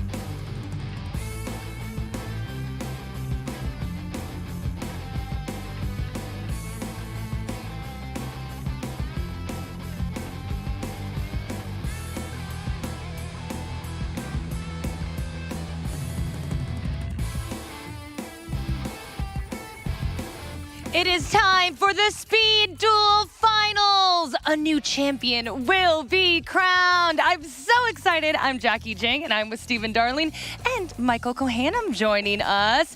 Michael, you are all smiles. I love the energy you're giving right now. You've been a competitor at the World Championship in the past, and the finals. What are these competitors thinking right now? I bet they're nervous, but they are excited because they are about to have so much fun in this final match and may remember it for the rest of their lives. We're happy you're on the desk with us. Stephen, with me again. Yeah, we do want to say goodbye to Luke, though. He's probably somewhere out in the audience since it's no longer Rush Duel time, but he did a great job casting with us. We will dearly miss you, Luke. We'll see you on the next one. Aww. But yeah, this has just been a tremendous championship, and we already have one person crowned with 3 duelists. Well, we also have the team of duelists on Master Duel, so we'll see what happens there. But the energy just here is incredible. You know, all the duelists who are still, you know, part of the tournament, just eagerly getting prepared. All the duelists who may no longer be in the tournament, somewhere in the audience, just kind of seeing what it's like for people to compete on the stage. So it's just electric here. There is nothing like this. Nothing like this. Can you believe it's 2 days? We started with 16 competitors. Now we are down to 2. All 3 of us have repeatedly talked about the grind, the passion, the dedication of these competitors. You know, I was asking you, Kohanam, how must they feel? But it's like all the hard work that they've put into this. Like, I just feel like they're like, oh my gosh, I hope it's not all for nothing, right? Right, they're so close to the finish line because they're in the finals, but only one of them can take home that trophy. If you were in their position, what would you be telling yourself right now? I'm ready. I would be telling myself I'm ready. I would have studied the information that I have, known my decks very well. It's a tough format because each duelist has 5 decks, all with different cards, so you really need to be an expert with all of them. But to get to this stage, I know these duelists are prepared. Absolutely. I know it's, oh, sorry, Stephen. Oh, you're fine. I said, I know what Stephen's going to say. Stephen would say, believe in the heart of the cards. Am I wrong? It's more than just that, though, because luck is a part of skill, of course, right? To quote Jaden Yuki, but it's tenacity. It's staying calm. It's losing that first game and saying, that's okay. Duelists lose first games. That's not a big problem, because that's the sort of tenacity you need in order to get to this stage, but also accept that great honor, because every one of these duelists, they are terribly talented people. Yeah. But only one person can be the world champion, so it does feel discouraging to lose that first game. But it doesn't mean anything, right? Because the next game has to be won, and the next game has to be won. And what happened in that duel doesn't necessarily dictate the future of the next result. So yeah, you can believe in the heart of the cards, but that's what it really means when you think about it. It's trusting in your deck, checking in all the process, all the stuff that Mike was talking about. And I know that these duelists are going to be doing some good stuff, which means we get to see great duels. That's all I'm here for. Yeah, I mean, we jokingly say believe in the heart of the cards, but really this game does come down to that. And I loved how you said tenacity, but resiliency as well. And I do kind of want to focus on Taku a little bit, because if we want to talk about resiliency, the 3 of us watched that semifinal.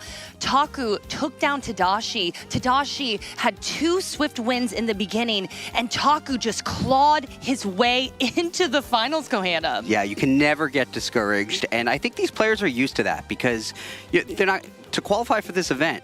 They didn't have 100% win ratios in the qualifiers, right?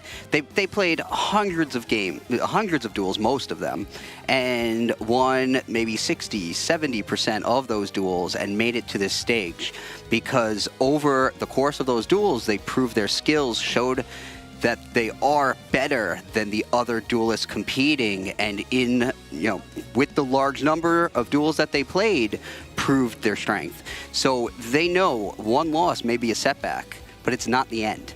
And we saw when Tadashi was up 2 duels and just 1 away from securing his spot in the finals. Nothing let you know. It just slipped. Wow. It just slipped out of his hands, and the 3 duel reversal happened. There's no guarantees. Just because you won the last one, just because you won almost all of them, you have to win all of the games you need to win in order to be crowned the world champion. So both of these duelists certainly getting settled in, and it was a long road to Worlds, but they're here. Now it's time to decide who the world champion is. I love Shelmy just making eye contact with the camera. There we go. Okay, he's smiling. I love that. He said in his survey, I'm excited to participate in this event again with the unique format that the WCS has, and the duel should be very fun And he said stress-free, but that's about to change for sure. Yeah, the format is unique because the Duelists do need to use 5 decks.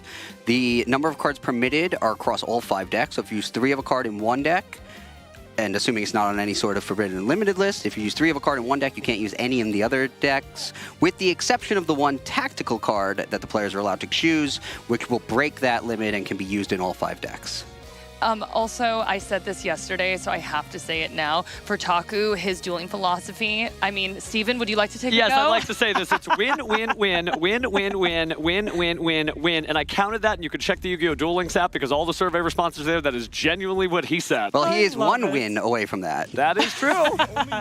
So we're beginning, you all. I'm so excited. Shelmy is starting off with Link Darkrays. Okay. Taku is using Dumon. I didn't see the Star Seraph skill activate, but there it is. Baryon Battlemorph, the Baryon's White Shield. Okay. So he is using the Star Seraph skill, and he's activating it to play a Star Seraph monster to his field face down, along with one from the deck, choosing the Scout. Now, we have seen this before. He put 2 monsters face down, anticipating Shelmy is using Sky Striker because of that skill that activated at the start of the duel, thinking, I don't want him taking a monster with Widow Anchor.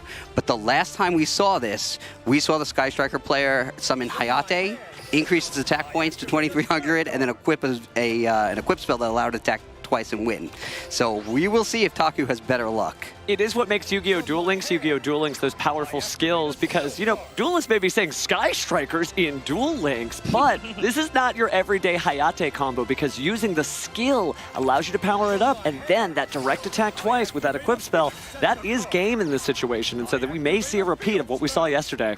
So Terraforming for Area 0 is a great start because it puts a spell in the graveyard, and then Sky Striker Mobilize Engage allows Shelmy to get another Sky Striker spell card. He does use Area 0, destroys Shark Cannon, and gets a Widow Anchor to his hand. Now he has 3 spells in the graveyard, so he can use Sky Striker Mobilize Engage. Oh, Widow Anchor. Luke says that always wins. Luke's favorite. He adds multi-roll to his hand and gets to draw a card for having 3, and he has a 3rd. Wow. Sky Striker Mobilize Engage. He hasn't even summoned Ray or used Kagari yet. Just sculpting that hand. Amazing. And there's only 8 cards left in his deck, and this is the first turn. And Sky Striker is really a big brain deck. We've talked about this in the past, right? Yeah, there's a lot of technical play and a lot of interesting interactions. How do you think these 2 decks are going to line up? We'll see. Yeah, I mean, if Shelmy uses that combo, where let's see. Well, as you're looking that up, looks like we're seeing the Sky Striker mech modules multi-roll. Go ahead and get rid of the Area 0 there, and the Area 0 will bring out Sky Striker Ace Ray, everybody's favorite. Aw, Ray. We love Ray. Yeah, I'm not sure that Shelmy is actually using that equip spell that would allow his Hayate to attack directly. But even without that way to sort of cheat the victory and attack through the face-down monsters, he did have a very powerful opening with 3 copies of Engage. Now he's able to use Kagari to bring one back and activate yet a 4th copy. With no soul release in sight or anything like that, I mean, it means his entire Sky Striker package is working at full power. Having those 3 spells in the graveyard that early, we know what it looks like. We've seen Sky Striker across Master Duel, across the TCG. Now we're seeing how powerful it is in Duel Links thanks to that new Ray of Aura set. I also feel like we're starting very methodical again. It's very interesting, Steven, you said this at the beginning of the broadcast, that we're seeing both of these competitors slow things down.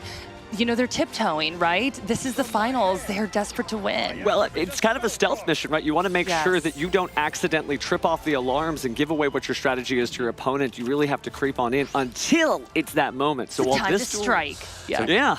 Shelmy adds jamming waves to his hand with the effect of the Engage. It's not particularly relevant now because it destroys face-down spell and trap cards, of which there are none right now, but he does get that extra draw with Sky Striker Mobilize Engage. But it might be a little bit hard for him to deal damage through these 2 face-down monsters because Sky Striker decks frequently keep 1 monster on the field, and it's Hayate who can attack directly, but without that equip spell combo to allow him to attack twice, I don't think he's going to be able to seal the win this turn. So his best hope is to sort of overwhelm Taku with his advantage of having more cards so that when he makes it back to his next turn, he's able to win.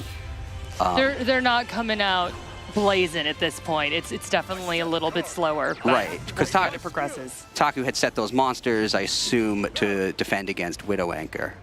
Certainly makes sense there with the Shizuku too, Yeah. setting up for the end phase more so than a direct attack. But we're going to go ahead and see him attack the center monster there, getting rid of a Star Seraph and getting to activate the Shizuku during the end of the turn. Yeah, so he goes for the Scout. I think the other face-down card is a Sovereignty, which can only be used in an Ixie summon of 3 monsters, so I think that's a smart choice there. He is going to use Eagle Booster also in the end phase just to allow the multi-roll to trigger and set another Eagle Booster. For those watching so at home, to either of you, with the Star Seraph deck, it is all about getting the materials. Absolutely. Right. There's Yes. a lot of TCG fans who will remember Star Seraph, Sovereignty, and Scale, and everything else in the package, being able to put powerful Xyz monsters out really fast. But in this case, Dumont used that Baryon Battlemorph skill in order to set those cards from the deck, so it's not necessarily that all the resources are gone. This could be Taku's moment to come back. So the skill is a once per turn skill rather than a once per duel to play a Star Seraph from the hand and a Star Seraph from the deck. So Sky Striker is a weird game. The matchup's actually interesting because Sky Striker, as the game goes on, is typically gets more cards and improves its position. But the Star Seraph deck can use the skill each turn as well, so it's really not falling behind. And that's kind of what we're seeing here, where he's going to use the first part of that skill to set, it looks like, Scepter from his hand and another Scepter from his deck.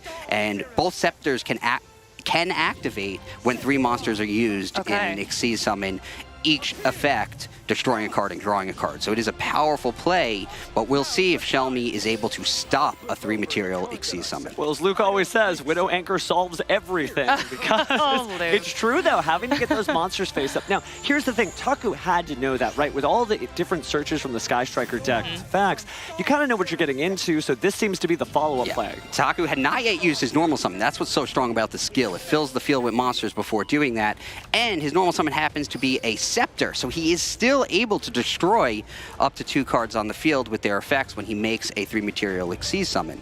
Now, the Shizuku is now protected by the Eagle Booster, so we'll see what happens. We are creeping along right now. Very steady gameplay. The pace is so different than what we were seeing yesterday. You know, we were seeing some of these duels just ending within minutes sometimes. Everyone has a different mindset today. Yeah, Sky Striker tends to slow duels And Sky down. Striker, yeah, we're talking about the spell deck, right? That's true on Master Duel, that's true in the Yu-Gi-Oh! Trading card game, and that's true in Yu-Gi-Oh! Duel. Sky Striker takes little bites, little dainty bites of your life points, but it looks like we may be taking a bigger bite now as that Baryon Battlemorph skill is getting the last material there and the rank up Magic Baryon's Force. I'm just waiting for this Ixie summon because when that happens, things are going to get nasty. It's happening right now. Hey, there we go. Yeah, so he created the Sovereignty for a scale to put that in the Xyz summon instead, perhaps signaling that he has another Sovereignty in hand he wants to summon. But he also did get the rank up magic, which maybe we'll see him use later in the turn. Oh, when I start to see this happening when I'm dueling, my heart falls into my stomach. You know, I'm just like, no, but the attack reduction, right? Well, speaking of the heart there, Taku getting a little bit of a smile on his face, kind of starting to feel himself in this duel. Yeah, I mean, he just destroyed 2 cards and grew 2 cards with the Deltaros's effect that was granted by the Scepter. So that's a huge swing. And look at the number of cards in these players' hands. This is turn 3. This is not Rush Duel. Right? Look at it's unbelievable. Yeah, using... we ain't rush dueling, but yeah, but it feels like with the hand sizes there. He used Deltaros's effect to destroy Deltaros. Interesting. Perhaps wanting to clear the monster off the field or not worry about it, but 3 set I like the back row, though, you know. Certainly feels safe there. Definitely. He may have felt vulnerable to Widow Anchor. And maybe wanted to try to play around it. Widow Anchor. And also he knew that Shelmy had jamming waves, which just would have destroyed Deltaros anyway when it took down that Mystical Space Typhoon right there, which we just saw. Y'all, so we are minutes in, So, and no life points down at all. No, in fact, Shelmy's life points are up from the skill. Yeah, oh, you're right. Oh my goodness, We're going the wrong direction. So I mean, this could end by deck out with only 3 cards left in Shelmy's deck. That, yeah. So he's going to use Area 0, get a multi-roll. It's funny, right now, we're not seeing too much on the field, right? Like, there's nothing we're like, ooh, what's going to happen there? But I'm just like, what's going to happen next? Yeah, right? I mean, jamming waves takes down Needle Sealing. He is clearing out the back row as much as he can. Yeah. Ray I mean, I think he'll eventually be able to poke in for the damage he needs over the next 3 turns if he's not defeated before then. So I don't think we're going to see it end by deck out, but I wouldn't count it out.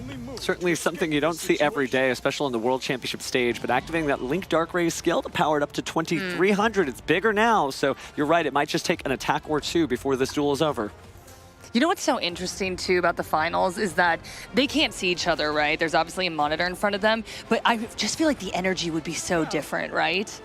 Like, yeah, maybe more you tense. can feel the energy of your opponent just like feet away from you, you know? Yeah. Yeah, Really Ray's fun. attack went in, so he is basically 1 more attack away because the Link Dark Rise, well, not, so he's, yeah, so it could be, that, right?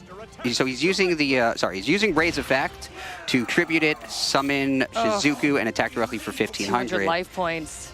Well, 200 life points is still at least more than 0, so you Yeah. can stick in the game, but you're right that it's starting to close in on Taku's side. Right, he had already used the skill that turn to increase Ray's attack points, and unfortunately the 2,300 from Ray and 1,500 from Shizuku fell short. But on the next turn, he can attack with Hayate if he's able to link summon it, and Hayate can attack directly through Taku's cards. Steven, we saw Taku smiling earlier. Change of tune, 100%, right? Like, we can see now he's zoning in. Honestly, looking a little bit shaky, but, I mean, who knows what's in his hand, right? Well, he still hasn't used that awesome rank up skill, so we might Okay. actually see the spell played. Maybe that is his way to win, because again, oh, maybe not. Might be setting cards just to get defensive and trying to go for the deck out. I don't like that. That's making me nervous for him, really. Yeah, well, still a win condition. Time is ticking with that only 1 card left in the deck, but that is setting yourself up. It's a very delicate house of cards. Yeah, he really can't summon monsters because he knows Shelmy has Widow Anchor since it was set by the multi-roll, and Widow Anchor will just defeat him faster. So Shelmy's actually going to use the Widow Anchor, it looks like in the end phase, targeting his own Shizuku so that he gets to set jamming waves. Taku is trying to defend himself with the back row cards, and Shelmy needs to win on this turn. Crackdown takes Shizuku. But it also opens up a main monster zone, so now maybe some Sky Striker combos can happen. Jamming Waves can only target face down cards, so it will destroy the rank up magic, and it's going to take out a Star Seraph monster with it. I'm going to be honest, though, guys. Shelmy, 5,500 life points. This is going to be a really big battle for Taku. Yeah, I think it's over because Shelmy has the Ray, so he's able to summon Hayate and attack directly. And you can see it on Taku's face there, maybe not feeling himself there because, again, all you have to do is, oh, but we're going to the battle phase, so I guess maybe we'll go ahead and activate that effect. In the battle phase? In the battle phase, you can. Both play around Valor, right? It's very smart there for sure. Don't want to risk there's a anything Valor or here at the anything World like that. Championship. Yeah, I mean, I guess it really didn't matter. But Oh, it's over. direct attack from Hayate does finish it. When you're playing against Sky Striker, you have to be careful because Hayate's attack can finish you off. Yeah, I saw that from Shelmy. Like, I okay, I made it. Feeling himself. But you can't give up just because you're 1 down. Remember, both of the records of these players are 3 wins, 1 loss. Both of them have felt what it's like to lose on the World Championship, you know, as they got up here, but they still got up here. So they've tasted a little bit of defeat, but they still believe in themselves. And now they've got to select their next deck there. Because again, the rules are 5 different decks, but they've already used that one. So we won't see Sky Striker from one player again, and we won't be seeing the Star Seraphs from the other. I'm feeling really great vibes right now from Shelmy. I just like, he's smiling. He seems a little bit more relaxed. We got a smile from Taku too, though. So it's the finals, you know? You got to put everything into this. So I want to point out also, we're not going to see, we're likely not going to see Dark Fluid from Shelmy either because he used Playmaker and I with his Sky Striker deck. You definitely have layers upon layers upon layers because, again, it's not just about the characters you choose, it's about the skills associated with them. But if you decide to use Playmaker sort of as that bluff with Link Dark Rays, you do take out of your 5-deck combination that very powerful Dark Fluid Dragon that we've seen throughout the weekend. Firewall Dragon Dark Fluid with amazing potential, but not something we're going to see here, at least from him. Right, there are so many strong decks. You can only choose 5 of them. I just thought this was a really fun survey response from Shelmy. What do you think are your strengths over other duelists? One word, persistence. I love that, right? Hey, well, look, the persistence paid off. Yeah, certainly. And we are going into Duel 2. And we've already seen the Magic Shark combo. Oh, it's Ubel. Are we going to hear the epic joke? That the sharks go hand in hand. Yes! Oh, you're going to have to say it again. If All right, okay. Okay, thank you. Even though we spoiled the joke. But Oh, and it's your favorite deck. Shelby's using your favorite deck. Oh my gosh. Okay, everybody watching at home, Steven and Kohanam have been my senseis through this whole Duel Links journey, and I've been playing for a couple months and mainly used Blue Eyes and Unchained. And I was like, I probably won't end up seeing them at the World Championship. But we've had 2 Unchained appearances, so I get a little unchained when I see that. Sorry. That was good. That was better than hand in hand.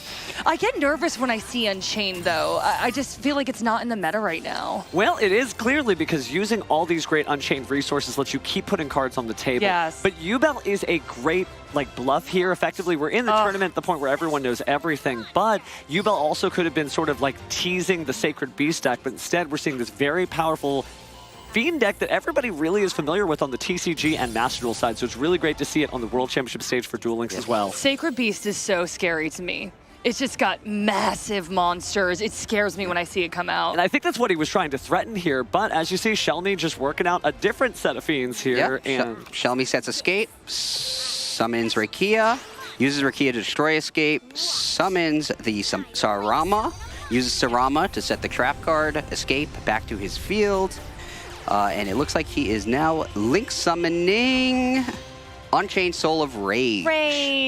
Why did I say that so cheerfully? I'm so sorry. Because you love Unchained? I know, I love this deck, so I feel like they're my babies. Every duelist is like that, though. They latch onto a deck, and whether it's devilish fiend monsters like what we're seeing, or it's just happy, cute faces, it doesn't matter. It's your deck. You do love it. And the same thing for a lot of Unchained players at home are probably screaming their heads off, whether they're watching the stream or at their OTS watch parties. It's so funny. They are devilish fiends. And I'm like, oh, like little devilish fiends. It's just a cute little dog. Yeah.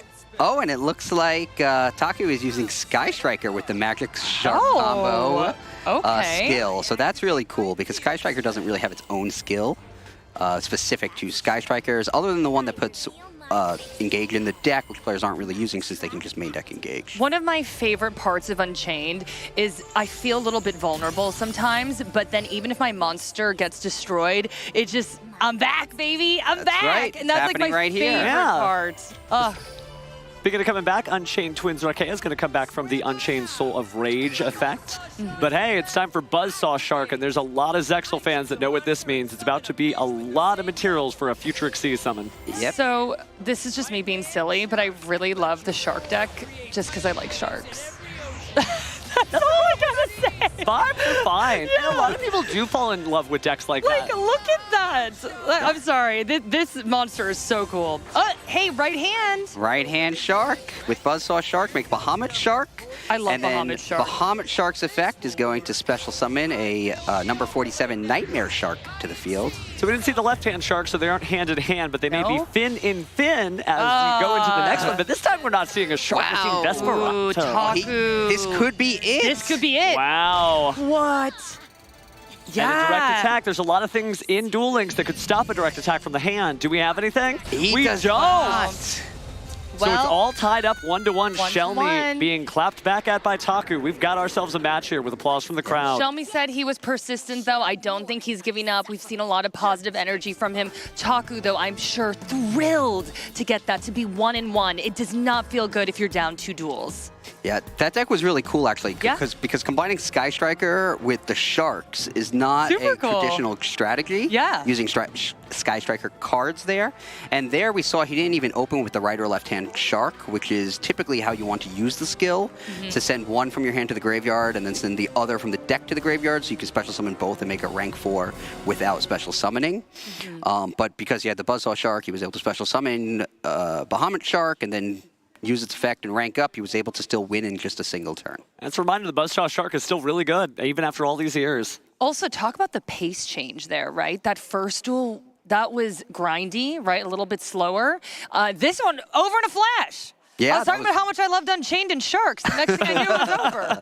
Yeah, that one was real quick. It was a speed duel after all, but Yeah. we are in for a couple of more games at least. Again, now that it's 1-1, one of these duelists is going to have to win 2 in order to claim that coveted World Championship trophy. You know what's interesting? Now we're 1-1, and I definitely feel like we have felt the intensity rise here. You know, they're kind of like smiles, a little jokey in the beginning, which is great. That's a great way to go in the finals, right? You don't want to go in super serious and uptight, but now you can tell we're getting closer and closer, and they're like, okay, we gotta go, dude. I'm so excited for them. Sorry, I'm like geeking out so hard over here. And you should. It is the Yu-Gi-Oh! World Championship. What are you going to save this for? Tomorrow? It won't be the championship. I'm like, who's You got to take spend all? it. All of your dueling energy, and our competitors have to do just the same. As we open up with a Varian Battle Morph skill there from This time. Shelmy. Ooh, Sherry. Oh, Sherry LeBlanc for Taku. I thought you were going to sing this song. Oh, we're not allowed to do that. Never mind. Don't worry. But some really good stuff as we see the Revolution des Fleurs skill, which has allowed duelists to have so much creativity using Necro des Fleurs and everything else. But it looks like we're going to see the Infernoble Knight build of this. Yep. Infernoble Knight's very popular right now. Yeah, so he's it's usually paired with this skill, but Taku got the great start of summoning Ogier and using it to send Excalibur into the graveyard, and then he had the Renaud in his hand to special summon. Then the Revolution de Fleur skill allows him to send a card from his hand to his deck to summon the Necro Synchron from his deck, and then it allows him to also lower the level of a monster on his field by up to 2. So this is an amazing fixer to let you summon synchro monsters of all sorts of levels. He goes for Haster, as we've seen previously in the tournament. Tuning with the Necro Synchron to summon a wind monster allows him to special summon the Glow Up Bulb, which he then tunes with to make Captain Roland, and then he sends Captain Roland to the graveyard with the other part of the skills effect to summon Sorcier de Fleur. And now he has the level 8 non-tuner, level 1 tuner, and he is able to make Emperor Charles. So, Steven, correct me if I'm wrong here, but when we were doing our homework, I believe you told me that if you go up against this deck, get ready for your opponent to turn your whole deck against you. It really can, because one of the other monsters that's commonly played in this that we've seen throughout the tournament is Immortal Phoenix Gearfried, but you also get to search out great cards like Battle in Boxer Veil. So basically, wherever you want to be, you really can't go. You try to figure something out, no, you're going to have your cards negated or destroyed by all these great different Fire Warrior effects, and don't forget that the equip spells have effects too, so it is a really tricky maze to navigate through. Yeah, so in the end phase, he gets to put the Excalibur on it, which will stop it from being targeted by card effects. He puts Gravity Axe on it so that monsters can't change battle positions. He puts Roland on it as well, and this is using the effect of both Emperor Charles and the level 5 Synchro he summoned earlier. And then, since the Roland equipped to the Emperor Charles, he's able to destroy Roland and use its effect to search for a monster. Steven, I think right now Taku's in a great position. Am I wrong? No, you're not. He really is in a strong start. But remember, with Shelmy playing Dumont, we've seen how cool it is to be able to get those Xyz materials out pretty easily. We haven't really used the skill yet. We're just going ahead and just using it the old-fashioned way, getting out Seraph Scout and also Star Seraph Sovereignty there. Wow, he started with the Scepter and 2 Sovereignty. Yeah, he's got it. Love to see wow, that. and this is going to force Taku to equip Captain Roland to Emperor Charles to try to destroy a card. Because if Shelmy is able to successfully Xyz summon using that Scepter in a 3-material Xyz summon, he can destroy the Excalibur. Well, the Knights are going to I have to said that protect it looked good themselves. for Taku, and now I'm like, oh no. Shelmy hasn't used he used the normal summon, but hasn't used the skill. So he might actually he could use the skill. Well, it depends what's in his hand. He might be able to use the skill to get a scout and then special summon from his hand. Oh, but doesn't look like not. he has it though. So he's I'm just trying setting to 2 predict cards what to was his going back on there, row. and I'm like, no, that wasn't what I was anticipating at all. Just looks like some defensive play. Now, neither of these duelists is going home if they happen to lose this one duel, but speaking of Immortal Phoenix Gearfried, this is where it gets really tricky because not only can it use equip spells as a way to negate the activation of effects and destroy them, it can also just take monsters and turn them into equip spells for more food for the same. Oh, Taku, your front line looks so nice right now. I'd be feeling so confident. Well, there's still those 2 face dueling, downs. so then as soon as you're feeling confident, then you're like, wait, aw. Well, Shelmy cannot target the Emperor Charles with the face down cards due to the effect of Excalibur. By the way, Emperor Charles, one of our favorite names. Steven only calls him Charles. Yeah, so. just Charles. Just We're on a first name Charles. basis Yeah. And then he equips Ogier as well, so that the equipped monster can't be destroyed by card effects, and Emperor Charles gets to activate its effect to destroy a card on the field. He's going for a back row, and it's Crackdown. Wow. Oh, no. Certainly difficult there if you are cheering for Shelmy, right? Every one of these plays is a heartbreaker because on one side, you're like, wow, that person's doing really good. And on the other side, you're like, oh, I wouldn't want to be experiencing that. But you just have to cheer for the person who is doing well because it is their moment. Yeah, when someone gets my crackdown off the field, I'm furious. Oh, I know. I'm like, it's such a good card. No. Oh, and I should have pointed out before, the Gravity Axe is actually sort of just shutting down the skill because it prevents the flip summoning of the monsters that the skill sets face down. So it makes for a really great counterplay. Yeah, so he actually could not have sent a monster to the graveyard, gotten the scout, and then flip summoned it to get another monster on the field. So that is the cool tech choice of that Gravity Axe. It's such a very old card from the Yu-Gi-Oh! Trading card game, but just doing massive amounts of intelligent work here. Well, looks like we were taking a moment to think, trying to figure out where we're going next. Hey, you take your time. You're in the finals. I would be afraid to do anything. But then with Duel Links, you have the counter, the dreaded counter. Well, so it looks like they don't have a counter moves. here. They've got plenty of time to just kind of play as they are content. But still, it's that pressure, it's that experience. 932 people watching through the games app, and all the viewers at home around the world. Go too long, That's funny. Summons Renaud. It looks like he just wants to get more monsters on the field, so he's actually going to link away the monster he just summoned. Okay. It looks like it's Ferocious Flame Swordsman. He must have a way to get more monsters on the field, otherwise I don't think he would have bothered with that. Okay, here we Taku's go. probably going to try to clear some of these defense cards out of the way. Seems like it's that time. Sublimation Knight. The most regal names with Infernal Knights, right? Love it. That is royalty. And he'll equip it with the Ogier. Oh, looking real good for Taku right now. This gives him just enough clearance on attack points for that Sublimation Knight to go ahead and attack through the 2,000 defense, but there's a little pause here, meaning we may have an activatable spell or trap face down. That one card in the corner has me thinking. Well, it's not going to be activated just yet, so Charles goes after the next monster here, our Infernoble Knight Emperor. Okay, direct attack. It went through. Down 1,800 for Shelmy. All right, we're moving here. I feel like right now the momentum's with Taku for sure. Yeah, because Shelmy needs to find a way to either get rid of the Gravity Axe so he can effectively use his skill, or get rid of the Excalibur so he can target the strongest monster on the field. So how will Shelmy go about doing that if he can? The Scout's a good start because it allows him to special summon. If he can use another Scout, that perhaps could allow him to get a third monster on the field, but he has to have all the right cards to be able to do that. He's going for the scale. Double scales here. Oh, one scale led to another. He did get 3 monsters out. Look at him thinking right now. I love it.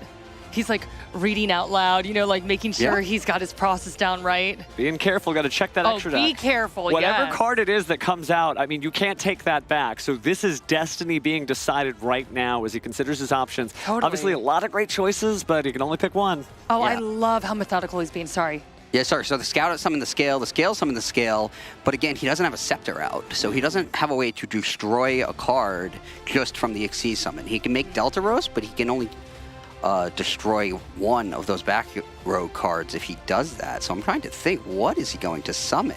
Yeah. Definitely a lot of options there as he considers it, but Taku just kind of have to wait his turn out there until Shelmy brings something out. Looks like we were Taku's feeling great. Taku's like, look at my front line right now. I got a whole back row. Like we're sitting pretty, to say the least. But again, we never know what Shelmy has up his sleeve. So, Xyz summoning, here we go. He's going for a 2-material Xyz monster. Is it Photon Popula Operative? Which players that was awesome that you were able to say that. I probably said it wrong. Which players typically use to rank up using the rank up magic from that they get from the skill. So we're seeing that now. Barry and Battle Morph. Protector Barian World definitely going to give you some great stuff there. Star Seraph Sage. So the Sage will stay face down, but the rank up magic Barian's Force is going we're playing to... it right away. Yep, Here we go. Rank up that monster. So we are building the overlay now network we know what here. Shelmy was thinking about for so long, right? Well, it definitely takes a little bit of time to figure out how you're going to put a new monster on the field and which Xyz monster you're going to give up for this ultimate Leo Topia Ray. Totally. Its effect will activate. He'll equip it and raise its attack points to 6,000. Big enough. But now Ray activates its effect. A monster was equipped. Does Emperor Charles work when any monster is equipped?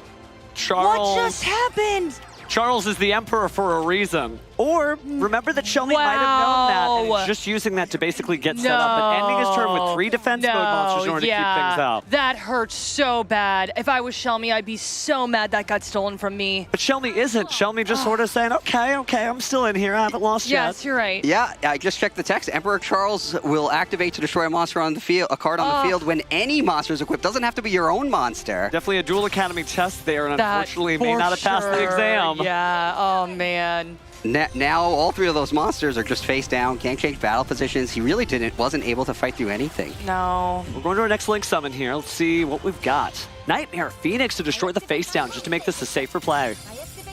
Book of Moon can't be used to target Emperor Charles. Ogier is being returned from the graveyard, equipping so that Emperor Charles can activate. Oh, and here comes Savage de Flail. I'm still shocked at Emperor Charles. That was fierce. I mean, when that card's out, I would be just scared, you know? Yeah, I mean, it's the equip spells that make it so it's done. strong. Talking about it's Emperor over. Charles, everybody. There we go. So now, Charles, Taku, just Charles. just Charles, just Charles. Charles and Ray, right? First names only. But here's the thing. Speaking of names, Taku is only 1 win away from being declared world champion. So cool. Man, it ain't over for Shelmy. It ain't over for Shelmy. Exactly. What a great finals this is turning out to be. Yeah, that Emperor Charles destroying a card when the opponent equipped a monster really threw me off. Oh, that was... Because you don't see that a lot. You do not see that a lot. It looked like his really strong monster was going to attack and end the duel, but no, forgot about Emperor Charles' effect. 3, with his whole own back row filled, it could still activate on the opponent's equip. Well, Shelby showing a little humility there, just thinking, okay, I know what it is that I'm going to do next. He's got 2 decks left. He still has 2 more chances here. Yeah. But it's going to take 2 wins in a row, because if Taku takes one of these games, we have decided our Speed Duel World Champion. What a good sport, though. Like, that move happened, and all 3 of us were like, what? And like you said, Shelby just kind of reacted with a smile, laid down his cards in defense. So he's like, hey, it ain't over. The persistence we talked about, right? So Yeah, he had to keep trying. Yeah. Man, no, I really like these duels. We had one that was short and fast, one with the shark. And then the first one was a grind, definitely more methodical. That one's kind of a mix. It was fun, though. Yeah, and some this one was surprises. cool. Yeah. Wonder what's going to happen next. Oh, no telling. I wonder what decks they're going to use, because I think you want to use the deck you think is strongest here, because it could be your last duel. It absolutely could be. So it looks like we are seeing Trace versus Playmaker. Trace using the Hope-Filled Chronomaly skill from that brand new Zexal Ace character campaign recently happened. Now we're seeing Dark Fluid Link. Dark Fluid Link from Sorry, I Taku. said Michael because Chronomaly, we were both shocked when we saw that. Yes, this deck was really not on my radar, but it got a couple of good cards in the latest Speed Duel main box. Oh, Ray of Aura, yeah. Yeah, and Ray of Aura, and that has apparently catapulted it to the finals of the World Championship. Well, it does help And with those Ixie's a figures. deck again, correct? Yeah. So get those materials. Yep, so there's Hope-Filled Chronomaly. He sends the new level 5 from the latest main box to the graveyard, loads up the extra deck with some more Xyz monsters, and then this new monster, Chronomaly and Cambaro figure. Very nice. Akambaro figures will...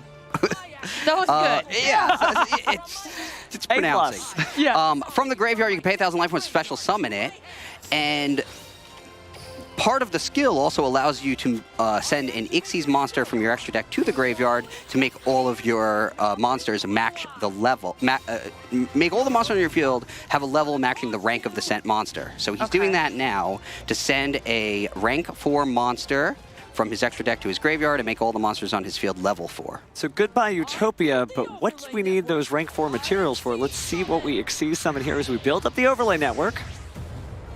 And we're going to showcase... I'm waiting. Oh, it's number 36, Chronomaly Chateau. Huyuk. This is a strong start, wouldn't you say?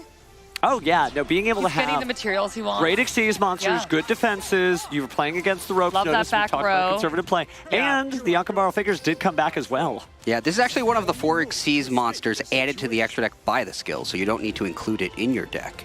Oh, nice. Gives you a lot more deck flexing capability, but since Playmaker is going second here with that Dark Fluid Link skill, 5 cards just got banished, and each of them can be special summoned. So don't worry, Yu-Gi-Oh! Judges at home. These monsters, they are being treated as being legally summoned, despite the fact that they were banished from the game. Chronomaly Esperanza Glyph is another new card from the latest main box, and it has a really cool effect that lets you target an Xyz monster in your graveyard or that you control and special summon 2 Chronomaly monsters that are a level higher than its rank, and then immediately use them in an Xyz summon.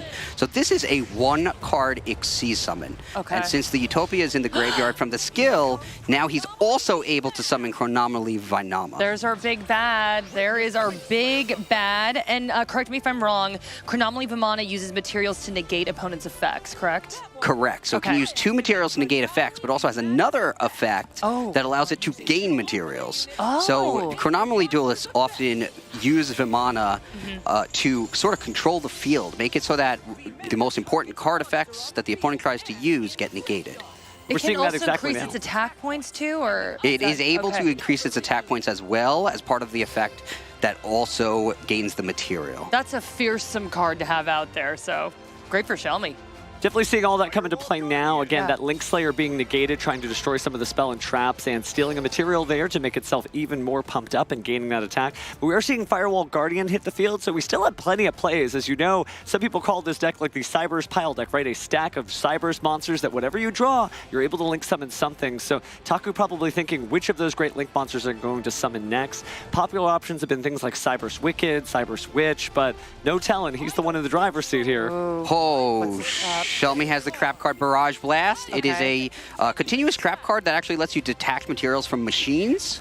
And however many you detach, you can destroy that many cards. Oh, wow. That's the perfect option here. Detach 2 to destroy the 2 link materials. He is not letting Taku use that Firewall Guardian in a link summon. Or is he? Because we're seeing the Signet Crosswipe at least clear one of those cards off the field to get rid of that continuous trap and therefore prevent it from ever resolving. So while there's still just the 1 card there, it's better than having 0 unless But Shelmy Book of Moon! What? Taku has no face-up monsters if this resolves, which it does.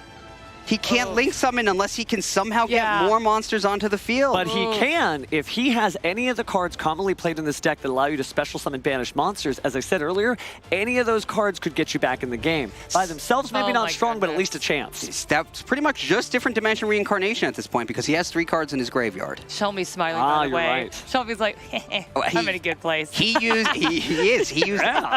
everything he had, and it looks like it was exactly enough. Oh, man. What's Taku going to do now? Well, I mean, there's a lot of different options. If he did have that different dimension reincarnation, he could special summon a Cyber's Quantum Dragon and use that to bounce at least one of those cards off the field, but that's not exactly the strongest option, is it? I think if he had it, he would have played it already. Oh, the confidence of a duelist in the World Championship, just slap it on the table? Yeah. You thought you had exactly enough, but no. Yeah. There's one more card. Yeah, But- he's definitely trying to ponder an escape plan here for sure. Man, y'all, are we going to see 5? I think we might see We might, and I hope we do, because the more speed duels we see, the happier I am. Hey, don't count your duels before they're done now. Yeah, No, definitely exactly. not. True. We don't know what Taku's cooking up here, so we'll see. I do feel like Shelmy, there's definitely a massive amount of momentum behind him right now. Taku's got to find some way to switch the flip here. Flip the switch? Flip the switch. Ah, switch the flip works, yeah, because you Y'all know what I fine. meant. That was funny. But he is considering his options very carefully here. Yeah. Now, here's the thing. The sign of a duelist in the World Championship stage is even when you're winning, you don't just magically start to lose your cool. So not trying to seize this moment and force the victory, but going to go ahead and play that Signet rollback to special summon. And it is the Cyber's Quantum Dragon. He got that with his skill because he was second. So that's a nice perk of going second when using this skill. And he is getting that Synchro Monster you referred to earlier. It can return whatever he attacks to the extra deck. But doesn't have the attack points needed to destroy the other monster by battle. So it's not it may be the best thing he can do, but I don't think it's really enough to put him back. He doesn't look thrilled. So using the material to go ahead and drop the monster attack to 0, but it still bounces, so nothing to worry about there. Play passes back over to Shelmy. Let's see what he's got as he continues to fight for his tournament career. Yeah, and do what you can, right? He did what he could. So. Yep, he brings back in Kambaro figures by spending another 1,000 life points. If he can get another monster on the field, that's another Xyz summon no matter what the level, because the skill will fix the levels by sending an Xyz monster from the extra deck to the He graveyard. must be feeling confident. You know, reducing your life points by 1,000, that's not like 500 or 100 life points. I think so. Yeah, true. He brings back the Chronomaly Nebra disc, and now he's Xyz summoning Chronomaly. Vimana. Yes. Okay. Vimana. So he has 2 of those on the field? He does. Now he has Going 2. attack mode. Ouch. That's definitely going to hurt. Oh, interesting. Okay. Going for the attack to force the activation and then maybe negating it with the effect there and then possibly continuing from there. But it forces the play. Shelmy asks the question, how will Taku answer? Yes, but Vimana's effect can activate to increase its attack points and gain an Xyz material. Point. Yeah. And then if he uses that effect, he'll be able Attack to boost here. Yeah, he'll be able to destroy the Cyber's Quantum Dragon in battle. So not only getting that activation, but being able to clear the threshold and picking that giant Utopia there that was added from the skill. Great use of the monster since it could be summoned later. So funny because Chronomaly wasn't really in the meta, but every time I've seen Chronomaly, the Vimana card is just nasty. So good. Yeah. The skill pushes this over the edge. That Zexal campaign really changed the playing field of this tournament. Wow. And there's the face-down Firewall monster that he had put there with Book of Moon. So Taku had no opportunity to use it in a Link Summon to use its effect and bring it back. Okay, let's hope Taku drew something awesome here.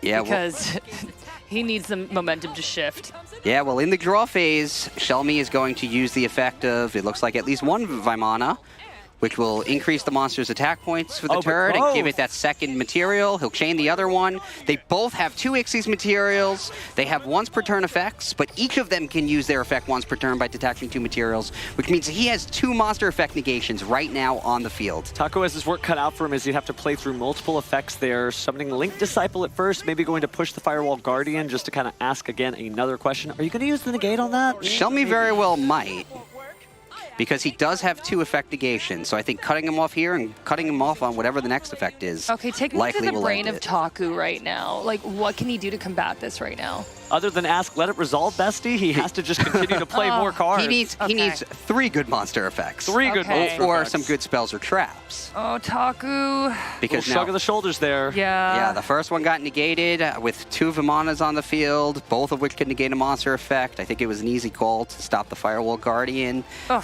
You getting 2 Vimanas out in the field, and I mean, you got to be feeling pretty confident at that point, I feel like. So. Yeah, that's what this deck wants to do. Oh, but wait, there's Oh, more. he has a different dimension reincarnation. Oh, and what an interesting play line there. So many duelists at home probably thinking, oh, you could activate Signet Mining instead. Really 2 different directions here, but we're bringing back Firewall Dragon to co-link to the Link Disciple. Now, if he uses his effect to try to return a card, the Vimana will negate it. But it won't have materials. It will be out of materials, but Firewall Dragon actually has 2 few attack points to defeat it in battle. So I'm curious to see where he goes from here. Hey, it's something though. You know, like we said, take what you can. You know, a little momentum shift, not drastic, but take what you can. We're happy to see that for him. So 2,500 attacks, not bad. But then you're looking at the 2 Vimanas right now my with goodness, 3,200 and 2,800. I'm just like, ouch. He is using the Firewall Dragon's effect, and Vimana is negating it. So all he can really do now is make a Link 2. No, ouch. But he apparently does not have a relevant enough Link 2 monster, so he's just going to end his turn, and the Vimanas are back in the driver's It's looking seat. like we're going to 5, Pete. We are going to 5, though. Yeah. That's exciting again Yep. for the Speed Duel World Championship to go the distance. Both of these players, heroes in their own right, but only one will be crowned today. Yep, Vimana attacks the Link Disciple, uses effect to increase its attack points, and that should end it. Hey, Chronomaly Vimana, I saw that come out, and Michael, I just gave you the biggest smile. I was just like, okay, bad things are going to happen when the Chronomaly comes out. Yeah, Vimana. so applause from the crowd. Yes. We know the characters from the in-game app. What 2 characters are left? Okay, let's see here. Let's do our homework here. Just to see what it is that we can Okay. preview for this final Yeah, because duel. we're down to 5 duels here. So we saw Sherry, didn't we? We did see Sherry. We saw Playmaker I. We saw Playmaker I, yep. We saw Dumon. We did. We saw Ubel. Yep. I'm sorry, I love that we're doing this right Hey, now. just it's like playing bingo. Did we see a Dumon for Shelmy? Believe so. Yes, So that so both means players play Dumont. I Are think we we're down going to see to Shelmy. Varus, or no? I think No? we're going to see Shelmy play Borreload Link Okay. with Varus. I'm and that sorry. means Taku is Are we going to be gonna have- playing. I'm waiting for y'all to confirm. Wait, did we see? I don't think we. No, we just did. Okay. Is it that? I'm like, I think saw Revolution. We're trying to predict behind the desk, but forget We're- that. we're gonna going into see Game a 5 near of the World moment. Championship. It is. Varus, Yo, I Varus, showed should have told you that. I was like, I think we're going to see Borreload versus Borreload. It's not quite a mirror match because one of them is using Link Darkrai. wow. Oh my gosh. So the only reflection of the mirror you see is a duelist using a different deck. He just happens to look the same. Skills. Okay. So yeah, just like our duelists are wearing the same clothes, it doesn't mean they're the same person. They're using completely different strategies. And we're going to see which of this pays off. Again, this is the final game of the Speed Duel World Championship. Big brain me here. So these are different skills. What are you anticipating here? I'm anticipating Sky Striker from the Link Darkrai skill. Okay. So that would be from Taku, and where we saw the Borreload Link skill from Shelmy. So we can expect a Link-based deck from Shelmy that's going to rely on that skill. Speaking of links, the circuit is manifested here as we are seeing our first Link summon, Sky Striker There's Ace our girl. Everybody's favorite. Aw. And the three of us were doing so much studying, and we were so focused on the Borreload Link deck. I mean, that's a very popular and powerful deck right now. Certainly is, but here's the thing. We're doing our best just to keep up with the best duelists in the world, these two gentlemen on stage, and there is no telling what is going to happen now. Shizuku adds the Sky Striker, but a very limited. weak start. Just link into Shizuku, search for engage in the end phase, and nothing to protect him. Other than the raid that might come out next turn, pretty much. And the Sky Striker, a little bit slower, more methodical deck, correct? Yes. But I don't know how slow this is going to be. Yeah, because at any moment, that might be it. Borreload Link skill activates. He reveals the Borreload Riot Dragon, sends 2 cards from his deck to the graveyard. Looks like a Double Disruption Dragon? Oh no, discarding that to get the Exploder Rocket Dragon. Oh, I'm sorry, all those dragons, such great attack, such great effects. Oh, and what an ace there, setting the Seiyaryu there. Wow, what a blast from the past. We usually see Blue Eyes played instead. Hey, maybe it's his favorite monster when he gets you to might play like it. Seiyaryu better. And then he's going to banish the Double Disruptor Dragon that he had sent to the graveyard. And that'll allow him to get either the Rapid Trigger or Heavy Interlock. He chooses Heavy Interlock. I think this is actually going to be hard for Taku to survive. Both duelists waiting with bated breath, but Taku's sitting with his hands clasped together, just hoping that he gets to see the next turn with the monsters that he has. Shelmy calculating his brain what he's going to do. He did start with 5,500 life points due to the Link Darkrai's effect, so that might be what saves him here. But it looks like, Shelmy was able to use the skill. He had the level 7 or higher monster to reveal. A little padding, though, it might help, We'll be positive. Man, y'all, we're to 5 duels right now. And this could end at any moment. Yeah. Shelmy normal summons the Exploder Rocket since its total stats are equal to 4,000. And then with the 2 dark monsters on the field, he can summon Galactic Spiral Dragon. Since there's a monster on Taku's field, he's able to use his skill to place Quad Boral Dragon onto his field. And if he wants to, he can use its effect to just destroy Shizuku and allow Taku to bring back the Ray. Man, Shelmy looking really strong right now. He chooses not to. I think he's just going for, is that going to be a Boral Sword? It's going to be a Link 4. A lot of different arrows that we could be pointing Could be to. a Let's see what we Borreload got. Dragon. Link the circuit. Oh, yeah, there is Borreload Dragon. Borreload Dragon. So looking good for Shelmy, for sure. And what a great animation here. Kind of give you just a moment to breathe as a duelist and think about, okay, this monster is here to protect me. My heart's sinking a little bit. Well, Taku here's the putting thing, his head, because hands on Taku his head, knows that Sky Striker Ace Ray would protect you if it was destroyed by battle, but Borreload Dragon has the ability to steal players' monsters when it attacks. It gives it that ability to attack through it. And it keeps coming. He's using the Heavy Interlock, and he's going to get rid of Chaos Dragon Levianeer, a strong card, to tribute for a Ritual Summon and summon Borreload Riot Dragon. I don't think he would have done that unless he was confident it's going to be over this turn. Shelmy thinking he's going in. A Ritual Summon, a Link Summon, all kinds of different game card mechanics happening here as Varus may be taking the World Championship under Shelmy's guidance. Shelmy just building an army of dragons right here. It looks really tough for Taku. He carefully places the Riot Dragon in a zone that's not linked to Borreload Dragon, so that Borreload Dragon's effect can take control of Shizuku, and attacks from all the monsters will end it. Shelmy already smiling here. Off his headset. Taku knows what it is that's going on. These duelists have been playing for years. They know exactly what it is. Shelmy knows that he is the world champion of the Speed Duel Links Championship. Shelmy, our next Speed Duel champion. Let's give him a round of applause. It's still a I'm like, oh, man. He's that good, he knows he can take his hand off the duel disc because, again, Shelmy is your world champion for speed duels. And what a series, though. Taku walking it back and forth, but unfortunately, it was not to be. Oh, Shelmy is, I'm getting emotional. This is so exciting. But look at the sportsmanship there. Yes. Shelmy taking the time to shake hands with Taku there, knowing how hard both of them And punch. Taku, fabulous job. He was exceptional, but man, this is Shelmy's moment to shine, holding up that trophy, putting that fist in the air. Let's go. So triumphant there. Shelmy, always, you know, a great competitor. Anytime he lost a game, anytime he walked into his opponent's traps, he smiled because smiling was the tenacity he needed to get through. And remember what we said earlier, he said that it's all about persistence. And man, we went to 5 Kohanum. He persisted. You've been to the World Championship stage. Can you imagine what it feels like up there? I can only imagine, Steven, because I've never made it that far. Hey, there's always next year, but for Shelmy, it's this year because Shelmy is your world champion again. There's no taking that away from him.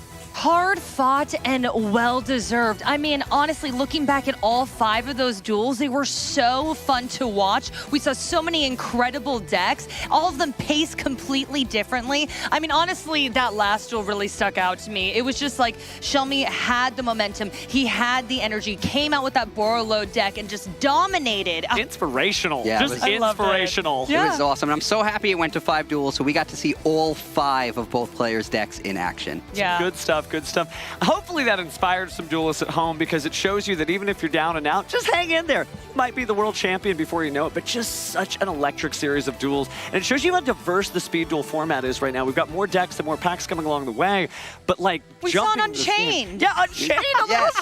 You didn't expect that. You didn't believe. Unchained is good. There's so much cool stuff out there. So if viewers at home, if you have a favorite archetype, favorite deck, there's a good chance it is a competitive deck in Duel Links because there are so many. So you should check it out. You know what's so interesting, though, is that, you know, all 3 of us were studying the meta so hard, but in the end, we saw people bringing out the Chronomaly deck, right? Like, it's what speaks to you, and then sometimes we're like, oh, an unusual monster, but that speaks to that duelist, right? Everybody likes to put their own spin on the game. It's a lot of creative expression because with so many thousands of cards in Yu-Gi-Oh! And in Speed Duel having a deck limit of about 20 to 30 cards, it's just one of those things where, like, you have to be the one in the driver's seat. You have to make those choices. Yeah. So speaking of choices, we probably should hear from a champion, right? Yes, I cannot wait to hear from Shelmy. Kangas, let's hear this interview. Woo!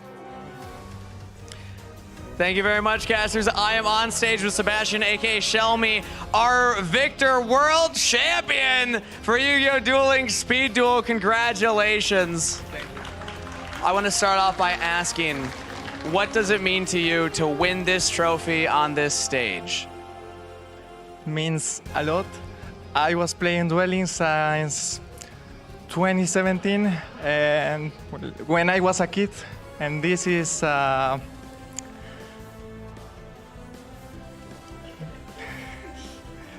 this is something big for me. Fantastic.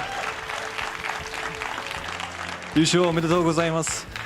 この決勝の舞台で、このトロフィーを持ったことは、自分にとってどういう意味を持ちますかという質問に関しまして、彼は2017年からデュエルリンクスをプレイしており、その初めてこの舞台に立ちこのトロフィーを持つことは彼にとって大きな意味を持つと申しております。Now, this is not your first time at Worlds. You were here last year, so I want to ask, what did you learn last year? What lessons did you pick up that helped you today to win this championship? Training. I didn't train the last year at all. I just came here with my decks.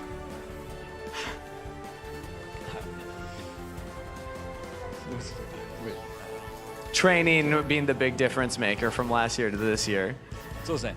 今年が2回目の世界大会の出場となりますが、それに関しての準備など、教えていただけますかという質問に関しまして、もうひたすら練習あるのみで、もう自分の信じるデッキと一緒にやってきたと言っております。Final question for you. What message do you have for your supporters out there and for the Yu-Gi-Oh! Dueling Speed Duel community? I wanted to say thank you to Crimson D, the one that helped me training like a week. He helped me a lot to choose my decks, to pick my decks. And I hope this game continues for the Duelings community so we can come here more years to hang out and play more worlds.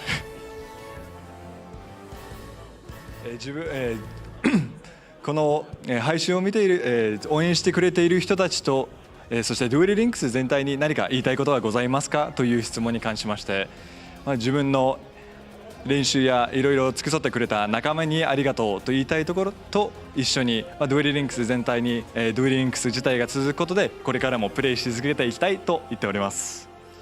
Congratulations once again, Sebastian, our world champion for Yu-Gi-Oh! Dueling Speed Duel. And now we're going to send it back over to the casters.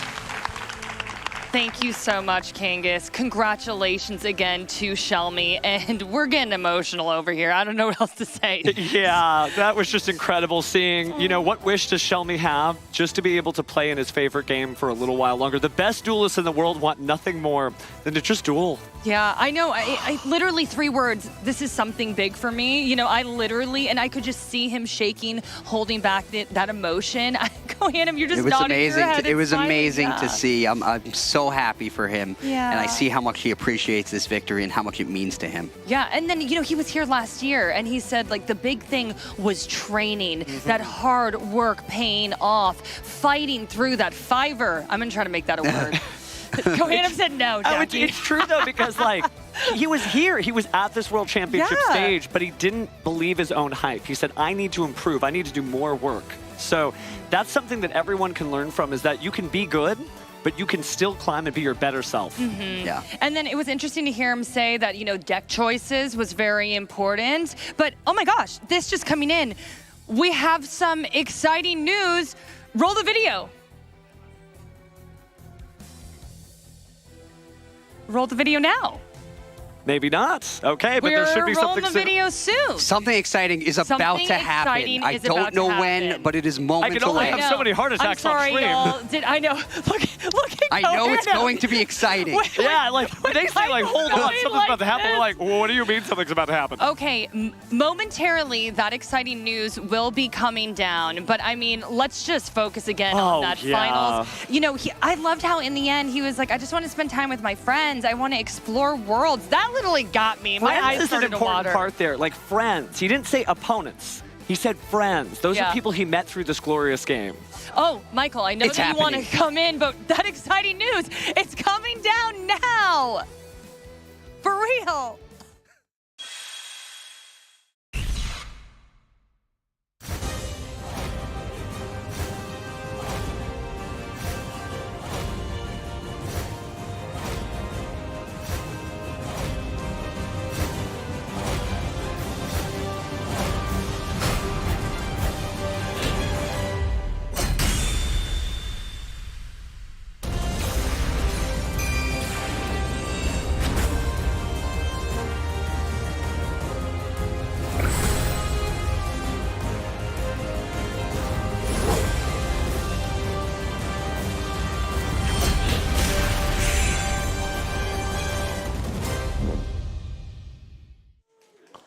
Yu-Gi-Oh! Duel Links, Yu-Gi-Oh! Go Rush World is coming! Steven, I had to pick your jaw up. Yeah, from sorry. the desk. Let me like, You were get myself literally out like, of fan mode here. I'm sorry, I'm watching that video for the first time. I'm like, oh my goodness. Okay, well, let me get my heart. Okay, yes, overwhelmed with emotions. Okay, now that we're able to decompress a second, thoughts. Wow. This is huge. That's huge. love That's it. huge. Well, Shelmy just said, I just want more Duel Links. I just want more Duel Links so that we can keep showing up at the World Championship stage. And that is at least another whole full career of Duel Links with a brand new world being added. Yeah, Kohanam, talk to me about how this feels to you as a avid player. You're auto-dueling while we're casting here, but it's just always fun to explore new worlds. First of all, that's not true. I'm not all doing while we're casting. Okay, I'm only no. all dueling on breaks. That's fair. That's me. No, I'm just kidding. But I'm excited because I think it's going to add a lot of cards to Rush Duels and make that even more exciting than it already is. That means we got to be getting more characters, right? Because they mentioned they were adding fusion summons then, and all the fusion characters actually haven't been added yet to 7s. Okay, so you will get Udius Velgear, Yuhi Odo and Yuamu Odo. Exciting, right? Wow. And they'll be your initial characters, and you will also be able to use their ace monsters. At the same time, Fusion Summon will newly appear in Duel Links, and a number of fusion monsters will be added, plus other new features. Oh my gosh, I'm so excited for the characters. Oh man, there's a lot of fans around the world who recognize those faces, and for those who don't, they're going to get to know them from the beginning. I also do want to correct myself. One of the few times I don't see Kohanum auto-dueling is when he's casting. So. Not trying to get him in trouble. It really This is guy true. just knows the game. Amazing. Whoops. We love Kohanum. Oh my gosh, both of you. I'm getting a little emotional. I know we're not quite done yet, but I'm just like, man, this has just been such an experience to watch those finals, and now we're getting these amazing announcements. It's just wonderful to be a Duel Links fan right now. Yeah, it really kind of is, because that's something that people always wonder, like, okay, are we going to get additional content? You know, there's some other series that we haven't seen before, and now we really are getting a Go Rush world. Okay, anime fan, gonna calm down. I love that Cyber End Dragon we just saw. Also, we will have new Duel World game screens. I'm loving what I'm seeing right now. You know, the three of us have talked about this. One of the greatest parts of Duel Links, though, is like when you're an anime fan, it's nostalgia overload, seeing all of these characters and just hearing the voice lines and all of it being brought back to life again, you know? Wow, just having new graphics. I'm sorry. My dark secret, I love this game. I know, But it is right? true, Duel Links did come out in 2016. It's been a little bit of time since Yeah. then. So for them to have this brand new update and all that new stuff is so cool. Because it brings a whole new fresh coat of paint, at least from what I'm seeing here, and new characters. Some good stuff, fam. Yeah, a new world is always huge because there are new characters, new cards, new mechanics. We just saw the fusion mechanic introduced for Rush Duel. Yeah. So there's going to be so much change for the better, and I'm so excited for it. Oh, wow. And it's just lovely. You know, we've been talking so much about what Duel Links means to us, and I think y'all are gonna like this. Chronicle cards, okay? They're special cards that are managed separately from regular cards as unique cards and can record the usage history of the card in the game against the player. By using items with special processing that can be obtained as event rewards or by fulfilling certain conditions, special processing can be applied to cards that are different from the normal rarity finish. Cards that have been specially processed become Chronicle cards, which are special cards that differ from regular cards. Let's create a Chronicle card with special processing on your favorite card to keep a record of your duels. Get your one and only card, your own special card with the memory of your duel engraved on it. Oh, that's so cool. So what you're telling me is I can effectively pick a special card, and then I can effectively upgrade it through my own duels. That is so Yu-Gi-Oh! I know. That's cool. Oh my gosh, they look so beautiful. So. Do you have a favorite card that you would try to... I'm not saying that's going to be available in the game, but that you would hope would be available in the game for that process? I mean, I have a lot of favorite cards, but I'm curious to learn more about what this is going to mean. But it sounds like the cards are going to have some sort of memory about the duels they've been in, but we'll find out more details at some point. So That's cool. the end for us three for now. Let's say bye to everybody. We'll bye, see you guys. y'all Bye, are everyone. Awesome. This has been great. See ya. I'm George Kittle, professional football player. What's happening, y'all? This is Jamal Williams here, professional football player. And I hope you're having a great time watching the Yu-Gi-Oh! World Championships 2024. Not a lot of people know this. But I'm a big fan of Yu-Gi-Oh! Let me show you a little bit of my experience into the passion of Yu-Gi-Oh! Master Duel. And I be warning you, I learned from Kyler himself. I got into Yu-Gi-Oh! Right when it came out.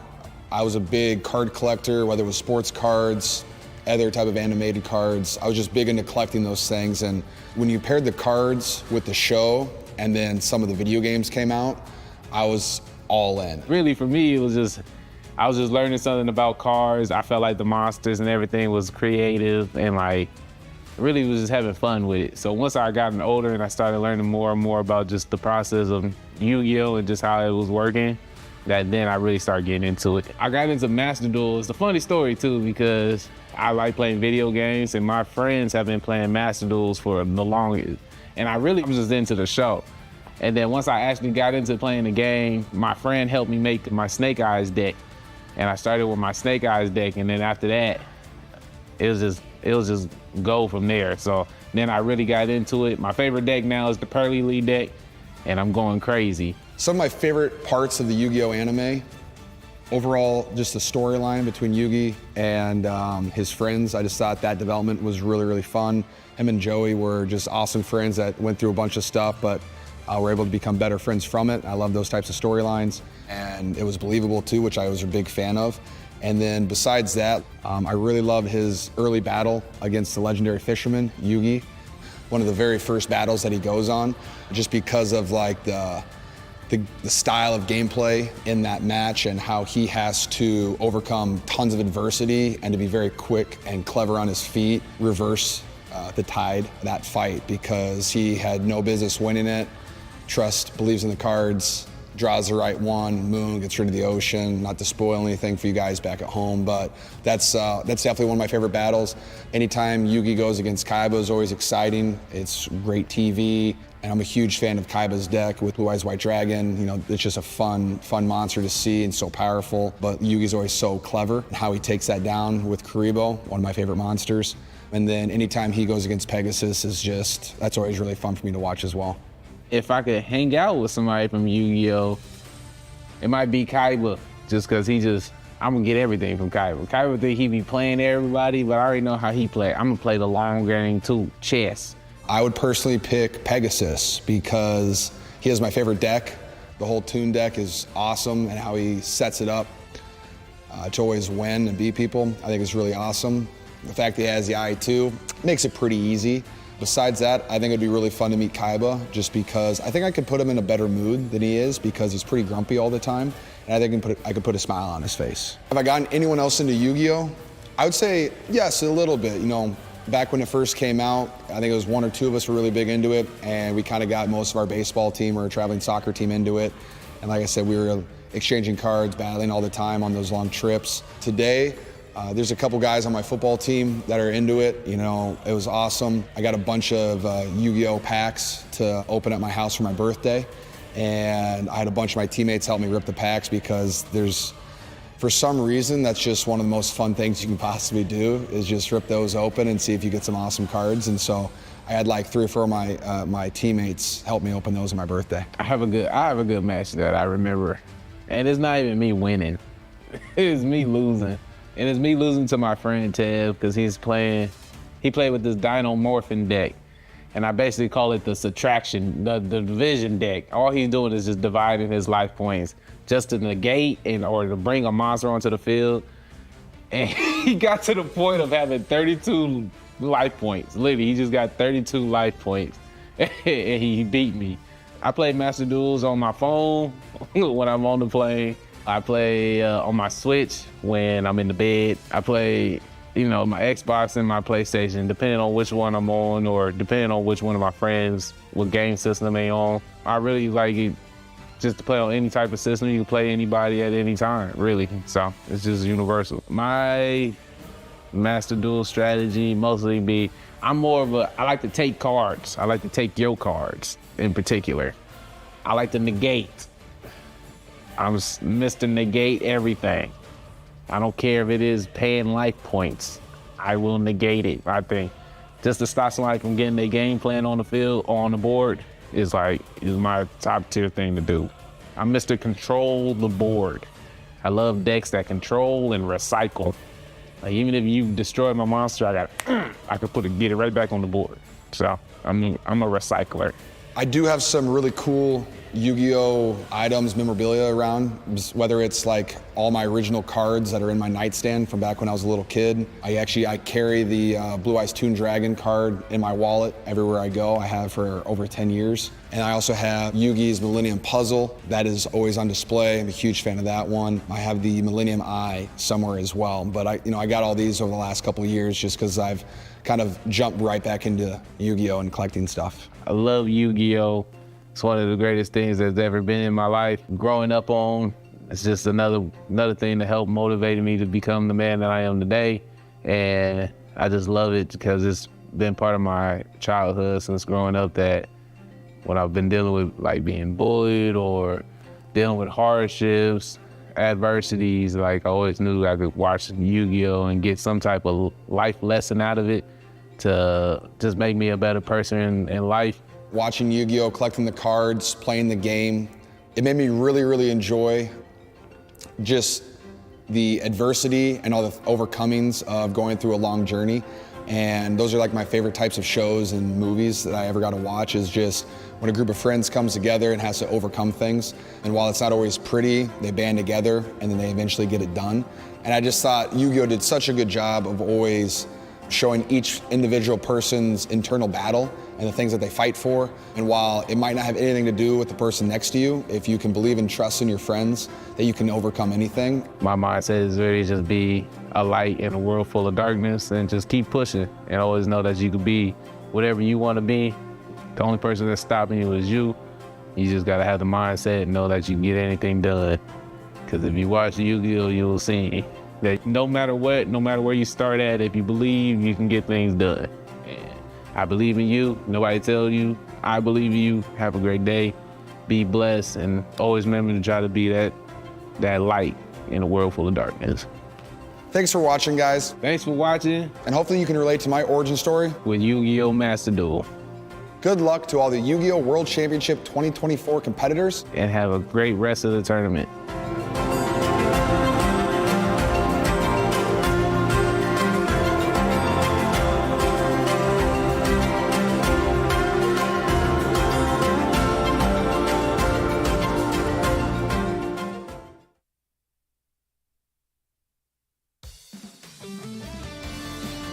And welcome back, everybody, to the Yu-Gi-Oh! World Championship 2024 Master Duel category. We're here for the grand finals. My name is Ibriz, and I'm joined by Chilled Chaos. Hello. And Tazif. Hello, for the last time. Well, we'll be back. We'll be back. Not the last time. We'll be back. Yeah, next round. Yeah. Next round. Next year. Here we are. We have done 2 days of dueling, and the competitors are down to just 2 different teams. And funny story about that, the same 2 teams that were here last year. Do you guys want to talk about that a little bit? Yeah, the World Finals rematch of the 2023 World Championship that did see Snipe Hunters walk away with the crown. Team 7 standing against them yet again. I've been thinking of some names for our potential movie that we're going to be making starring those fine duelists up there. I've come up with Seattle Stunning Showdown. We have Seattle Shadow Realm Rerun. No? Okay. Board Wipes in Washington. No. Sequel in Seattle. Kind of like a play on Sleepless in Seattle. Well, I like that. You like Sequel in Seattle? Mm-hmm. I mean, you got some of the 2 of the best teams going back to back again. What kind of decks are we expecting to see as we go into this final round here? Obviously, I think that Fire King Snake Eye has been a standout. Two Elements has been a standout. Yubel has been a standout. Are we pulling out any backup decks in this final round that we really haven't seen too much leading up to this point? So the thing is that both of these teams are incredibly similar in their approaches to the game. Whether that means seeing Quantal versus Jesse Cotton to see who wins out on the Tearlaments mirror match, or to see if the Labyrinth surprise pick from Joshua Schmidt can match off against Ryan, who is so renowned for his Labyrinth play. I have potentially one more Stunning Spectacular Spear Mode Showdown in Seattle. No? Nothing? All right. I'm doing my best here, guys. I did want to talk about one deck that we really did not end up seeing throughout this tournament that I think might surprise a lot of people. Voiceless Voice. What happened there? Now, a lot of people, I mean, when we were looking through the deck lists throughout the weekend, we saw people had it in their back pocket, and yet it just time and time again didn't end up performing or just didn't end up even getting chosen. I would say almost a quarter of the duels here had at least one player playing that. That popped up a lot, but yep, you're right, we didn't see it at all. I really enjoyed seeing the branded Voiceless Voice strategy come together as well. But ultimately, even though it is consistently able to get out one negation through the Skull Guardian, off of one card often, the low, the prez of the Voiceless Voice, starting that off really reliably, ultimately it doesn't present enough of a threat to kind of stop Snake Eyes or Fire King Snake Eyes or Tearlaments in their tracks. You've seen how resilient those decks can be. Well, now, I do want to also take a small step back to discuss the decks that do utilize that Grass Looks Greener, because almost every team uses either the Tearlaments deck or the branded deck, and both of those really benefit from that card in particular. Well, just back on the Voiceless, we have not seen a lot of Nibiru's, at least resolving or popping up in a lot of people's decks, and I feel like that ability to play under Nib it doesn't really matter as much in this format, or at least in this competition, we haven't seen it as a big threat. So the idea of having Voiceless play under it feels like it's not really needed. And I feel like it also kind of tackles the gameplay very similarly to a lot of the other decks that are performing well. It doesn't really hit it from a completely different angle like Fluandereeze or Labyrinth. So if you are down to, okay, do I play Yubel or Voiceless Voice or Snake Eyes or Voiceless Voice, why would you ever pick Voiceless Voice? And especially because they also lose to Bystials, maybe even harder than some of those other strategies, it's difficult, you know, making the decision to actually play that deck. And Bystials in particular reinforcing both the branded strategy that we mentioned, but also Centurion being a really prominent option. And you may even see that in the hands of Emre from Snipe Hunters. When do you think we're going to see ABC show up? You know, as a ABC lover, the Bystials really ruined my hopes and dreams of that deck. Will we see that maybe make a comeuppance here? With a last-minute deck change, anything could happen. Anything can happen. Yep. Against the rules, but I mean, I would like to see that deck make a showdown. Do we know, have we seen any of these players play branded this weekend? I don't believe so. I feel like these are teams that, you know, we've talked about before. I've joked about that branded players are the most dedicated players out there. I don't know if there's any branded players among these 6 players. So I also want to contextualize that both Quantal and Jesse are very much dedicated to the Tillman strategy. Yes. And therefore, it's more like seeing 2 teams with 5 different decks rather than the 6 different decks we see from the other teams here. I was thinking one deck that actually was, when we were going through the deck list, that was in there that was surprising. The Endymions. Someone had an Endymion build in there.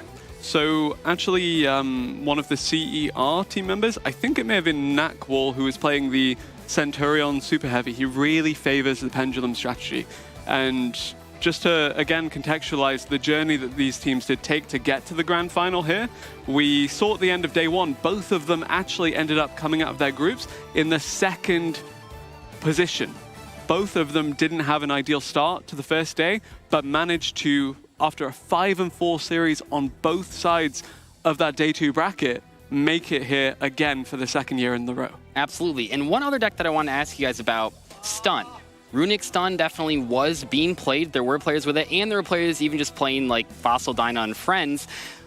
Why didn't this perform? Why do you think that deck really struggled? Because multiple people had it, and it is sort of theoretically a hard counter to almost any sort of special summon heavy deck, but it didn't pop up. I think it is very good into Yubel, but aside from that, it does struggle to match up with... Exactly. When everything can destroy everything in the back row, Yubel runs into an issue, and I think what we've seen from these competitors, they just like each other, and nobody wants to stun out their friends and just make them wait out on the board state, get to turn 12. No one wants to do that to their friends. So I'm really excited to see, again, if Josh will dare to take Labyrinth against Ryan Yu, who is the Labyrinth player. Yes. But also, again, that Tearlament mirror match rematch. That was so crucial to Snipe Hunter's victory last year, was the ability for Quantal to be relied upon here. And we will see, indeed, how these players play out this year in the grand final of the Master Duel category of the Yu-Gi-Oh! World Championship 2024. Snipe Hunters taking on Team 7. Sequel in Seattle, it's on the move. Looks like we are starting off by watching Josh versus Ryan. Opening with a Bonfire, getting immediately Ash Blossomed with that alternate artwork. Just in case you wondered. Thank you. And again, this is kind of symptomatic of the Fire King Snake Eye Duelist not wanting to use anything but the Fire King Snake Eye just because of the immense power of that deck right now. And it turns out the Bonfire was completely unnecessary. We already had the copy of Snake Eye Ash in hand. We're going to go for the Poplar, the original Sinful Spoils. I think we've seen this a few times. I think that it's very interesting using the Ash on the Bonfire because... That was an Oak from hand, by the way. I just wanted to point that out. Ash summon Oak from hand. Kind of interesting. A lot of monsters on the side of Ryan Yu. Yeah. Without a negation now, you have to imagine for the Ponix or for the Fire King Island, does mean that if Ryan can find either of those, the Fire King parts of this Fire King Snake Eye deck could very well come online pretty soon. Okay, we do see the Flame Bridge hitting the board here. Now we have access to Oak and Ash and Poplar in the graveyard on the crackback. We've talked about it many times. Flame Bridge being so good at not only helping you combo off on the first turn, but also giving you a ton of resilience against your opponent's plays, because on their turn you're going to trigger all these effects as well. Salamangreat Sunlight Wolf showing you that there are more Link 2s aside from SP Little Knight. Absolutely.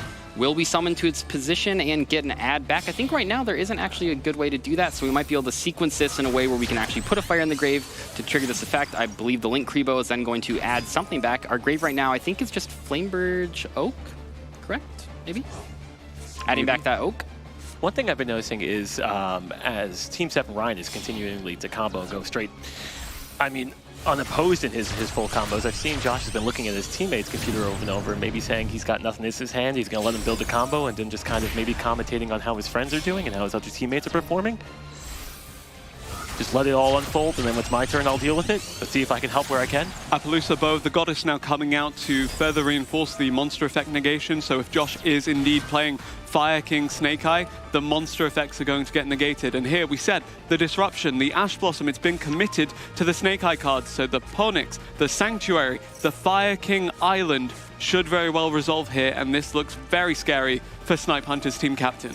And we can see here, I mean, we all know it, but Snake Eye Fire King is so resilient against interruptions. We did get ashed, no counter to it, didn't matter, and we were able to set up a 2-material Appaloosa before even committing the original Sinful Spoils. And Volcanics now resolving to summon the Garunix, and this looks really good for Ryan.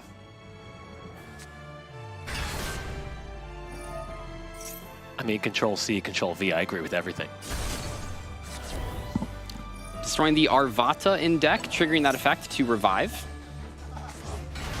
Bring back the Volcanics. And for a Link 2 here, let's see what we go for. Is it going to grab the Charmer? No, IP Masquerena, okay. Take the IP Masquerena, so we will probably be trying to find a way to Flamebridge, or, yep, put that right in the grave.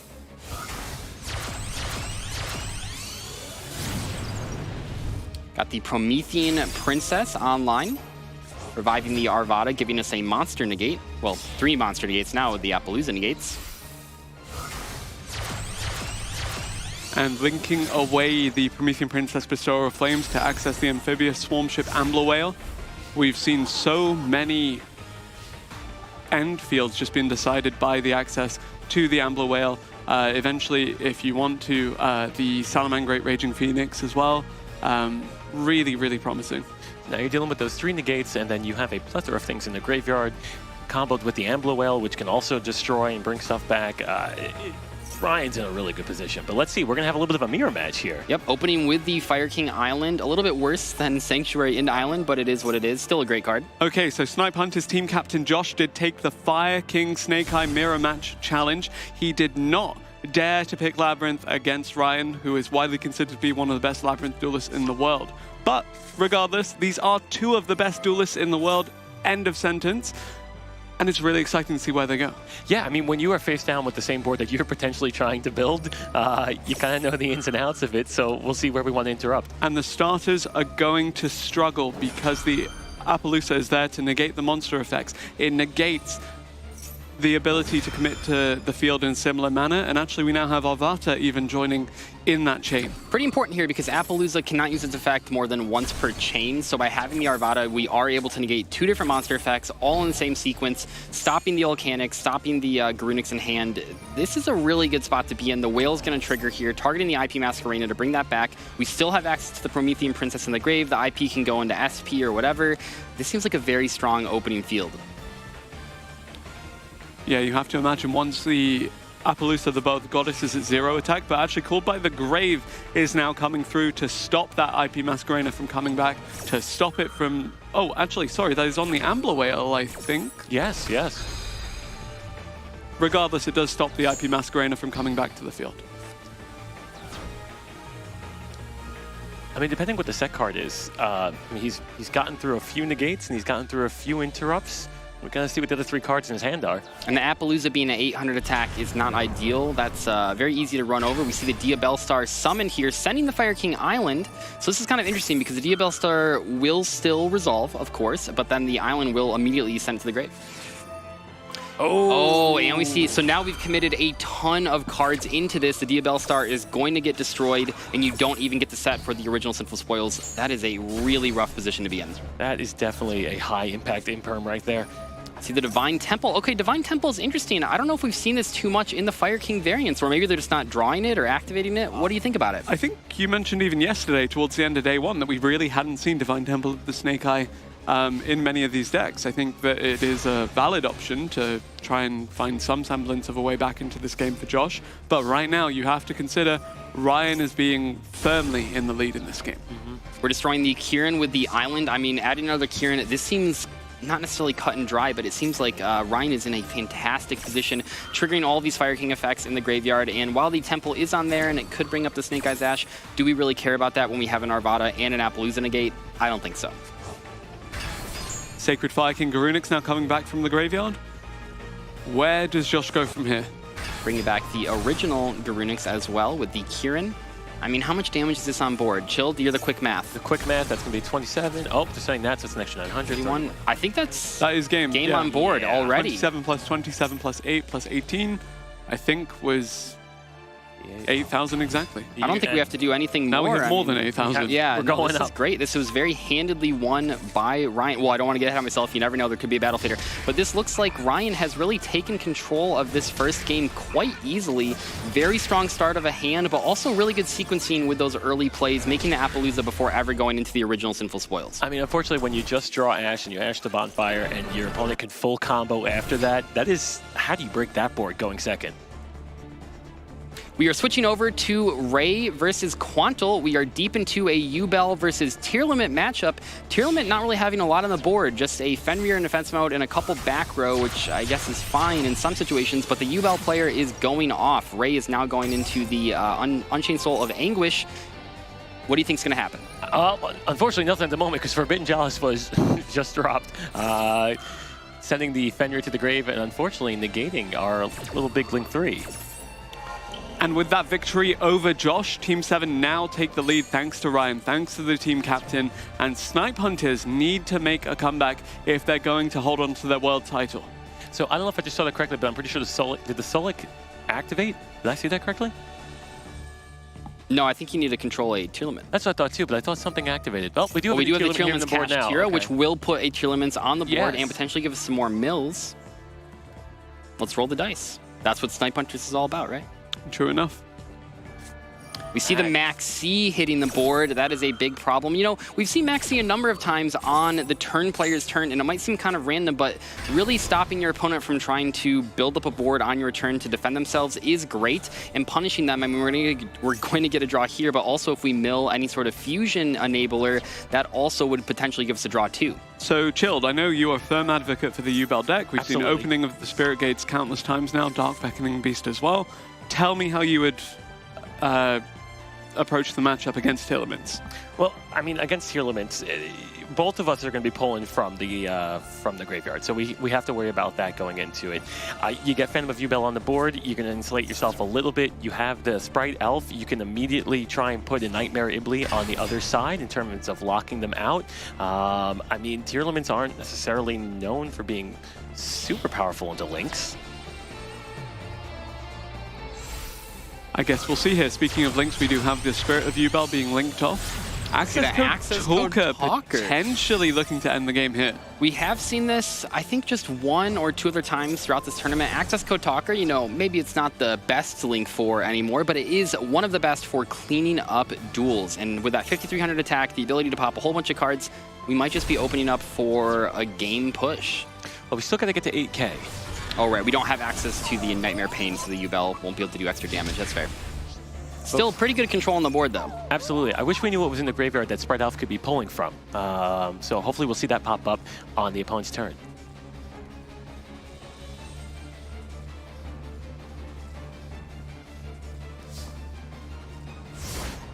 Now, passing over to Quantal here, can the Tier Limits make it back? We've seen how resilient this deck can be. We've seen that the field does not matter so much as long as the graveyard is set up, as long as there's something in the hand. But we are going to swap over now to Emre versus Jesse Cotton. Another Tier Limits versus Centurion.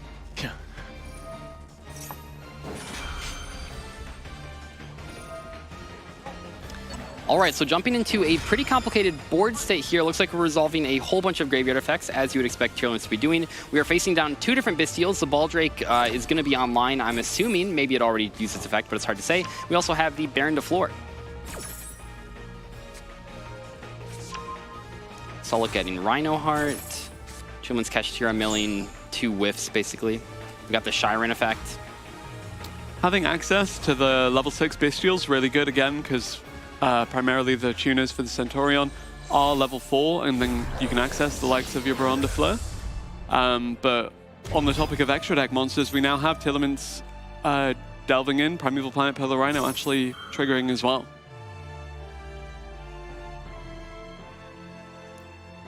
I mean, we don't know the board state, but we have to assume has Baron been used already? That's something that... I guess so, considering it just got removed from the field. Yep. Yeah, either way, even if it hadn't been used, really difficult situation to put in because the Kit Catalyst was always insulated from that negation effect. Absolutely. And negating the field spell is fine, but not really what you want to be doing. But obviously, it would have been done if it was able to. Field, We're going to see the Fairy Tale Snow, a card that Jesse Cotton is very well known for loving.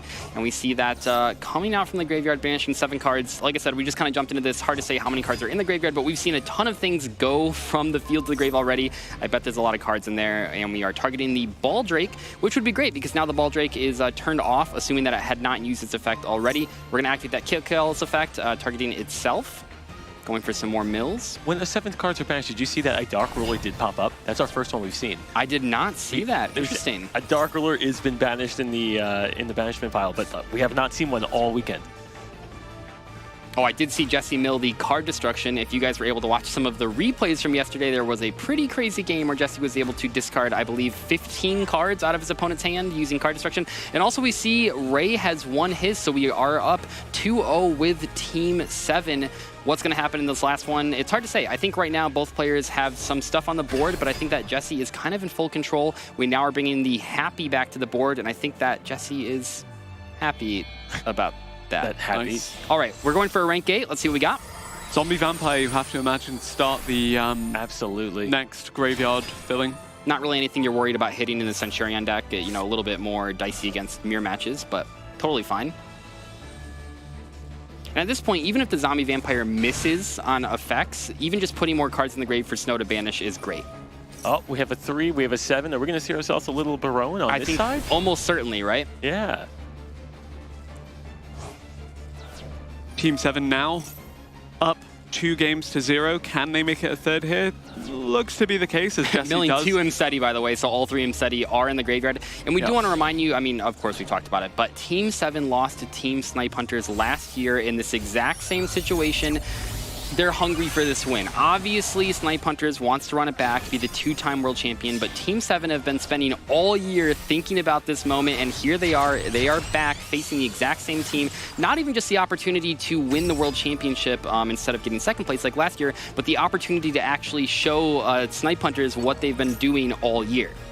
Yeah, it's like a Rocky training montage. You got a year to get back in shape and come out and really show, like, this is the world championship. I want to take this home. And a really prominent team. Team 7, Snipe Hunters as well, very accomplished, but the individual components of each team are superstars in their own right. Joshua Schmidt, one of the most prominent educational Yu-Gi-Oh! Content creators and players. Jesse Cotton as well, very prominent player, with those two basically rivaling each other for success in tournaments. But you know what always happens, and I'm willing to put Calpico on the line for it. I bet you, if there is a sweep here, we will see a reverse sweep from Snipe Hunters, and it will tie it up. Every single time we've asked the Duelists to raise it to the next level, they always do it. They always do it. They always take it to the 3rd set. Yeah, Snipe Hunters very, very reliable when it comes to those clutch moments, so we may very well see that. Ryan as well for Team 7, very, very prominent player. Did get a lot of shout-outs from the other players in that survey that was published in-game. Really commands respect from everybody. Quantal, Emre, very consistent for Snipe Hunters. You're seeing it now. Emre still in this one, while Ray managed to win his game and is, again, just a force for Team 7. This is an interesting board state because you got 4 in hand and the board isn't... It's not like it's a broken board. They both can build from this. And knowing 4 unknown cards... Didn't really hit anything with the Scream. I think this is a pretty interesting situation. We've dismantled the board, we've built the board, and I think that Emery is in a rough position. Snipe Hunters managed to beat Jesse on Tearlaments last year. Tearlaments this year, an entirely different beast. You have the Horus filling in a couple of gaps in that deck, but it is still a tall order to defeat Jesse this time around. I think it is, you know, Team 7 would love to win this 3-0, of course, because that would mean heading into the next game, if they only won 2 out of 3, they would just instantly win the World Championship without even having to go to a third set. But let's not get ahead of ourselves. That is just something that's probably on their minds right now. I'm sure Jesse's thinking about that because he knows his teammates have both won their first set. I feel like if I'm going to continue the movie idea, my sequel in Seattle kind of needs it to go to set 3. If it ends after 2, they're not going to get us another movie. Oh man, you think best 2 out of 3 World Championships? It's gotta be. I mean, come on. You have a rematch after a whole year. You want this to go to Game 9. Going to see the Keldo actually triggering the Planet here, which is very strong, popping the face down Baldrake. And it looked like Emery actually had access to all 3 Bestials. Well, actually all 4 Bestials. We've seen all 4 of them so far. So that also suggests that there was no branded deck under consideration here because the Tearlaments deck would eat a lot of the resources. The Centurion also eats a lot of the resources that the branded deck needs to function. And it shows that Snipe Hunter's investment in the decks that they've chosen could potentially be rewarded here, but not if Jesse Cotton has anything to say about it. We do see the Druid Swarm activated to force the Fairy Tale Snow. SP Little Knight is going to be chained, targeting itself and the Magnemite. Let's see if there's a chain on the other side. Nope. Okay, we have the Fairy Tale Snow getting chained here. What are we banishing? I think there's like a million cards in the graveyard, yeah. I mean, that was almost all spells anyway. All of them, probably even more spell and activations. traps.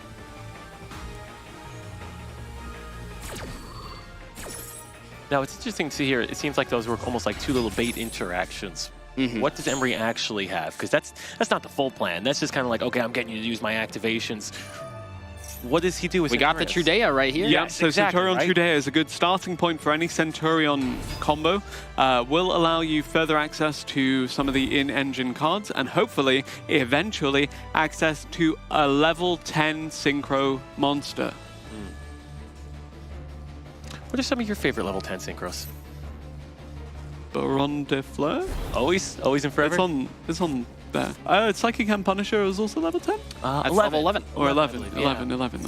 So we see the Primera get put to the back row and activate its effect as well. That is going to get stopped by the Baron de Fleur. Which makes sense. sense. To be stopped.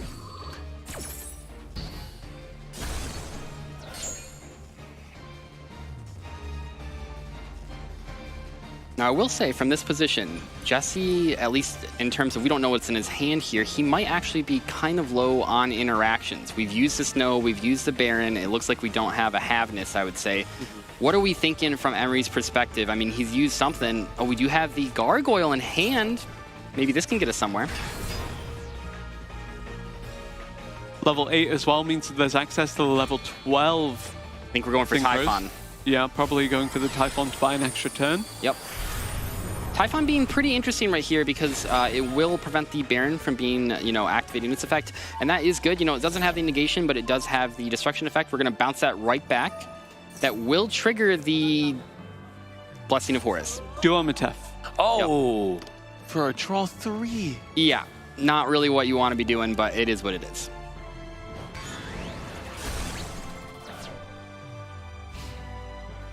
I'm not sure what we can really do to get out of this situation. Stand-up Centurion is actually a very, very good starting point for the Centurion combo. Again, we mentioned how good Trudea was.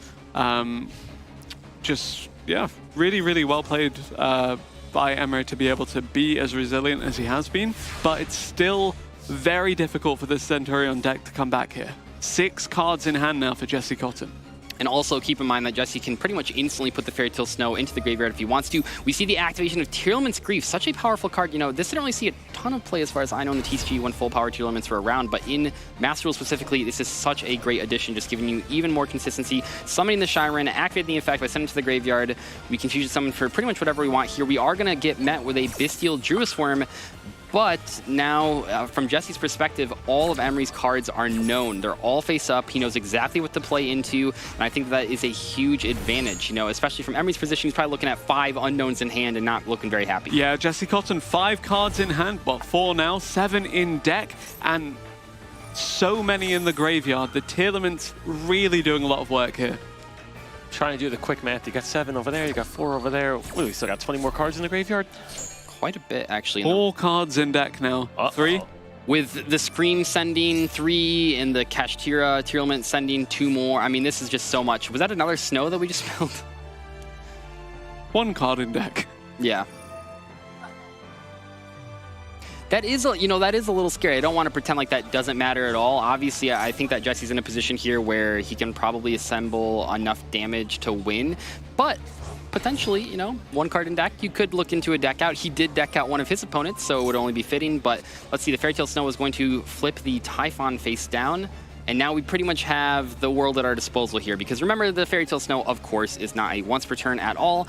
Not per copy, not per, whatever. So you can just keep using it over and over again. And if you have a graveyard as loaded as Jesse's, you can kind of just keep summoning Link monsters, Xyz monsters, whatever you want. Indeed, a lot of extension opportunities for Jesse Cotton here, and here is one of them. Link 4. Appaloosa, perhaps? Or Access Code Talker? Nope. Topologic Zerberus. Okay, we have not seen this one for a minute. 9,400 attack points, by the way. It gains attack based on banished cards, which is huge. And also, don't forget that Jesse actually has a ton of Horus monsters in grave as well, which is very powerful. We're going to chain the SP Little Knight to the field spell being activated, taking out the Trudea. And thereby denying the ability to actually Synchro Summon. Yeah, so now we're just facing down Bestial Druids for him, basically. 5,600 life points. That's going to be game right there. 98, 2,000. So Team 7 has gone 3-0 in the first round. You have to imagine that is a huge confidence boost, and they're probably feeling very good heading into the second set. Snipe Hunters backs against the wall, but we've seen them come back from more difficult situations than this. Team 7 really well played in that first round of games and will enter the second set with 3-0 on the scoreboard. But like we said, these people, they know when they are 3 games back, they're going to play harder, they're going to play stronger, they're going to communicate right now, they're going to figure out how they want to approach it. I think we're finally going to get some deck switching. I'm also really looking forward to see that Jesse Cotton versus Quantal mirror match on the Tearlaments deck. I know that it's basically, at this point, just a race to who can Xyz summon Abyss Dweller first, but it's still super exciting to see. And I will note here, I mean, I know Quantal in his post-match interview for the semifinals mentioned Abyss Dweller. Abyss Dweller was not actually in every Tearlament deck. It was actually not in the majority of them, I'm pretty sure. So that was something that, people were really on last format. I think even people were playing 2 copies of it. This format, though, maybe not as popular. You might not have as much of extra deck space as you did last year. And if you don't have enough level 4s, especially, you might not consider playing it, but so powerful into a number of matchups. I think almost every time we've seen Abyss Dweller summoned, it has won the game instantly. Oh my god, yeah. For all the decks, all these current decks that are making it into the finals, every single one of them relies on the graveyard. You turn that off, you turn off the whole deck. I think Flunderies could stand against it. You are right. Flunderies is the probably only one, and Dimension Shifter by itself could completely shut off a deck and turn the game around. That being said, having just seen the Centurion from Emre fall to the Tearlaments from Jesse, it means we won't get to see Flunderies versus Tearlaments here. That is a sad state of affairs for us. One thing that I think is kind of interesting is that because we have started this off with Team 7 at 3-0, is that if we potentially win in the set 2, you will miss out on 3 of the matchups. They won't actually all completely play each other. So you have to think about, and we don't actually know at this moment what the next matchups are going to be, but they certainly do, and they're thinking about what decks am I going against. We are at the last round of the tournament. They know what their opponents have. They know what, 2 decks they have up their sleeve. Although I still think that, I'm not even sure if Quantal has switched off Tearlaments this entire tournament. He's just the master. Why bother switching, right? I also don't think Jesse Cotton has swapped off of Tearlaments so far, so both of these Tearlaments duelists really the ones to watch here, thanks to the amount of prowess that they have with that deck. And you said they are both running Abyss Dweller as well? I believe so. Isn't that kind of like Superman running around with a box of kryptonite? It's their own thing. You might say that. Yeah, right? You might say that, but I think it is pretty interesting if we do see a Tearlaments mirror match here, and I think that Fluanderies for Emery could be a good option. He's not going to necessarily be playing against Tearlaments, could be playing against Snake Eyes, could be playing against Ubel, but just in general, Dimension Shifter I think is good against almost any deck in the format, and I think it could give you, it's a nice card to draw that it pretty much just gives you an instant win if you have a combo to back it up. I'm going to say it right now. I think one card that could have changed the outcome of many of these duels, and you'll call me crazy, Ebers, Sphere Mode. If anyone had Sphere Mode at any given time, a complete 180. Don't you agree? Tell me more. I will tell you more about some of the other stuff I'm excited for in this series. You have zero excitement for Sphere Mode? I have some excitement for Sphere Mode, but what I'm also excited about is Vanquish Soul being the secondary deck of choice for Ryan Yu. I don't know if he will choose it here because Fire King Snake Eye is just so strong that we haven't seen many of the duelists that do choose that, pivot off of it, but Vanquish Soul has a good matchup into a lot of these decks that would otherwise present an issue for these teams. And it's also a deck that can and usually does play dimensional shifters. So we're talking about why Fluandereeze is so good, and that is one of the main reasons. Vanquish Soul is also a deck that can play shifter too, and it attacks the board in a variety of ways. You have a quick play spell, which is nice. They're resilient to, you know, dealing with lots of different pieces of interaction because they have so many different points that they can deal with the opponent's cards. Sphere Mode in Seattle. It's going to happen. Also, the ability to tag out is really unique to the Vanquish Soul cards. We don't see too many cards like that, and I think Gladiator Beasts.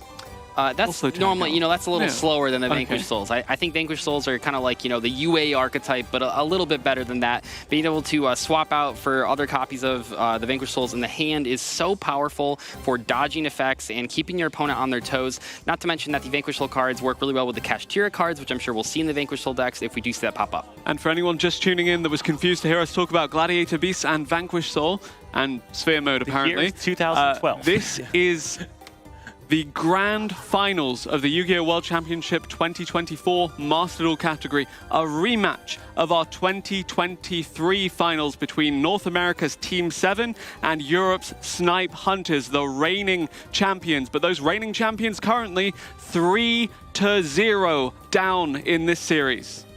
Hey, Bruce, I think they want to hear you say it. Come on, some of our potential movie titles. Pick one. Which one? What do you think is going through the head of Team Snipe Hunters right now? Because they've been in this position. We've seen it happen in, I think, almost all the feature matches. And we are about to jump into the games here. But just real quick, what do you think is going on in their minds as they're heading into this? They know that they have to win. They want to get 3-0. I mean, they want to get the backdoor 3-0, right? They want to take this at 3 and force it to be, you know, as close as possible. But let's see what happens. Yep, they just have to reset. They have to focus. And they have to do their best to take this in set 2 of our grand finals. Snipe Hunters taking on Team 7. And we'll be focusing on Jesse Cotton versus Josh. I mean, this is a big matchup right here. All the matchups in this are going to be pretty big, but Josh versus Jesse, this is where it's at. Let's see what we're starting off with. A normal summon Mudora and a pass. I don't think you could, I mean, other than an actual literal pass, I don't think there is a worse opening for Telements. Now, you never know. There could be a Telements Kashtira in hand. I mean, I feel like that probably would have been activated. There could be a Havness in hand, possibly. There could be Maxi. Maxi's really dangerous if you are playing Telements because they have so many of those quick effects that they can draw into.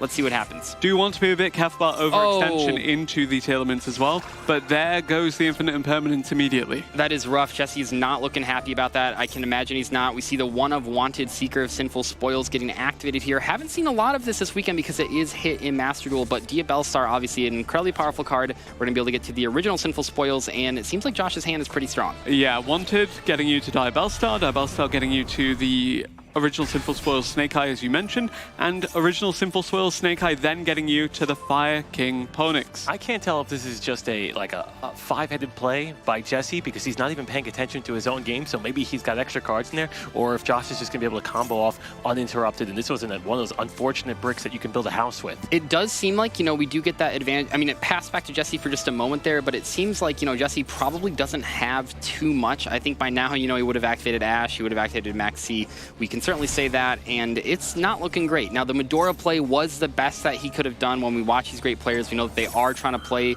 to their outs. Like, you might not necessarily draw a good hand, or, I mean, even a playable hand at this point. They're all going to play the best hand that they can possibly You got to play. try. Yeah, you got to try. whatever they can possibly have. Even though you bricked, you don't know if your opponent, you know, bricked or not either. Which is very hard in this format sometimes, considering there are so many one-card starters when if you brick hard.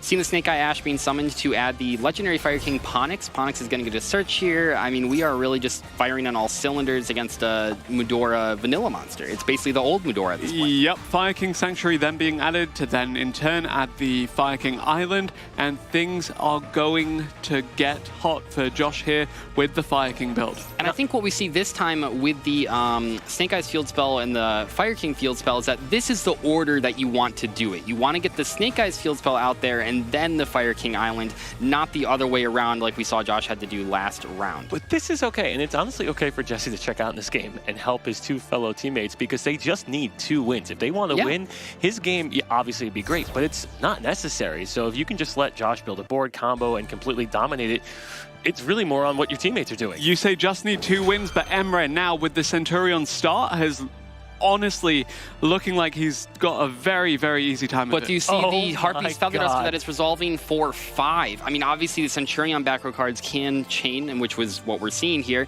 to special summon themselves, but 5 back row we are taking out. How many times have we seen like the Heavy Storm, the Duster this weekend? Quite a bit, and that is rough. I mean, they are one-ofs, but you got to draw cards in your deck sometimes. If you Chimera and Trudea now coming out alongside the field spell, all 3 of the starting pieces of the combo now ready for Emre to follow up on with the Centurion, but it still does not feel good to have everything else taken away by that Harpy's Feather Duster. If you look closely, you can literally see Cosmic Cyclone as well. Cyclone on the, I mean, that is like game losing potentially. I don't think you could really, I mean, Duster plus Cosmic against Centurion, you are cutting them off of everything. Let's see what we can do here. If you Ryan actually, I believe, has just taken down Quantal in Oh my gosh, that duels. puts so much pressure on Ray here and Emery. Emery has to hold on to have a chance. We cannot afford to lose any games on the side of Team Snipe. Ray is playing the Pearly deck. We're seeing my friend Pearly getting activated. Quite interesting. I mean, we've talked about Pearly before. We did see it yesterday, and I think it won a game and then it lost a game. But with Pearly, you can do so much from nothing and get so much advantage. The Noir with 8 material, 10 material, it gets you. It's so strong. It's very difficult to deal with that from a more simplified game state. And kind of as expected that we were going to see that red team, Snipe Hunters, taking complete control on that bottom and getting their first W on the board. So Ray from this position knows if he wins this, he will be a world champion for Master Duel. And we have everything we want, right? We have the My Friend Pearly, we have this Stray, we are discarding for that. I'm not actually sure what trap we just discarded there. Maybe a Yeep. Summoning the Pearl Lily. Let's see where this goes. Emre put Snipe Hunters on his back on day 1. He was so good for them, winning 12 of his individual duels. He was so good yesterday, but can he replicate that today and keep his team in the grand finals? Interesting play here. So we are going to go the Pearl Lily to add Pearly to our hand, so we must not have another spell in the hand to special summon the Pearly. And what I like about this situation is that even if you can't quite win, although we are going for Happiness here, Happiness is one of the cards that can let Pearly like actually, you know, find game. But Pearly, you know, if we can't secure the win, Emery will get potentially a turn or Effect 2. Veiler. Effect Veiler on the Pearly is crazy strong right here. Did you say Emery won 12 of his games? He did. 12 out of it. He's got an 80% win percentage. I believe so. Oh my god. All right. If anyone can get this, it's him. Okay, so we are going straight to battle phase. Maybe not the board that Ray was looking to assemble. Now, we will potentially be able to go for a Zeus here with 5 million material, which could be pretty good, but even Zeus by itself isn't necessarily enough to like win the game outright. We are adding the Pearly Delicious Memory to hand, which is great because now we have another way to summon another Pearly. Remember that Pearly, of course, is not a once per turn effect. And still in the battle phase, we will be doing that. Great choice. That is going to trigger the Happiness effect as well to bounce. This is looking pretty good for Ray. It's not looking perfect. I think this really still is anyone's game. Like I said, Pearly doesn't necessarily win super fast, but let's see what happens. Primera here, going to be sent to the graveyard or not? Triggering the Happiness. Adding a Happy Memory. Is this enough damage? I'm trying to count here. Actually, Primera's still there. Well, yeah, it's protected. I mean, this is like the combo that you want with the Happiness. You target it, you attack it a bunch of times. Yep. Do we have enough? I'm trying to do the math. I think it might just be game. Let's see here. We're at 3,200 attack. The Primera's at 400. We can hit it again. If this is game, then that means Team 7 will be your world champions for the 2024 Master Duel category, but let's see.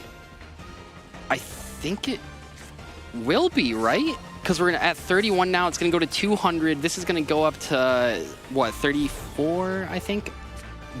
I think this is just game. Let's see. I don't want to get ahead of myself here.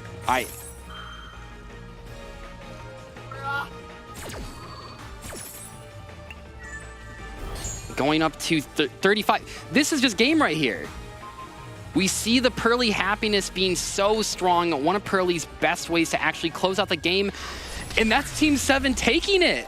Team 7 are your Yu-Gi-Oh! World Championship 2024 Master Duel World Champions.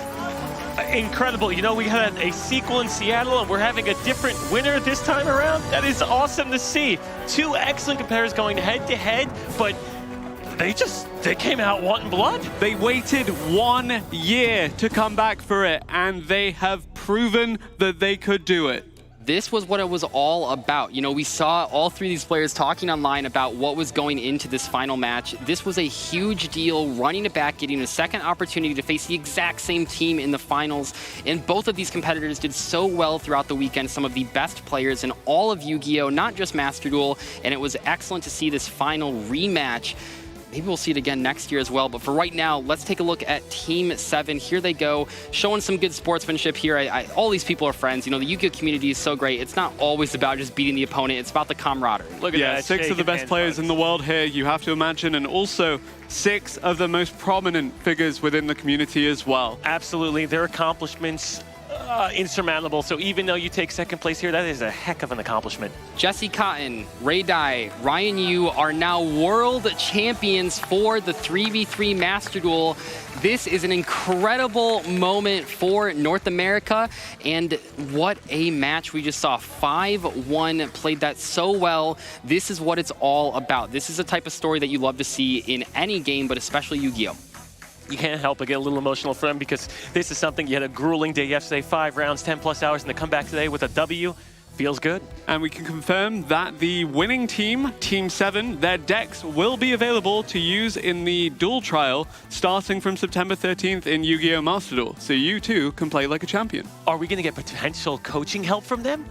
If you ask nicely. I might have to ask nicely. And what do you think is going through their heads right now? What a moment. It has all been leading up to this. I mean, I know that we've watched this tournament, and of course it was 5 rounds and then 2 rounds today, but it's not just about this one weekend. It's about qualifying. It's about the prep. It's about the deck decisions. Like we've said multiple times this weekend, the 3v3 Master Duel tournament is so unique compared to any other format in Yu-Gi-Oh! Even the 3v3 TCG, where you can use whatever cards you want, this 6-deck format, the shared card pool, it all takes so much thought power to actually go into actually try to win. What an incredible run. Additionally, on that teammate topic, just, you know, they came so close last year, but to stick together throughout this one, to trust in each other, to get over the line this time, and to take the finals in such a convincing and dominant fashion. I think it's one of those things too, it doesn't just start here. It starts when you pick your teammates, you pick your deck, you start training. This isn't just a weekend like you were saying. This is months in advance, you gotta qualify. It's a year of excitement building up and culminating to this one point, so I'm very happy for everyone. And very hard fought. Again, both of these teams heading into the finals were only second in their groups. They did not have the best showing on day 1, but they certainly showed up on day 2. They did such a good job of making it through the semi-finals, and they put on such a good series of duels here. Let's hear some more from your world champions, Team 7, here on stage. Thank you very much, casters. I'm live on the player stage with Team 7, your Yu-Gi-Oh! Master Duel World Champions. For the 2nd year ever that Master Duel has been present at WCS, you pick up the win, which was a rematch. So, Ray, I want to start off revenge against last year's champions, as this was the sequel in Seattle. What was the difference this year? I feel like we definitely wanted it a lot more this time. Still feeling the emotions, but we put in a lot of work, a lot of late nights, and I want to thank Ryan for bringing me back. 今回が2回目の、マスターデュエルの世界大会となっており、去年のリベンジを果たしたというところとなっておりますが、今回、その気持ちについてお聞かせくださいということで、彼としては、去年より今年の方がやはりもっとこの優勝が非常に欲しかったと言っております。そしてこの仲間のライアンにものすごい感謝の言葉を述べたいと。It was awesome to have the band back together. Jesse, we'll bring you up next for the question. Thank you so much, Ray. Jesse, if you can walk over here. What a year that you've had, and I want to start off with that. The UDS ring, do you have it on you? Are you wearing it? The UDS Undisputed Champion. It is very heavy, so I don't really wear it, but I do have it in my pocket here. I'll slip it on. As well as winning a YCS. There we go, you got the ring. I just want to give you an opportunity to reflect on your year individually and then what this means to win this World Championship and end your year like this with the team. Getting second last year, while we obviously were super proud of it, it was also like anything in all of our careers, we're people who, when we get knocked down, get back up and fight harder. So this last year was fighting super hard to get there. I mean, I've won 2 YCSs on top of that as well. Like, it was nonstop. We got to practice and make sure we can get back there. 今年は何度も他の大会など UDS や YCS や他の大会など優勝して、今年はすごい1年となっておりましたが、それらを振り返って今回はどうでしたというところでした。今回のやつとしてもいろいろと2回目というところでいろいろ努力して、これまでにも2回も YCS の方を優勝してここに来ておりましたが、それも勝てて非常に良かったと言っております。Thank you so much, Jesse. Now it's time to bring up the team captain, Ryan, holding the trophy. Well deserved, well earned. And I want to start off by going back 1 year. Last year in the finals, you weren't able to pick up a win for the team, but this year as team captain, you qualify in, you get the band back together. And I just want to ask, if you could get a time machine, go back 1 year to talk to yourself after that finals, what would you say to yourself to give encouragement for this year? I would say, like any good team, I was lucky to have Jesse and Ray to help work through the loss. I remember Jesse specifically told me that you have to get back up, and then we started practicing. Like, as soon as we got home from Worlds last August, we decided, even before they announced that there would be Duelist Cups to qualify for Worlds to make the system a bit more forgiving, we decided we're gonna practice year-round to win the WCQ. So we were testing hours every day leading up to October and December. So I'm just really glad that we decided to try again. We are too. 去年は残念な結果に終わってしまいましたが、今回の大会ではチームリーダーとして出場し、それで優勝もして今トロフィーを持っていると思いますが、去年の自分に伝えたいことなど、去年の自分と比べて自分はどうかっていうところはいかがでしょうかという質問でございました。それで、去年いろいろありましたが、ちょっと仲間たちと一緒に仲間がいろいろ励ましてくれ、それで今年に向けてもいろいろと仲間と一緒に準備をしたとのことです。そして、もうこの世界大会の予選のところからもう一年中練習をずっと続け、彼らに励まされここまで来たと言っております。And final question, Ryan, as team captain, what message would you like to give to all the fans out there that were cheering you and the team on along your journey to this World Championship? Just thank you to everyone, especially my family and friends. My mom, hi mom. Yeah, I'm just really grateful for everyone's support. やはり、チームキャプテンとして優勝おめでとうございます。そして、皆さんに応援してくれているみんなに何か言いたいことはありますかというところで、やはり仲間だったり応援してくれている人みんなありがとうございます。そして自分のお母さんありがとうと言っております。Thank you so much, everybody. Once again, your Yu-Gi-Oh! Master Duel World Champions! And with that said, we're going to send it back over to the casters. One thing that I wanted to mention that I don't think we mentioned so far is that Ryan Yu has actually already won a World Championship. Back in 2017, he won the Dragon Duel World Championship with Chainburn. You really couldn't ask for a better team captain, and he is now a double World Champion for 2 entirely different formats. That's one of the most impressive things I've ever seen. Really, really impressive. And he's now got 2 titles, but in addition to that, he actually managed to top 2 Duelist Cups to actually qualify for this one.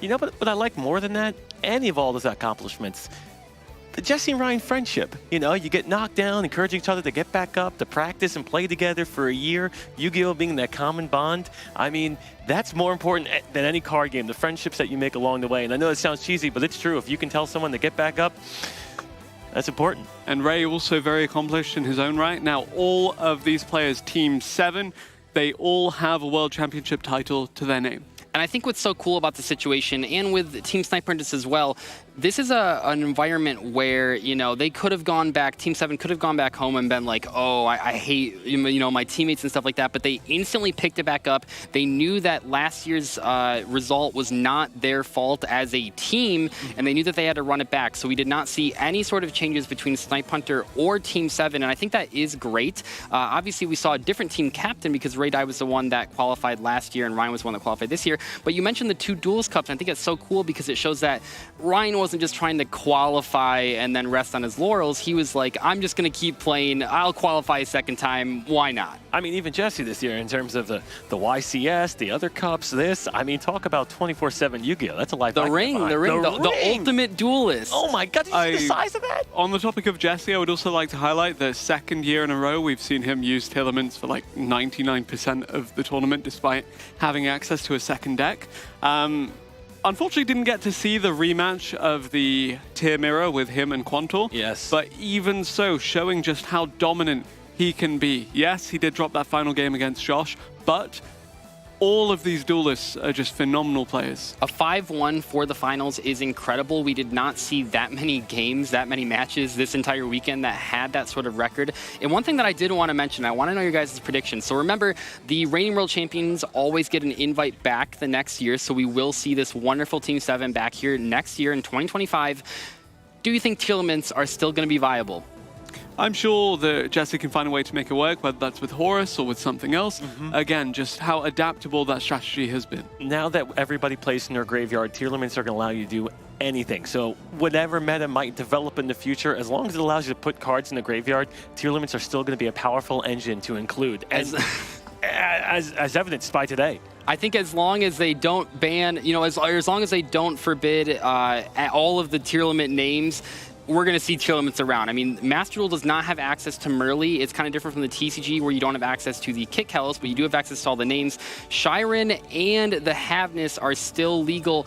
Would you see a tier limits if it was only Shiren? Maybe. It's so versatile. If you have the Kit Kalos access, you just need these cards, and I think that tier limits is just such a resilient strategy, as we've seen this weekend. So much ability to play out of the graveyard, even more so than Yubel, even more so than Fire King Snake Eyes. Not that those decks don't have recursive effects in the graveyard, but tier limits is just so far and beyond anything else. And with Team 7's title, that means that the Master Duel category has drawn to a close for the Yu-Gi-Oh! World Championship 2024. Your second ever World Champions have been crowned. Now, I know that you have a rich history in enjoying Yu-Gi-Oh! Oh, I do. And Dazif. And me. So, what better way to celebrate that history than an early days collection of video game titles that are truly iconic to Yu-Gi-Oh! We can now confirm that 3 new titles have been added to the early days collection. Yu-Gi-Oh! Duel Monsters, released 1998 for the Game Boy. Yu-Gi-Oh! Duel Monsters 2, Dark Duel Stories, 1999 Game Boy Color. Yu-Gi-Oh! Dark Duel Stories, released across multiple years on the Game Boy Color as well. And Yu-Gi-Oh! Duel Monsters 4, Battle of Great Duelists, Yu-Gi-Oh! Duel Monsters 6, Expert 2, which were confirmed prior. Lots of good games in this collection. And I see it says and more in there. Maybe we can we get a Sacred Stones remake? That was one of my favorite games. You're walking around town. There's like a little RPG collecting cards. I don't remember the rules of the game, but I remember that 20 years ago. Absolutely adored that game for the Game Boy Advance. And I think we're even going to have, in just a few moments here, some extra information about that game that you guys are going to be really excited about that we just got. In the early days collection, you have promo cards, quarter-century secret reversions of Harpy's Feather Duster, 2 different artworks. Which artwork do you guys want to pull? It's the right one. The right one's the classic for me. That was in one of the original Game Boy games that I had gotten as a kid, and I would love a quarter-century rare of that. I'm trying to remember which game it was from. I can't. Let's not guess. But yeah, just really iconic artworks there for a card we actually saw used in this very in that finals. Taking down the whole back row? Oh my god. And Ray did manage to win that game. That was the game, so we just saw Harpy's Feather Duster. I mean, this is perfect. And the left artwork, I believe, started in Tournament Pack, if I remember correctly. So these are two fantastic artworks. It's a card that sees play in pretty much every single format ever since it's been back at Limited. Such a powerful card. Obviously, we have Heavy Storm and Master Duel as well, but Harpy's Feather Duster is the one that hits all of your opponent's cards so extremely powerful. Yes, and we can confirm that one of those two variants will be included in each physical copy. Very cool. And that's what I love to see. I love to see that there are old cards that came out 20 plus years ago that are still relevant to today's meta. Well, I mean, that's going to be it. The sequel in Seattle is coming to an end, at least for the Master Duel portion. Next year, we know one team is definitely going to be back. Absolutely. Will we see Snipe Hunters back? Will we see another best of 3? I think we could see a lot of the same teams. 3 of the 4 teams that made the semifinals were back here from last year. Well, and with that, we do bring the Master Duel category to a close, but there's still TCG action coming your way here at the Yu-Gi-Oh! World Championship 2024. Woo! Goodbye.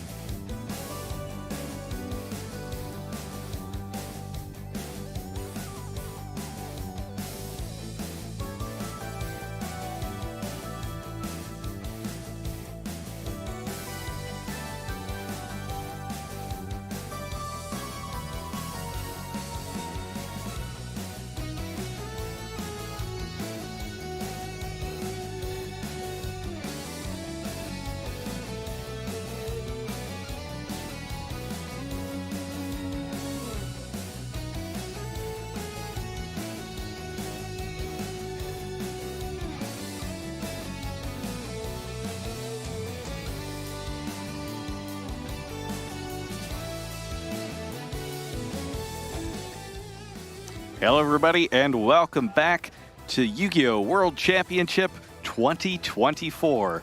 It has been such an incredible day all day. I hope everybody enjoyed the finals of the Master Duel event where Team 7 was able to get revenge on the Snipe Hunters from last year. I thought it was an incredible match. Yeah, it really was. You know, we're still living on that excitement that just happened. We also got to crown our first ever Yu-Gi-Oh! Duel Links Rush Duel World Champion, along with the Yu-Gi-Oh! Speed Duel Duel Links World Champion as well. It's just been an amazing day. We also had all those awesome matches for the TCG in day number 1. 28 of the best players gathered here today, and now we're down to the final 2. Yeah, I've had just so much a range of emotion. I had to hold back my tears up to this point, and we still have one more match to go. In fact, it is the moment that we've all been waiting for all this weekend. After 7 rounds of Swiss, as well as 2 playoff rounds, we have finally reached the finals of the TCG category, and we are about to meet our 2 duelists. Take it away, Kangas. Hello, duelists from around the world. Count yourselves among the lucky, for today you get the opportunity to witness greatness. This weekend, dozens entered, but only one will remain and take this trophy as your world champion for TCG/OCG. Without further ado, let's meet our grand finalists. Up first, in the blue chair from Miami, Florida, Ruben Penaranda!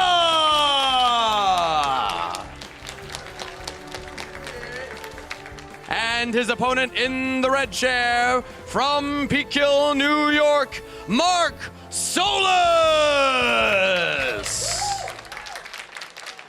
For the first time in history, your grand finalists are both representing North America! Make some noise, fellow duelists, for your TCG/OCG finalists! Casters, take it away!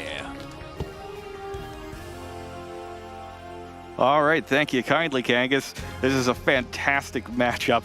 I really can't wait to get this thing started, but we've got a few things to take care of first. Obviously, those decks had to be shuffled first really, really well, because the way those cards come up on top is going to determine the fate of these 2 duelists this weekend.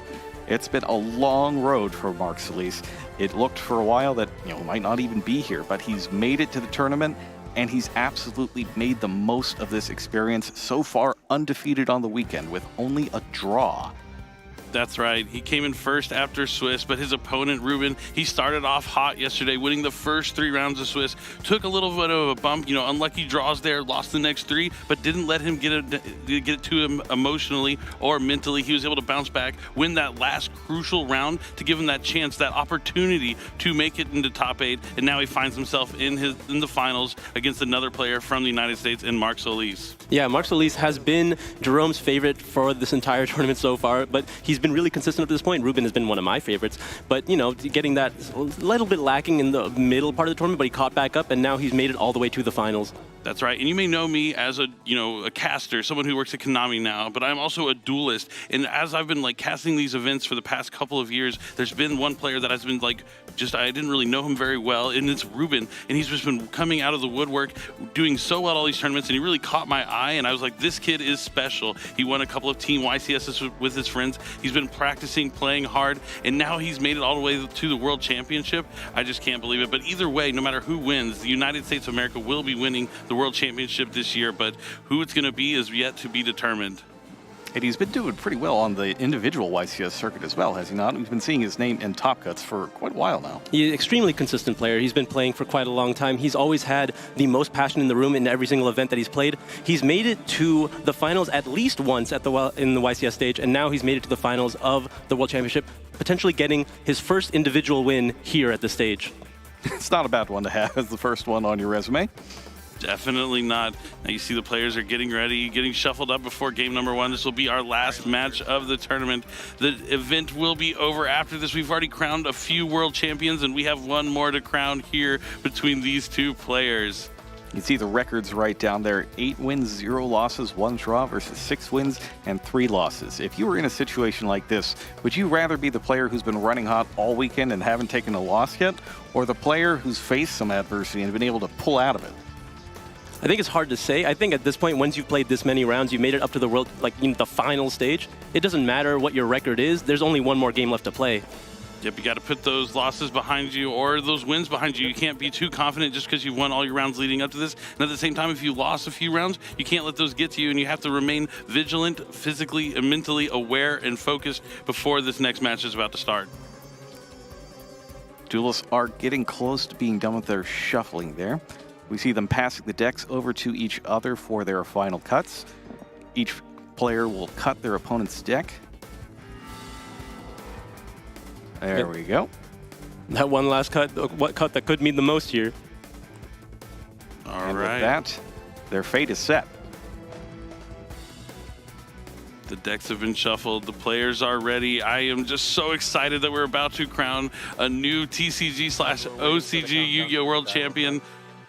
Oh man, this is the most important tournament of the year. This is what the players play for all year, and especially Ruben, he was part of the world's qualifying point playoffs, so it was a year-long journey for him, and now he's finally made it up against Mark Solis for the last time of the weekend. It's time to duel. So here we go. It's game number 1 of the finals of the 2024 Yu-Gi-Oh! World Championship. Ruben gets to go first here with his Yubel deck. We've seen him take the lead in several games at this point, and the Yubel deck is so strong at going first, it's almost unstoppable. Ruben, carrying the hopes of Jose along with him, is going to start this duel off. Matchup is draw or standby. Fiendsmith Snake Eye versus Fiendsmith Yubel. Ruben starts off with Samsara D Lotus. Enough to get the entire combo started on its own, but not nearly as powerful as opening something along the lines of opening of the Spirit Gates. So just only an individual combo, but we're not stopping anything this far. Yep, since RD Lotus is going to attribute itself to Special Summon Spirit of Yubel from the deck, on Summon Spirit of Yubel is going to let Ruben add or set a card that mentions Yubel, and yep, Nightmare Pain is the go-to here. Nightmare Pain's being activated. Is there a response? There is no response from Mark. Going to be able to destroy the Spirit of Yubel. Going to resolve Nightmare Pain, adding the Gruesome Gravesquirmer. Spirit of Yubel's effect is going to activate when it's destroyed to special summon a Yubel from the deck to the field. Looking an awful lot like a semi-final match so far with no interaction from Mark. Let's see what Ruben's next move is going to be. It looks like he is going to reveal that Gruesome Gravesquirmer to try and special summon it. Opting to special summon, special summon and destroy the Yubel. Probably trying to find more materials to add to the graveyard so he can access Phantom Yubel from that extra deck. So we see Yubel the Terra Incarnate come down. Can I just double check Squirmer's effect? Go ahead. Yep, Gruesome Gravesquirmer does have a couple of really good effects, being able to special summon and then destroy if you so choose. When it's in the graveyard, it's also going to be able to banish itself and special summon back a monster later on. I think Mark taking note of how many summons have been done at this point. So performing a Leak Summon here, Ruben's going to send both his monsters to the graveyard to summon the Link to Unchained Soul Lord of Yama. That's going to let him add an Unchained monster from his deck to his hand. There's only one choice, and it is Shivara. Go ahead and summon a Phantom of Yubel. All right, and now he's going to return the 2 materials required to fusion summon Phantom of Yubel from the extra deck. Phantom Yubel is going to protect him from monster effects, as it can change the monster effect to force to become just to destroy Yubel from the deck. Now, as I said, Gruesome Gravesquirmer is going to banish itself from the graveyard to special summon back Spirit of Yubel. This is a great start here for Ruben.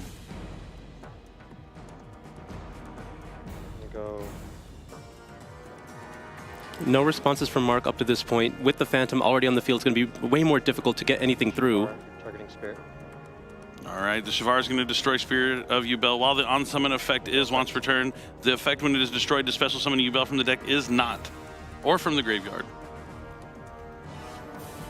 But seeing as he's just put some Yubel monsters back in the deck, might as well get him from there. There's also no once per turn on summoning the Phantom of Yubel, so the more monsters you get, the more Phantoms you can summon.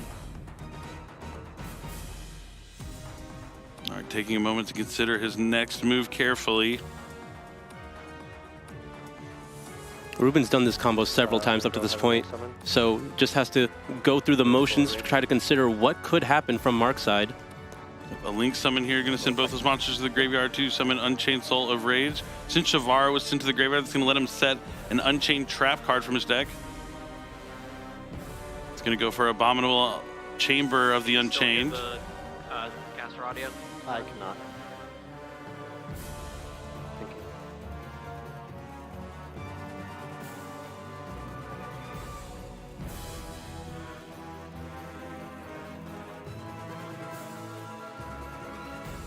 It looks like Ruben is shuffling his deck thoroughly now, indicating that he's done with it for the turn. A little bit of a surprise. He's pretty well insulated right now. Has the Yama in the graveyard, has Unchained Soul of Rage, Phantom of Yubel protecting him. He has not accessed the Fiendsmith part of his engine yet, so I'm surprised he's... Nope, doesn't look like he is going to get any Fiendsmith cards online, but during the end phase, the Samsara Duelotus is going to come back because Yubel will require something to be tributed during the end phase, or it will go to the graveyard. Opting to still tribute the Yubel anyway. Can I read Lotus? Yes. Let's take another look here at Lotus. It's a bit of a tricky card.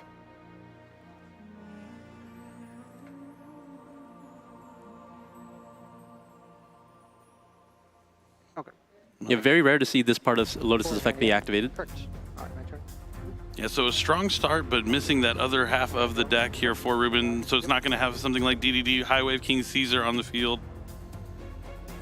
We'll see how Mark's going to pilot his Snake Eye strategy through this field.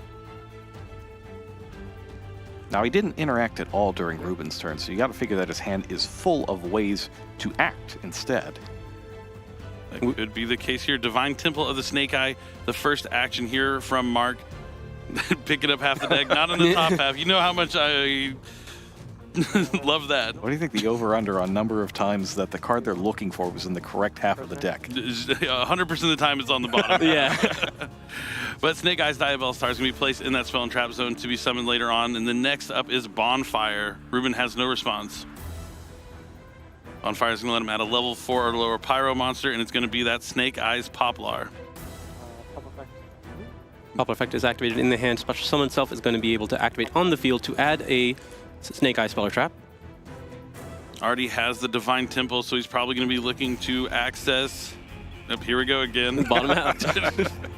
Original Sinful Spoils of the Snake Eyes. Now we know because the Unchained Soul of Rage is on the field, you can go into Anima, into the zone that it points to.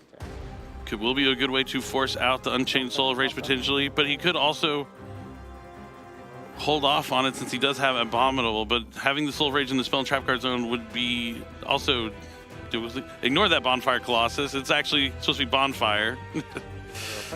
So Soul of Rage, yep, going to use right away here on Anima. Important note, Poplar wasn't activated either.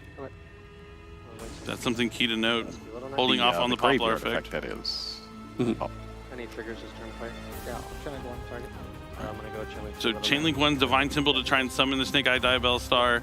Chainlink 2, Ruben's SP Knight is going to banish the Snake Eyes Diabell Star from the spell and trap zone. That's huge. Ruben taking advantage of how turn player priority works here to get the banish off in the way that he wants. But there is a normal summon of Snake Eye Oak. Snake Eye Oak will let him special summon back that Poplar from the graveyard. But Phantom of Yubel might have something to say about it, or SP Little Knight's going to take that Snake Eye Oak off the field temporarily until the end phase, but that means it's going to be harder for Mark to access something like Snake Eyes Flameburst Dragon from the deck without using his original Sinful Spoils. But even still, if he original Sinful Spoils, it's going to be harder to get a couple monsters on the field, since he's already used Snake Eyes Poplar's effect from the hand. So Ruben's still got that Phantom of Yubel on the field, and we also saw that he's got quite a large number of cards in hand. Yep, and we've been holding that Ash Blossom for the original Sinful Spoil. That's a huge Ash Blossom and Joyous Ring here from Ruben. I guess that makes a lot of sense. If he doesn't have the Fiendsmith cards, he probably has more points of interaction from his hand there to help with the field that he was able to create in turn number 1. Looks like it's just going to be a set from Mark. Wow. So Ruben able to stop Mark from going any further here in his turn. Mark, could you please straighten up your graveyard? Sure. Thank you.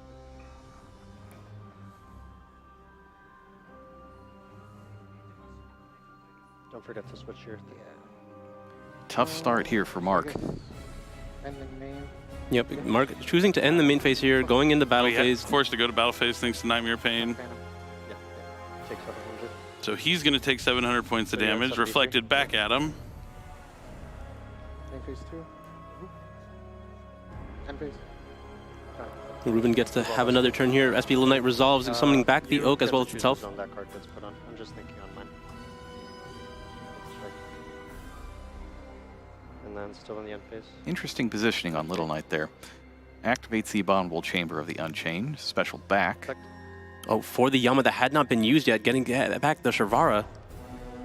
Things are looking really good here for Ruben in game number 1.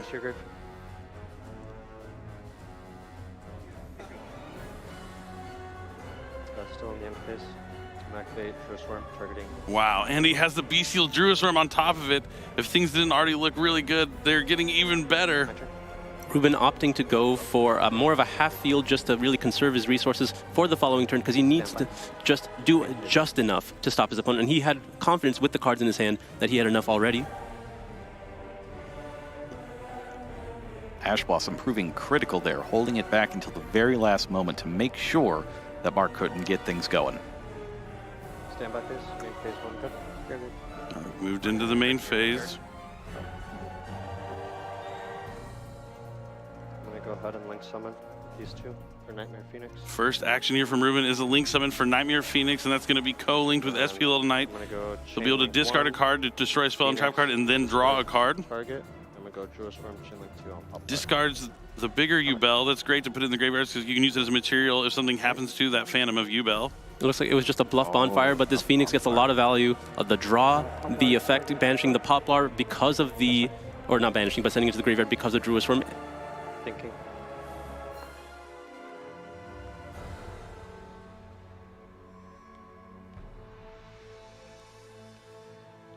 Confidently in the driver's seat right now is Ruben. He doesn't want to make any silly mistakes at this point in the duel.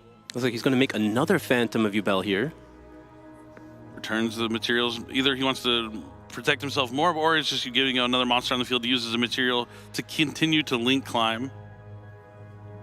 He does have to watch out for maybe a pair of cards, even though Mark only has a pair of cards in hand that could disrupt him. Yeah, could really only be afraid of Effect Veilers paired with something along the lines of Nibiru the Primal Being. If there was an Infinite Permanence, it would have been set to the field already.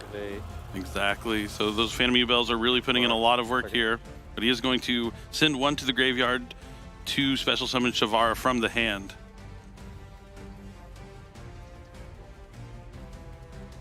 I'll go ahead and enter battle phase.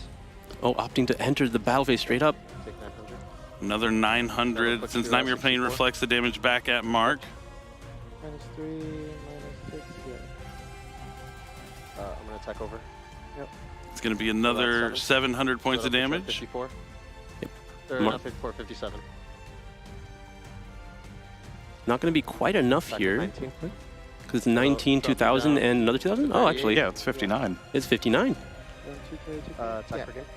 All right, and Ruben takes game number 1 over Mark, and now just one game away from becoming the Yu-Gi-Oh! TCG / OCG World Champion. But you don't see a smile on his face, still stoic, still focused, knows that the job is not done just yet. Yeah, watching Ruben, it feels like he's so locked in and forces me to just lock into the game with him.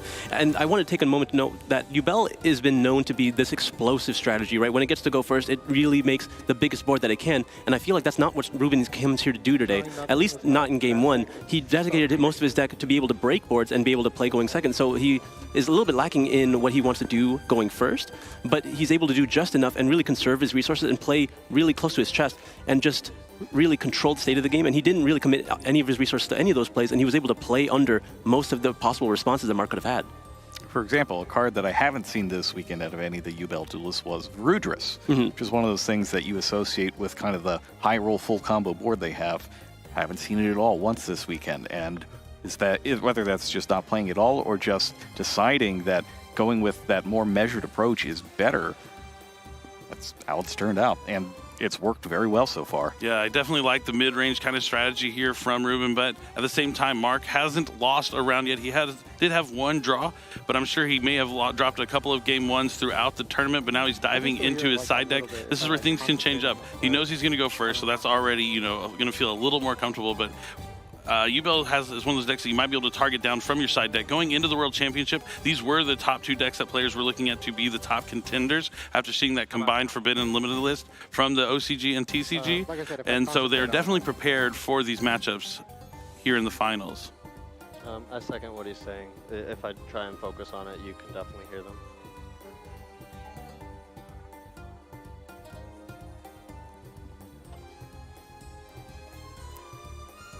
Okay, yeah, sure. See if it comes back. So it's certainly not Mark's first matchup against Duel. Probably not even the first one that he didn't get to go first in. Yeah, you know, there is going to be that big disparity, at least in game one, but post side, you have a lot more options available to you, especially when you know you're going second in a matchup like that. He just has to be able to win going first in the game that he can control. Yeah, I'm also going to just request that maybe our commentary audio be turned off in the studio, because I think the value of the players having integrity is more important than the audience being able to hear our conversation here right now.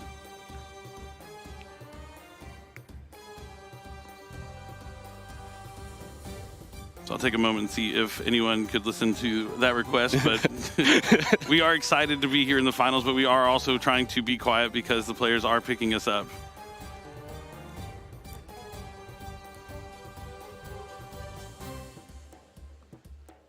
Sorry, sleeves are getting caught.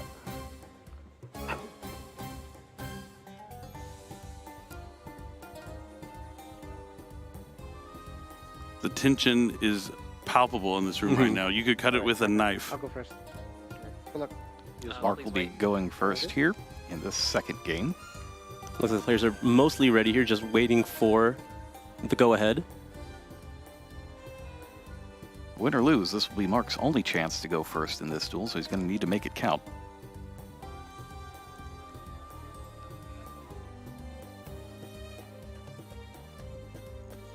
All right, it's time to do it. The Duelists have side deck. They've shuffled up, and it's going to be game number 2 here at the Yu-Gi-Oh! World Championship 2024 in Seattle, Washington. Grand Finals. Yep. So we have our check for Perulia here. It's not there. Oh, we get to finally see the Fiendsmith engine here. Marxwell's going to be able to lead with the Fiendsmith engraver. I guarantee you the track is not in that top half of the deck. I knew that was coming. Just pick the whole thing up at once. It was actually the bottom card, so imagine how quick that would have been. But neither here nor there. Fiendsmith's track is in the hand here for Mark Shelley's engraver. We finally see in here the finals. Fiendsmith's track's going to let him add a light fiend from the deck to the hand. Then he's going to have to discard a card. It's usually going to be Fabled Lure, but since he's adding engraver, that might he already mean has Lure. He already has Fabled Lure in the hand.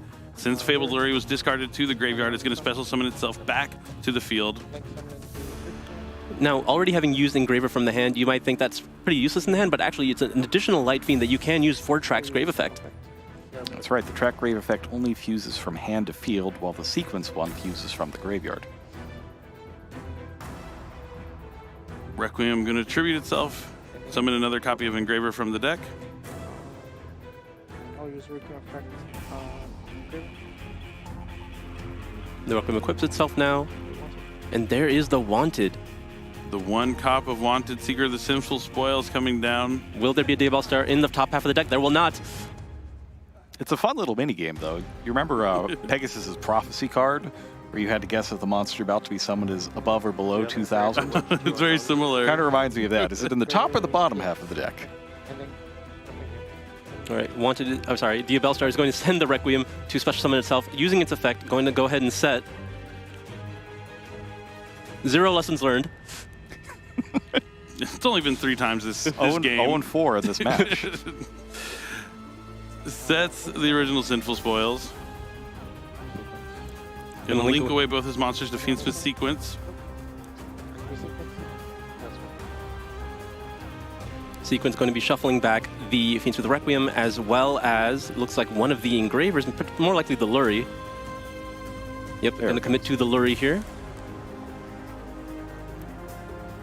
To fusion summon Fiendsmith Lacrima. Lacrima's target engraver. Engraver's going to hit the field off of Lacrima's effect. All right, and now Ruben is picking up his cards, and he's got Nibiru, the Primal Being, and it's going to hit the Earth. Yep, with all those monsters on the field, there was a chance he could go directly into Appaloosa Bow of the Goddess. Ruben, knowing that is an option, drops Nibiru, the Primal Being here. Mark not necessarily happy with this, but at least he hasn't used his original Sinful Spell yet. He still has the effect of Lacrima to hit for 1,200. Puts back one of those engravers. 68 cheerful. Yeah. Mark no longer has to worry about the Nibiru now that it's already resolved. He can use the effective Engraver in his graveyard. Oh, but there is a Druid Worm as well.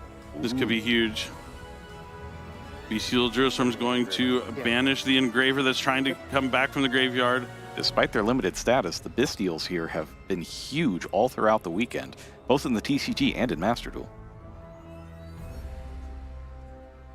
When there's only one of them, you can really feel their impact. Sure can, especially if it's a Magna button. Suddenly there's two of them. The impact of Nibiru, the impact of the Bestials, huge here in the finals. A tribute summon for the Fiendsmith Engraver that he added off the Fiendsmith's track. He needs a face-up card, so he's going to be able to use the effective sequence now and then send it with the original Sinful Spoils. Will there be a response from Ruben? Doesn't seem like it. Okay, the chances are pretty high he finds one in the top half this time, but... No. I regret to inform you, he's heading to the bottom half of the deck for the one of Snake Eye Ash. Snake Eye Ash effect is going to let him add that Snake Eyes Poplar to the hand, special summon itself to the field. Poplar going to be able to add likely the Divine Temple of the Snake Eye. He picked up the whole deck this time. I want to point that out. Now that it was right on top, perfect timing. Divine Temple of the Snake Eyes is now in the hand for Mark Solis. He's still going to want to clear this board. He doesn't want Ruben to start his turn with two monsters on the field.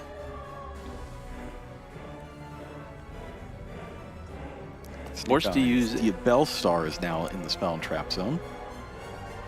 Unfortunately, both effects of Sequence and Requiem have been used, so Engraver will not likely have anything to equip to itself to use its effect.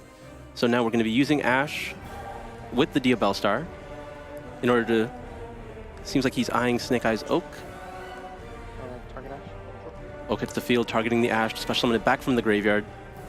So now Mark's only tools to really remove Ruben's field efficiently, it will likely be that SP Little Knight, and because of that, he's going to be likely prioritizing the Druid Worm.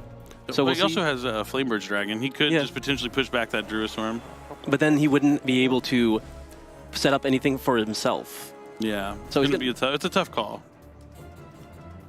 Still has two cards in his hand. He would have two cards going to Ruben, drawing up to 4. Yeah, it feels like he's got to have something on this end board, but we'll see what it is. Yeah, I mean, we talk about how strong these cards in hand can be. All it takes is one card to do the full combo, so you need multiple points of interaction here to make sure that Ruben's plays are stymied enough. Stymied, good word. I took the SAT. I will Flamberg target Druid Swarm. Yep, looks like the Flameberg is going to push the Druid Swarm back into the Spell and Trap zone. Just straight back in there. I like these cards where the cards move back and forth between the rows. Yes, the Centurion, motion. Valence, the Snake Eye cards. The motion feels really nice. It does. Like when you're playing it, it just feels good to push your cards forward so that they can attack. All right, now we're going to see a Link summon here for Hida. There are no fire monsters in Ruben's graveyard, but just trying to get that Flameberg into the graveyard so he can bring back a couple of level 1s. It's going to be Snake Eye Oak and Snake Eyes Poplar.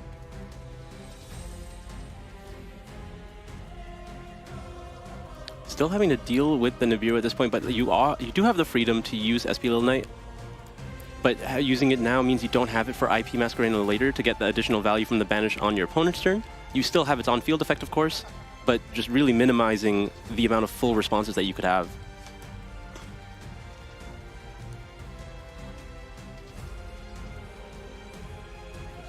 Yep, definitely the next move is going to be a Link summon here for Promethean Princess, Bestower of Flames. It's going to bestow flames to reignite Snake Eyes Flamebird's Dragon from the graveyard. And now what? Currently locked under fire monsters. No Desiree there to negate Promethean Princess, as we've seen many times. Oh, well, we did see this before from Mark. He still plays the Raging Phoenix. I love Salamander, great Raging Phoenix. It's a good Link 4 fire you can go into. It's also great at finishing games. Let's see if he's going to link it away for World Sea Dragons Atlantis here, or if he's just going to continue his progression of plays. That would be another way to actually remove this Nibiru without having to waste the SP Little Knight.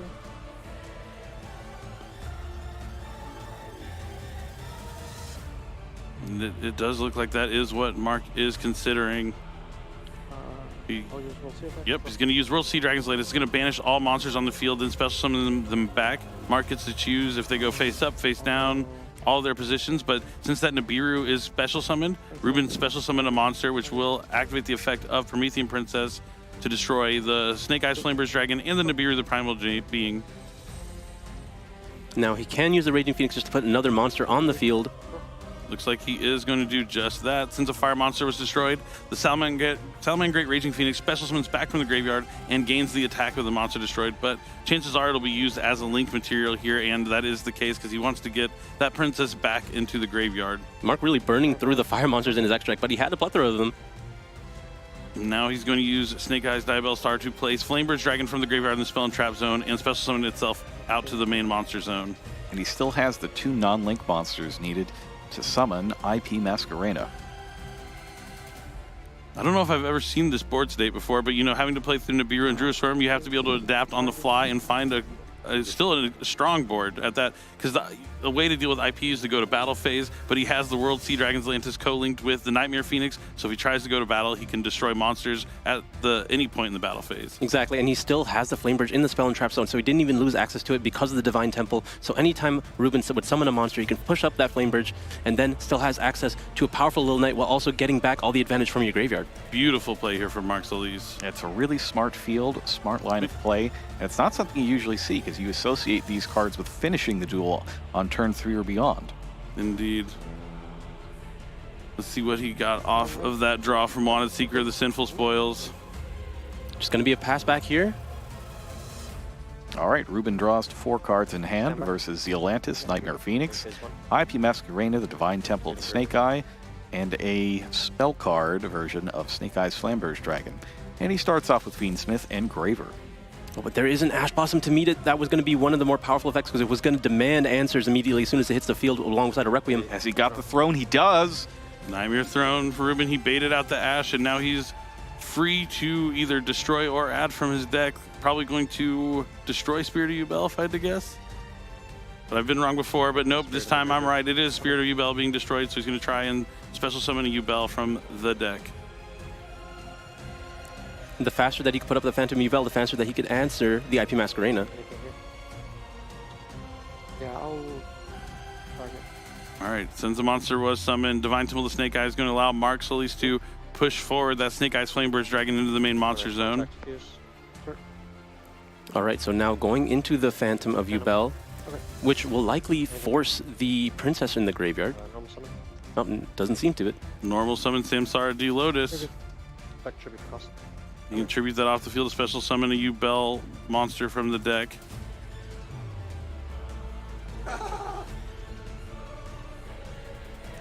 Trying to find that other copy of Spirit of Yubel. Found it. Yep.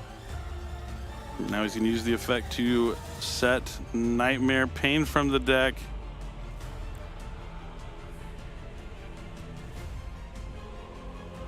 Anything here? Nope. Activate. Okay.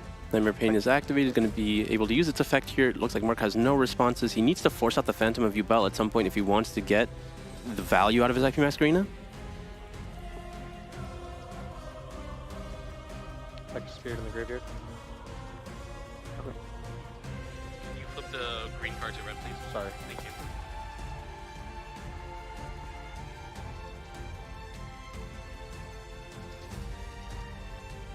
This is a very tense duel. So much on the line. What'd you switch off there? I have to remind myself to breathe every few seconds while I'm watching this. Yeah, so it feels like we're so invested. We're just kind of watching. We forget to talk about it a little bit. Mark Solis taking a moment to figure out if this is where he wants to try and use his Flameburst Dragon effect or the IP Masquerena. I wish I could hear their internal monologues right now. I'll use IP.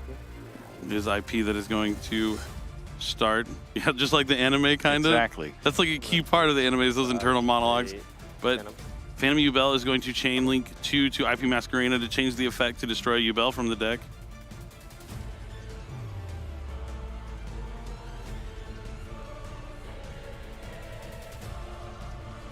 Looks like he's thinking about destroying Spirit of Yubel again. Yep, that's going to be Spirit of Yubel destroyed. Let's see if he has another monster to summon off of it. Anything here? Doesn't look like it. So he'll reveal Gruesome Gravescorn to spell summon that from the hand. And destroys Yubel. And now he's going to use Yubel's effect. Special summoning the Terra Incarnate. Now, I haven't seen an Ultimate Nightmare the entire weekend, but this could be a... If you can take this Terra Incarnate off the field and have it summon nothing in return, that could be huge. Well, I think that's why he's been holding Nightmare Throne's effect, right? Right. That's right, he hasn't used it yet. Okay. He's been saving it for this princess that he knows is lurking in Mark's graveyard. Yeah, he's trying his best, but there's still plenty of interaction here from Mark's side of things. The Zealantis is really troublesome just sitting there on the field. Yeah, you can't go straight into the battle phase now. Not that the IP Masquerade is much more of a threat. Yep, he might be considering Princess here. Yama on summon will activate the effect to add an Unchained monster. It's going to be that Shavara.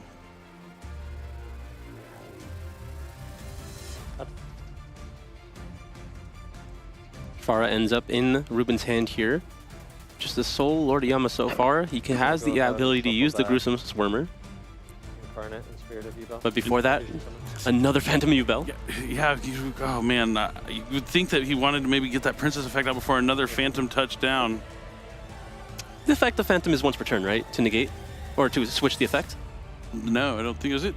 It might be, yeah, it might actually be. You can summon multiple return, but the effect is only once per turn. That's right, because you have to use infinite permanents when they have two. So he'll be okay. He's just going to use it as a material. Or it doesn't target. Banish. Yeah, you're good. Yep, banishes Gruesome Gravescorner to special summon back Spirit of Yubel. Activate. Target. Sharvara is going to go after that Spirit of Yubel. I'll go Chain Link 1, Chain Link 2. You're good. Nightmare Throne's effect has not been used. And now it will be, so he's going to be able to set the trap from the deck and special summon a Yubel of a different level from Spirit of Yubel. One up or one down, and it is going to be the Terra Incarnate yet again. The Terra Incarnate from the Nightmare Throne, and then from the Spirit of Yubel back to the Yubel that was shuffled into the deck earlier? Yep. From the graveyard. Luckily, Spirit of Yubel can summon from anywhere. Anything here? Nope. Another Link summon. Ruben finding a way here. Gonna make Anguish. Anguish will let him use one of Mark's monsters as a material. Do you have any triggers? Yeah, this is what I was talking about earlier. Ruben's deck plays a lot of these cards that are not typically in the extra deck, choosing to have more utility going second than utility going first.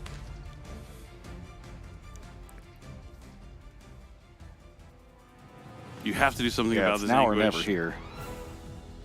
I don't think Mark was prepared for this. He would never expect Anguish in the Yubel strategy.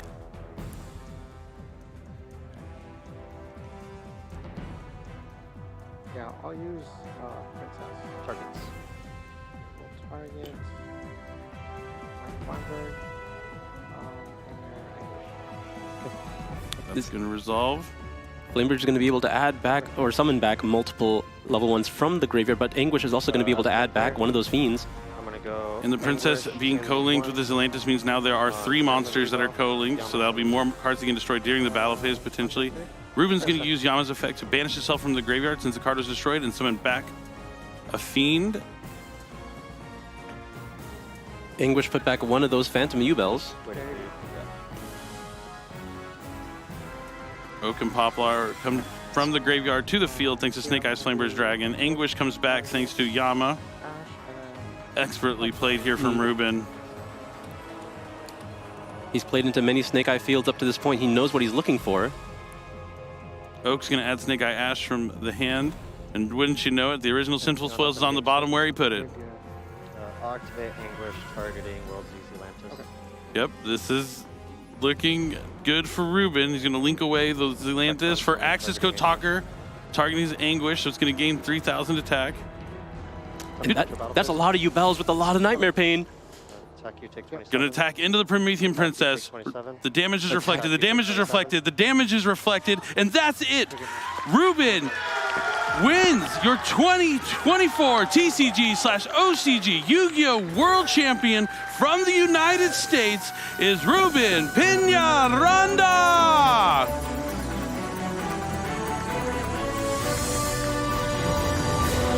just incredible. You see the camaraderie between the two players from the United States, but Ruben, for the next year, will be the reigning Yu-Gi-Oh! TCG, OCG World Champion, ripping it off the pedestal, not waiting for it to be handed. He's taking his trophy. The emotion is incredible. I just can't believe it. This has been one of the most storied weekends ever in Yu-Gi-Oh! History. I'm at a loss for words. Incredible. Incredible is the only word I have to describe this. I could not think of a more deserving champion. He has been on my radar. He has just been doing so well for so long. He's had the right mentality. He's gone to regional after regional from all around North America. He's gone to YCS after YCS, winning YCS with his friends, but this has to mean the world to him.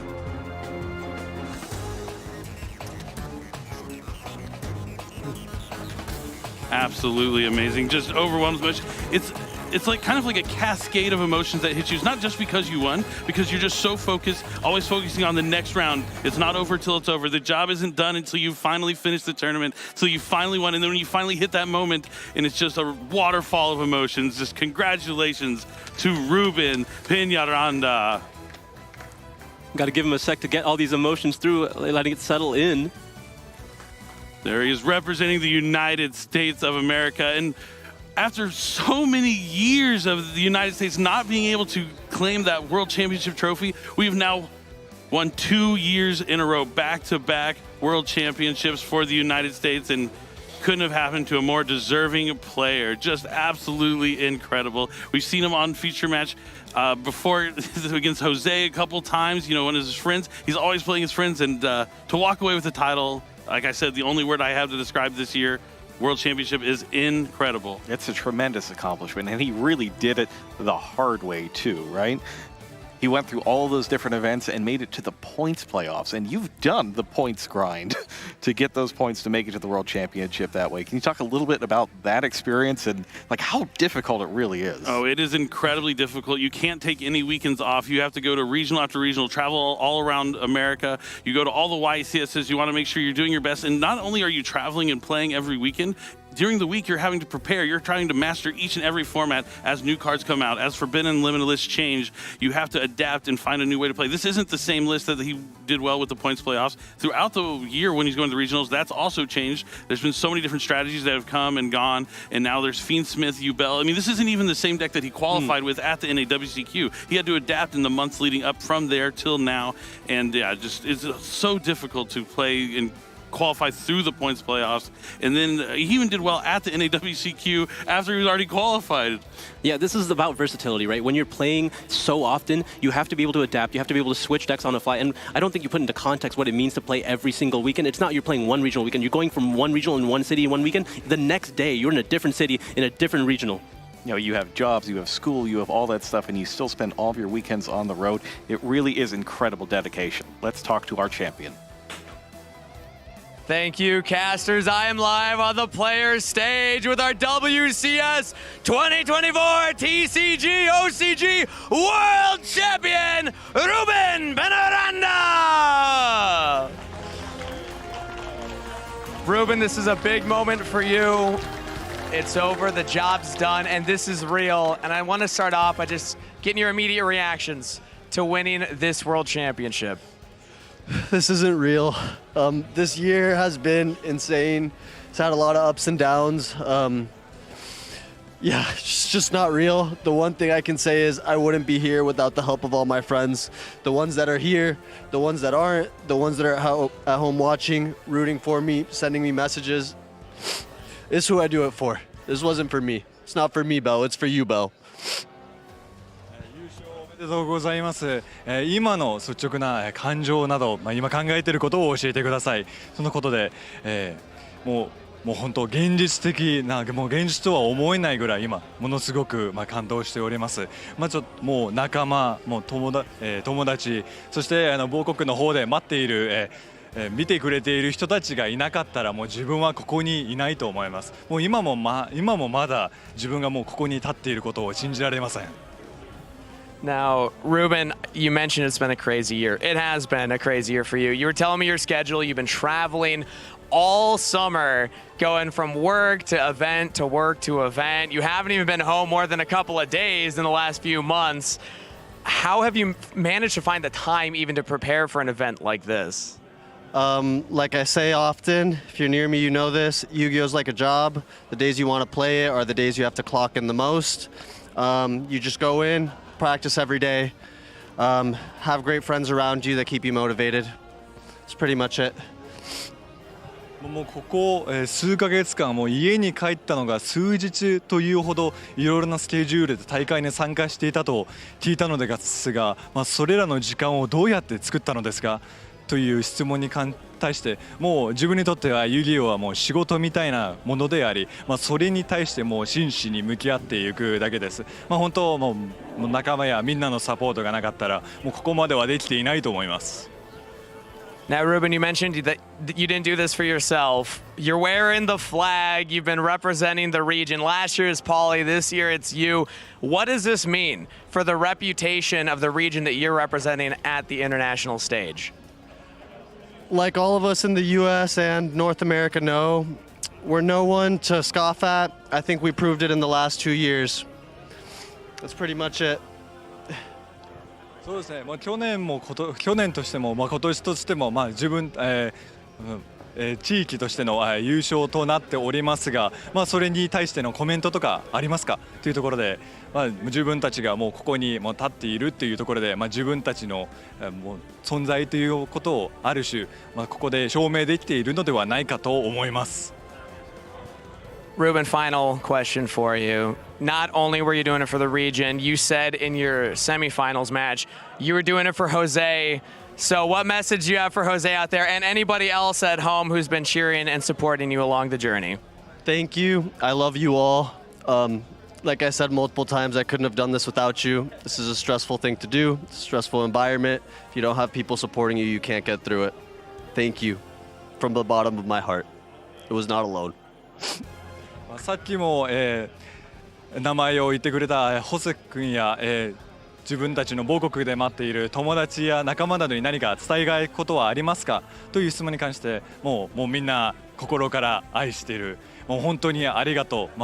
君たちがいなかったら自分はここに立つことはできなかったと何度も繰り返すことになるけれども、本当そのサポートによって自分はここにいると言ってます。Congratulations once again, Ruben. All the duelists better make some noise for your TCG OCG 2024 World Champion! And with that said, we're going to send it back over to the casters. Congratulations, Ruben. Truly a deserving champion if ever there was one.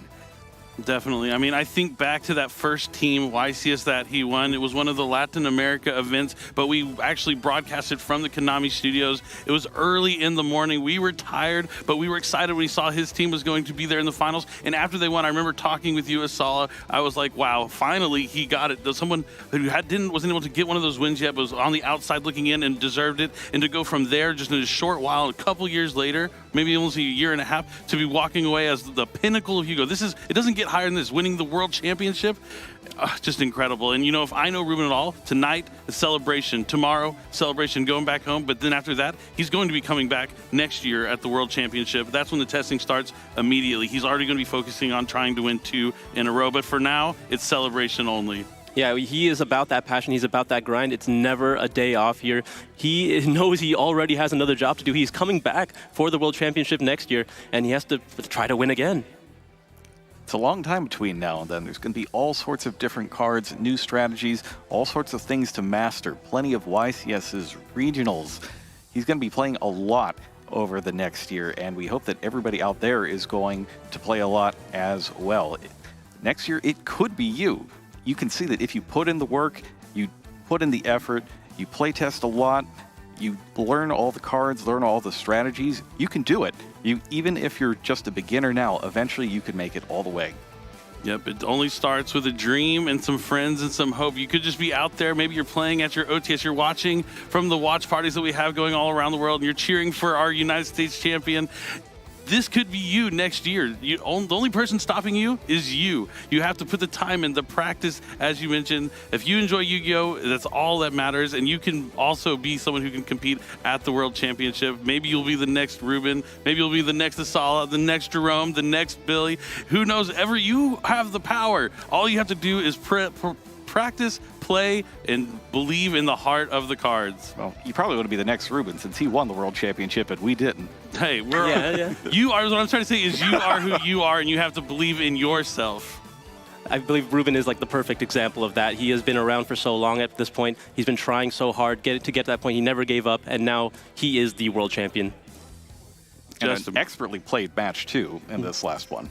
Yeah, and this was not an easy World Championship to win. The competition was fierce. 28 of the best players from all around the world competing. It was 7 rounds of Swiss. He started off 3-0, hit a speed bump with the next few rounds, but was able to remain focused, not get discouraged, because if you win three in a row and lose the next 3, that can get in your head. That could make you think, well, maybe I just got lucky, or maybe I just got unlucky in those 3 rounds, and he had to win that last round of Swiss to make sure he could make it here. He needed to rely on some things to go his way in that last round, some certain players to lose to make sure he could make it in the top 8, and all you can do is put yourself in the best position to win, and that's what he did all year long, and it paid off here in the end. Yeah, he had to go up against his opponent in the finals who was undefeated up until that point in the tournament. So that was already having to face against someone that you had previously lost to in Swiss, that means, right? Mm-hmm. And Mark has a lot to be proud of this weekend as well. His performance was really incredible, just running through day 1 with no losses. And he was able to defeat Yuto as well, a very tough player with that Fire King Snake Eye deck in the, Fiendsmith Fire King Snake Eye deck in the semifinals as well. Yeah, big shout outs to Yuto. I was cheering for you, buddy, but I'm really excited for Ruben. But yeah, also we had 3 different decks in the top 4. Really cool to see. And if you told me when Ubel came out many, many years ago that one day it would win a world championship, I don't know if I would have believed you, but here we are in 2024, and the Fiendsmith Ubel is the winning deck at the World Championship. Yeah, there's been a lot of firsts in the World Championship this year, but I think one thing that we just got to miss out on is a clean sweep. There still has not been someone that has gone completely undefeated, so you guys watching out there, that could be you. It's been a good weekend for North America as well. Just in general, before this final match, we saw the match between Team 7 from North America and Team Snipe Hunters from Europe as well. And that was a very dominant performance by Team 7 against the team that defeated them in the finals last year. Yeah, that was epic to see a rematch of the finals from the previous year, but different result this time around. You knew that Team 7 was going to come back with a vengeance, and indeed they did. Ryan was not happy with the way his cards landed in his hand there in the finals last year, but this year he was dominant in the finals. He didn't drop a game, and it was just fantastic to watch Team 7 walk away. But big shout out to Team Snipe Hunters. I mean, to win last year, come back this year, and make it back to the finals, that's no fluke. Are we going to get the trilogy next year in Master Duel? I feel like it's a real possibility. We could, but you're going to stick around till next year. But we are going to toss it for the final ceremony and the awarding of the trophies. Take it away, Kangas. Duelists from around the world, it is with great privilege that I can announce to you for the first time ever, all together on stage, your Yu-Gi-Oh! World Championship 2024 new reigning champions! Up first for Yu-Gi-Oh! Dueling's Rush Duel, Marc-Andre Ladouceur Kirkor! For Yu-Gi-Oh! Dueling Speed Duel, Sebastian Villarroel!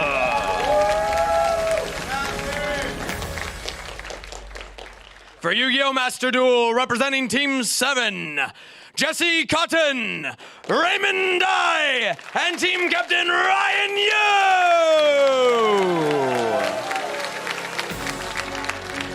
And for TCG/OCG, Ruben Penaranda!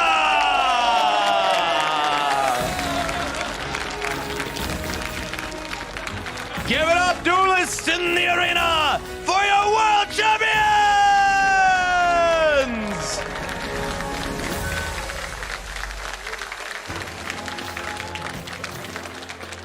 And next up, we would like to give a warm welcome to every single duelist that participated this weekend. Please take to the stage so we can give one final celebration together. To to everybody around the world, wherever you are watching, however you are watching. These duelists on stage are the best of the best, representing their regions with pride. Give it up one more time, everybody, for all of your world's competitors!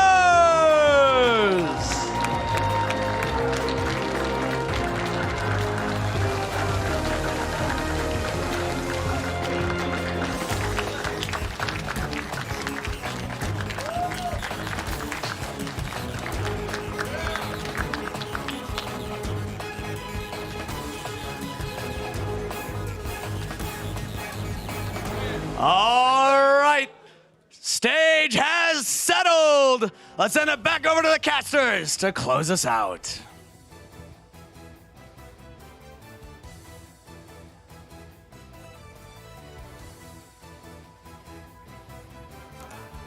All right, thank you, Kangas. This has truly been an excellent weekend, and thank you to all the duelists who came out here, who put on such a great show for all of us here and everybody watching all around the world. Thanks, of course, to our OTS stores that are hosting the World Championship celebrations and watch parties. We saw you up there on the big screen having a good time playing in this World Championship format and supporting your friends and your champions as they competed here on the world stage. I hope you all had a great time as well this weekend. Thank you, of course, to you, Billy and Isala, for helping out with all of the TCG and OCG commentary this weekend. I want to shout out the rest of our caster teams as well, who did a fantastic job over on Master Duel and both versions of Duel Links. It has been a really tremendous weekend, and we couldn't have done it without the support of all of you and the support of our sponsors as well. We'd like to thank Alienware, Logitech, Calpico, Durocha, as well as Knightsbridge Industries, Fnatic, and of course Cubus, who created these wonderful acrylics and trophies that our champion players have just picked up. Gentlemen, any final thoughts as we thank our sponsors here? Oh, it's been an incredible weekend, but this is the beginning of the next season. The regionals are already underway for the next NAWCQ, but thank you to everyone. It's going to be an incredible year of Yu-Gi-Oh! The past year was amazing. I can't wait to see you at the next Yu-Gi-Oh! World Championship in 2025. See you next year. Come to the final day. Mark